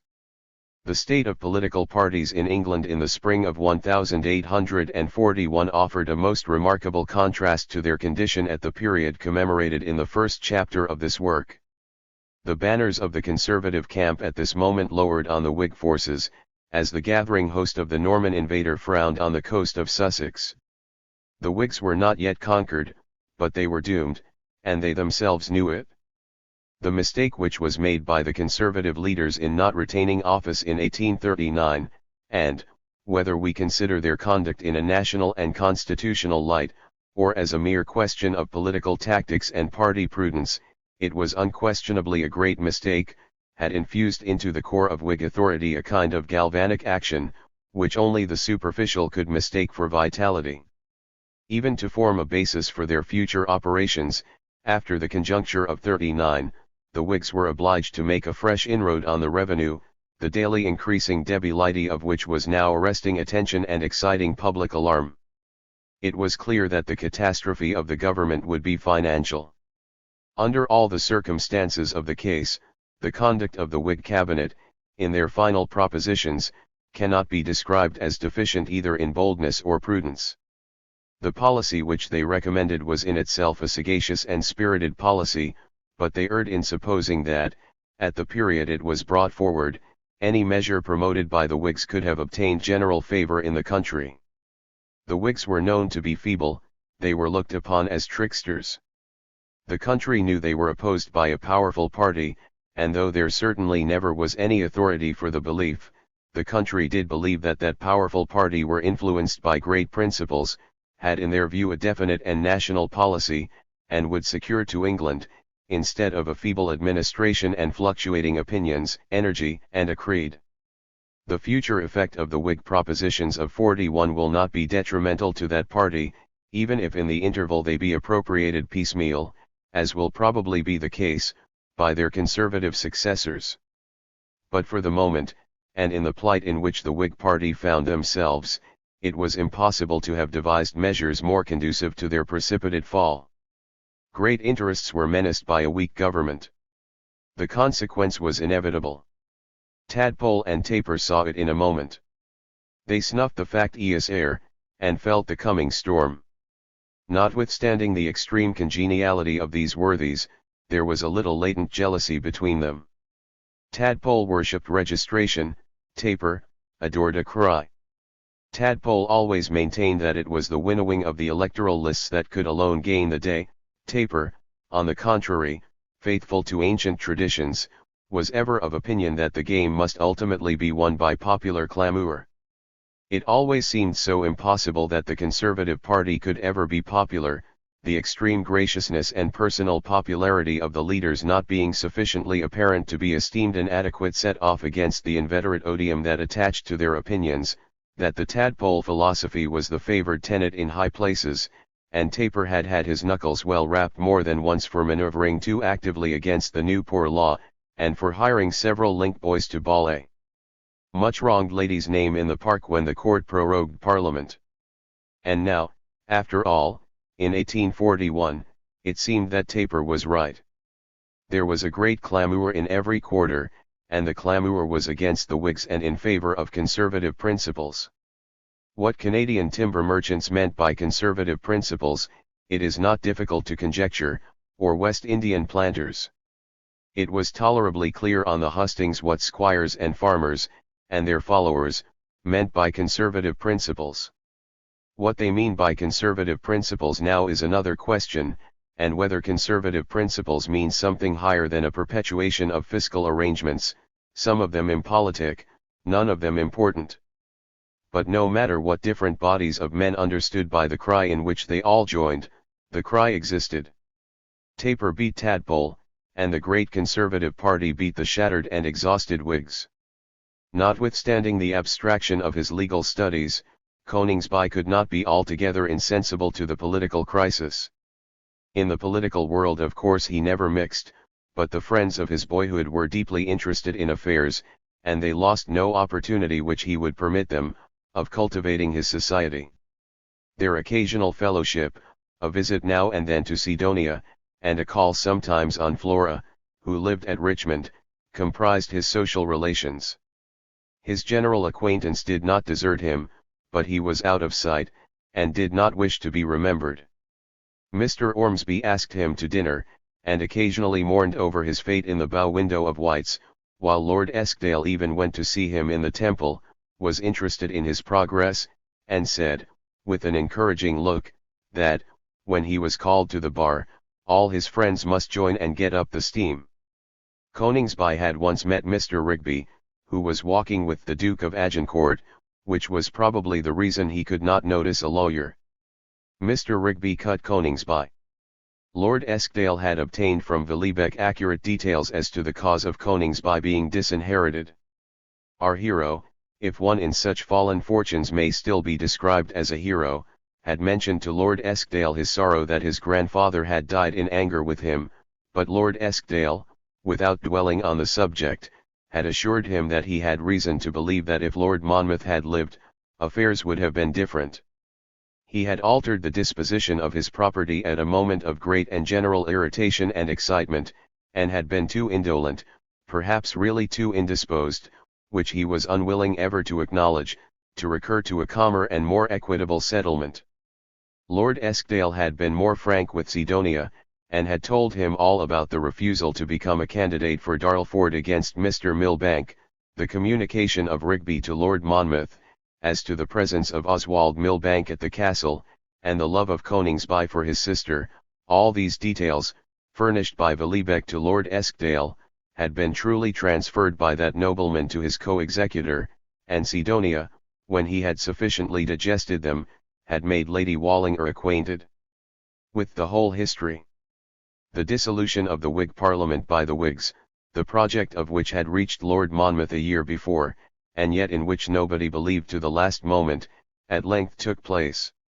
All the world was dispersed in the heart of the season, and our solitary student of the Temple, in his lonely chambers, notwithstanding all his efforts, found his eye rather wander over the pages of Tid and Chitty as he remembered that the great event to which he had so looked forward was now occurring, and he, after all, was no actor in the mighty drama.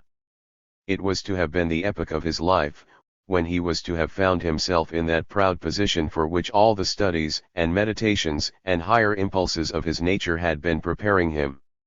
It was a keen trial of a man. Every one of his friends and old companions were candidates, and with sanguine prospects. Lord Henry was certain for a division of his county, Buckhurst harangued a large agricultural borough in his vicinity, Eustace Lisle and Vere stood in coalition for a Yorkshire town, and Oswald Millbank solicited the suffrages of an important manufacturing constituency. They sent their addresses to Coningsby. He was deeply interested as he traced in them the influence of his own mind, often recognized the very expressions to which he had habituated them. Amid the confusion of a general election, no unimpassioned critic had time to canvass the language of an address to an isolated constituency, yet an intelligent speculator on the movements of political parties might have detected in these public declarations some intimation of new views, and of a tone of political feeling that has unfortunately been too long absent from the public life of this country. It was the end of a sultry July day, the last ray of the sun shooting down Pall Mall sweltering with dust. There was a crowd round the doors of the Carlton and the Reform Clubs, and every now and then an express arrived with the agitating bulletin of a fresh defeat or a new triumph. Coningsby was walking up Pall Mall. He was going to dine at the Oxford and Cambridge Club, the only club on whose list he had retained his name, that he might occasionally have the pleasure of meeting an Eton or Cambridge friend without the annoyance of encountering any of his former fashionable acquaintances. He lighted in his walk on Mr. Tadpole and Mr. Taper, both of whom he knew. The latter did not notice him, but Mr. Tadpole, more good-natured, bestowed on him a rough nod, not unmarked by a slight expression of coarse pity.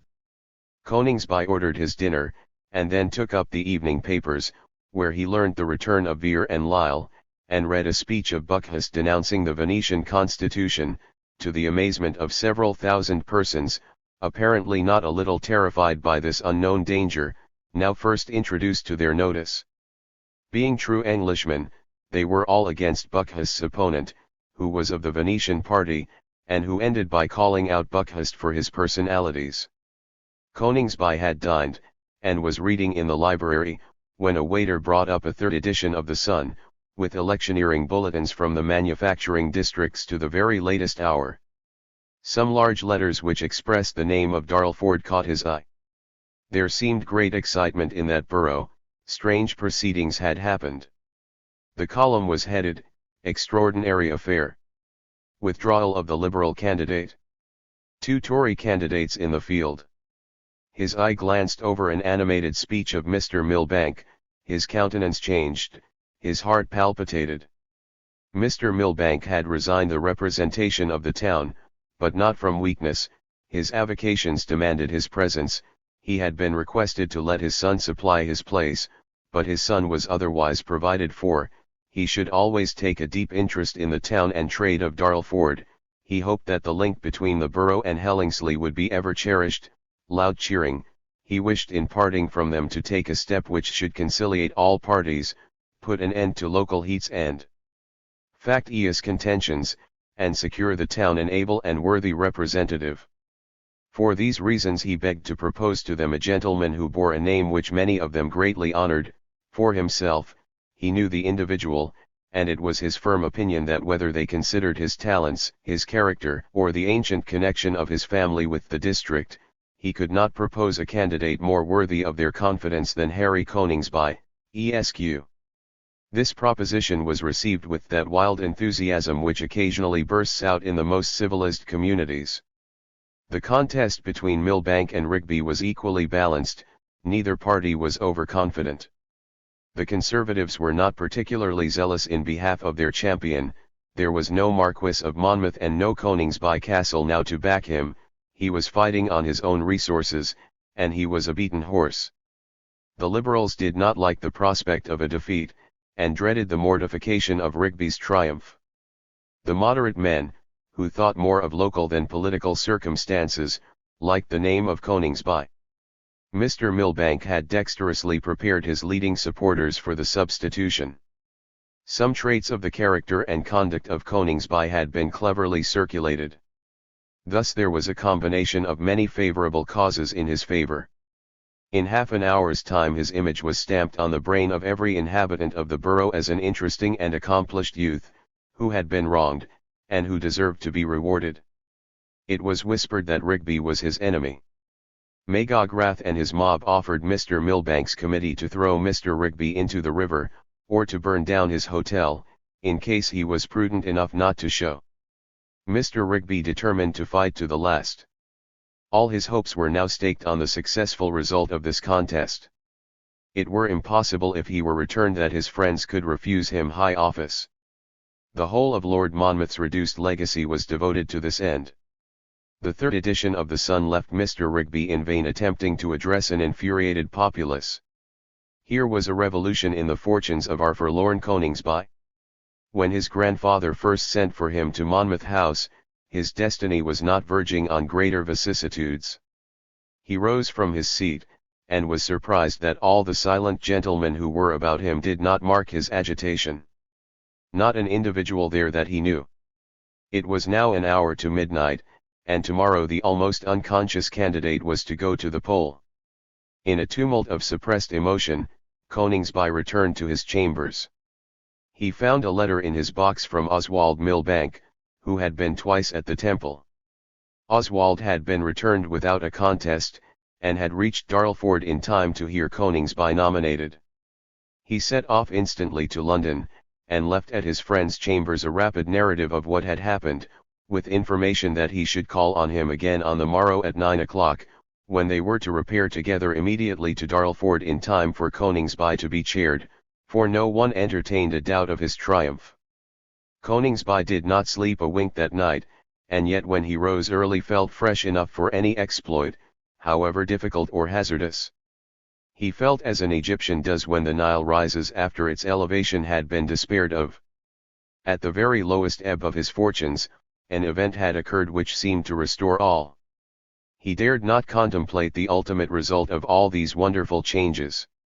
Enough for him, that when all seemed dark, he was about to be returned to Parliament by the father of Edith, and his vanquished rival who was to bite the dust before him was the author of all his misfortunes. Love, vengeance, justice, the glorious pride of having acted rightly, the triumphant sense of complete and absolute success, here were chaotic materials from which order was at length evolved, and all subsided in an overwhelming feeling of gratitude to that Providence that had so signally protected him. There was a knock at the door. It was Oswald. They embraced.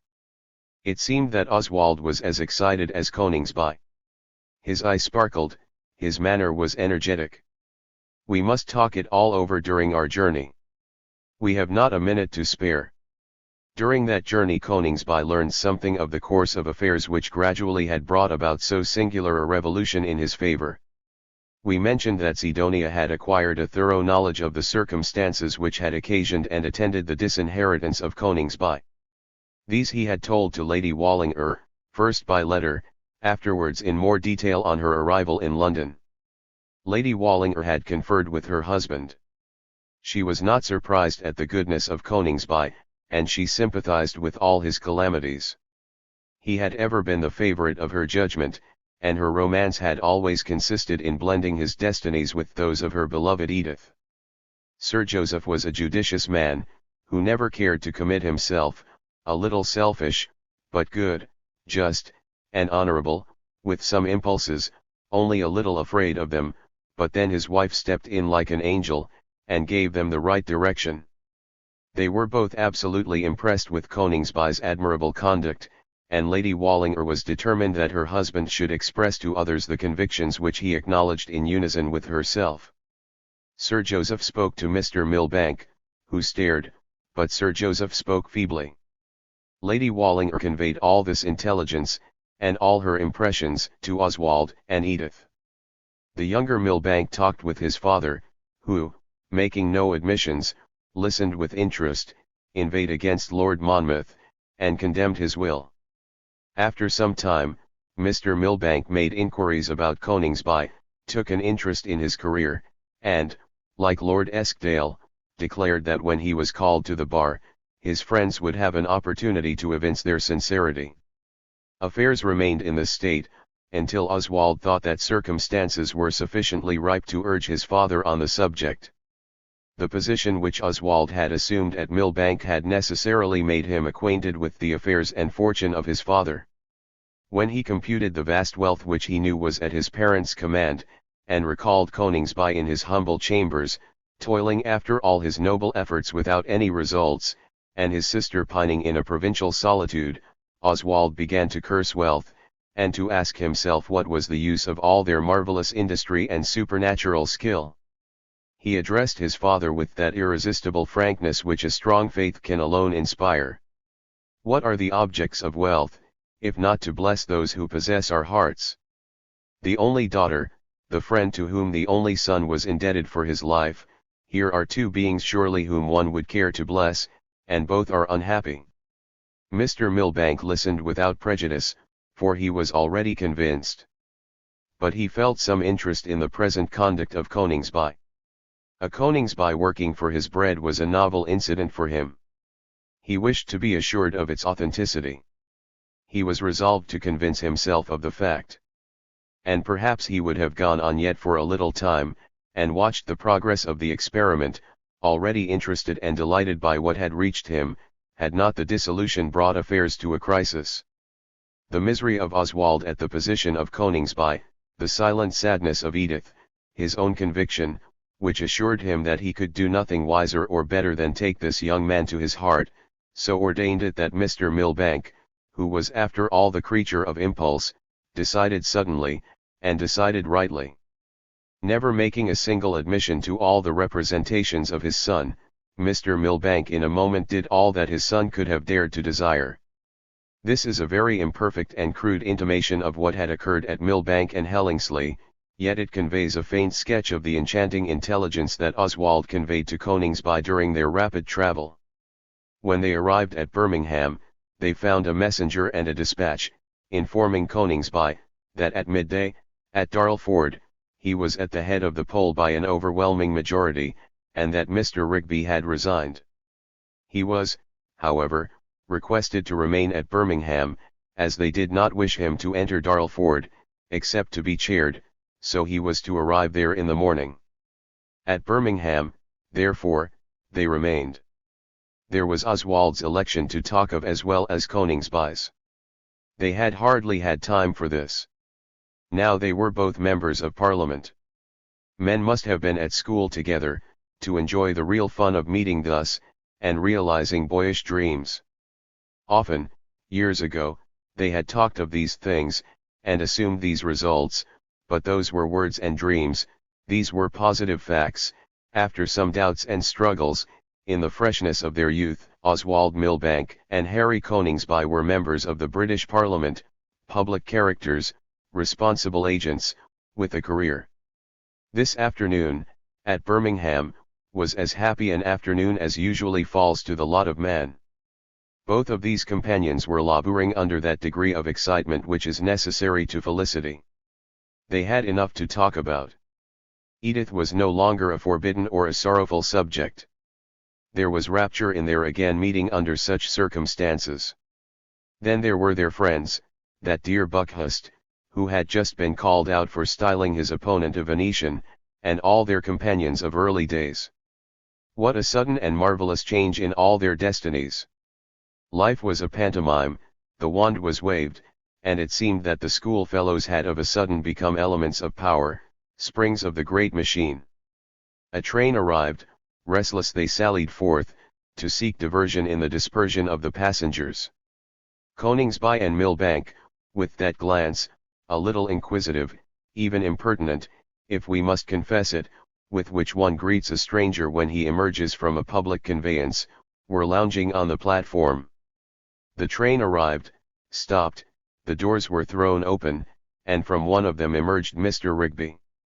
Coningsby, who had dined, was greatly tempted to take off his hat and make him a bow, but he refrained. Their eyes met. Rigby was dead beat. He was evidently used up, a man without a resource. The sight of Coningsby his last blow, he had met his fate. "My dear fellow," said Coningsby, "I remember I wanted you to dine with my grandfather at Montham, and that fellow would not ask you. Such is life."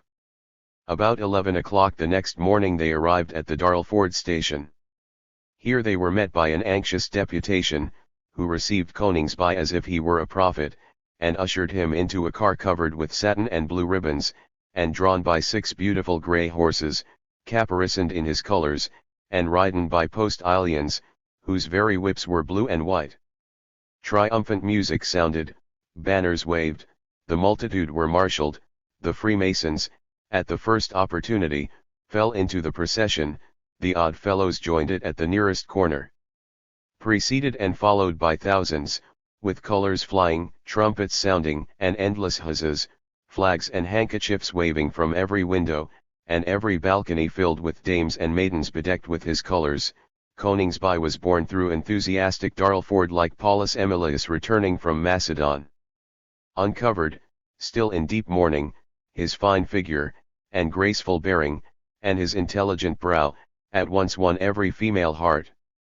The singularity was, that all were of the same opinion, everybody cheered him, every house was adorned with his colors.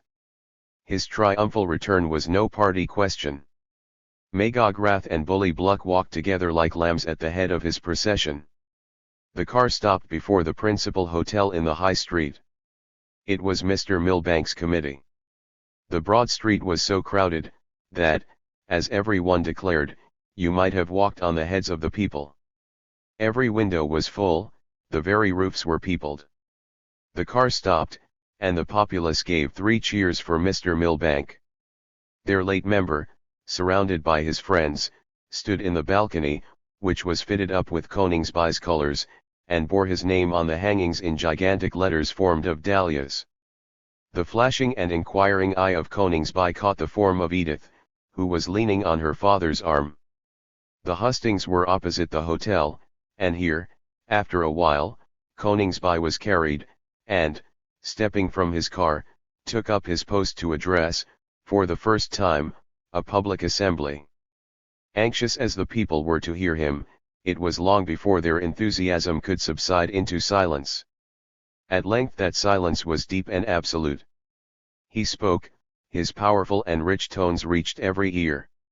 In 5 minutes' time every one looked at his neighbor, and without speaking they agreed that there never was anything like this heard in Darlford before.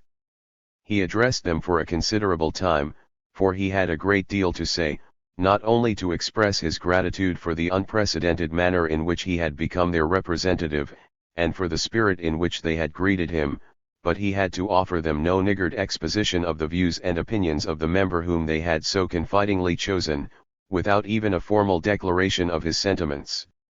He did this with so much clearness, and in a manner so pointed and popular, that the deep attention of the multitude never wavered. His lively illustrations kept them often in continued merriment. But when, towards his close, he drew some picture of what he hoped might be the character of his future and lasting connection with the town, the vast throng was singularly affected.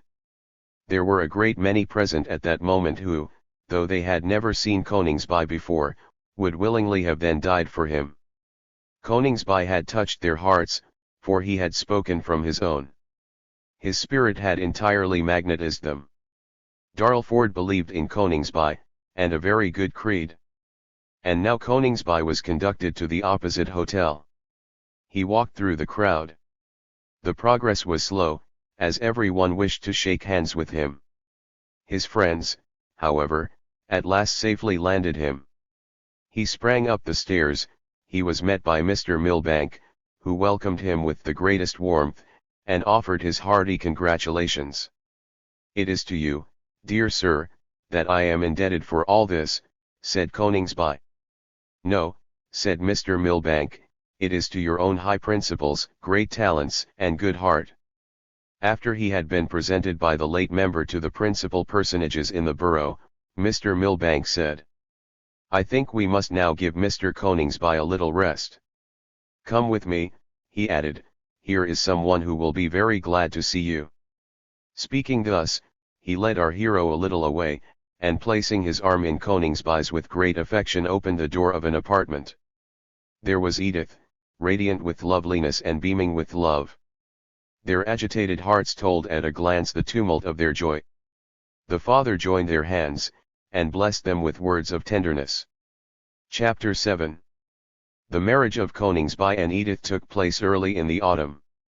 It was solemnized at Millbank, and they passed their first moon at Hellingsley, which place was in future to be the residence of the member for Darlford. The estate was to devolve to Coningsby after the death of Mr. Milbank, who in the meantime made arrangements which permitted the newly married couple to reside at the Hall in a manner becoming its occupants. All these settlements, as Mr. Milbank assured Coningsby, were effected not only with the sanction, but at the express instance, of his son. An event, however, occurred not very long after the marriage of Coningsby, which rendered this generous conduct of his father-in-law no longer necessary to his fortunes, though he never forgot its exercise. The gentle and unhappy daughter of Lord Monmouth quitted a scene with which her spirit had never greatly sympathized. Perhaps she might have lingered in life for yet a little while, had it not been for that fatal inheritance which disturbed her peace and embittered her days, haunting her heart with the recollection that she had been the unconscious instrument of injuring the only being whom she loved, and embarrassing and encumbering her with duties foreign to her experience and her nature. The marriage of Coningsby had greatly affected her, and from that day she seemed gradually to decline. She died towards the end of the autumn, and, subject to an ample annuity to Villibec, she bequeathed the whole of her fortune to the husband of Edith. Gratifying as it was to him to present such an inheritance to his wife, it was not without a pang that he received the intelligence of the death of Flora. Edith sympathized in his affectionate feelings, and they raised a monument to her memory in the gardens of Hellingsley. Coningsby passed his next Christmas in his own hall with his beautiful and gifted wife by his side, and surrounded by the friends of his heart and his youth. They stand now on the threshold of public life. They are in the leash, but in a moment they will be slipped. What will be their fate? Will they maintain in august assemblies and high places the great truths which, in study and in solitude, they have embraced? Or will their courage exhaust itself in the struggle, their enthusiasm evaporate before hollow-hearted ridicule, their generous impulses yield with a vulgar catastrophe to the tawdry temptations of a low ambition?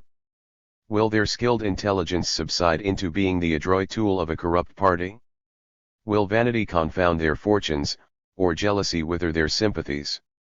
Or will they remain brave, single, and true, refuse to bow before shadows and worship phrases, sensible of the greatness of their position, recognize the greatness of their duties, denounce to a perplexed and disheartened world the frigid theories of a generalising age that have destroyed the individuality of man, and restore the happiness of their country by believing in their own energies, and daring to be great?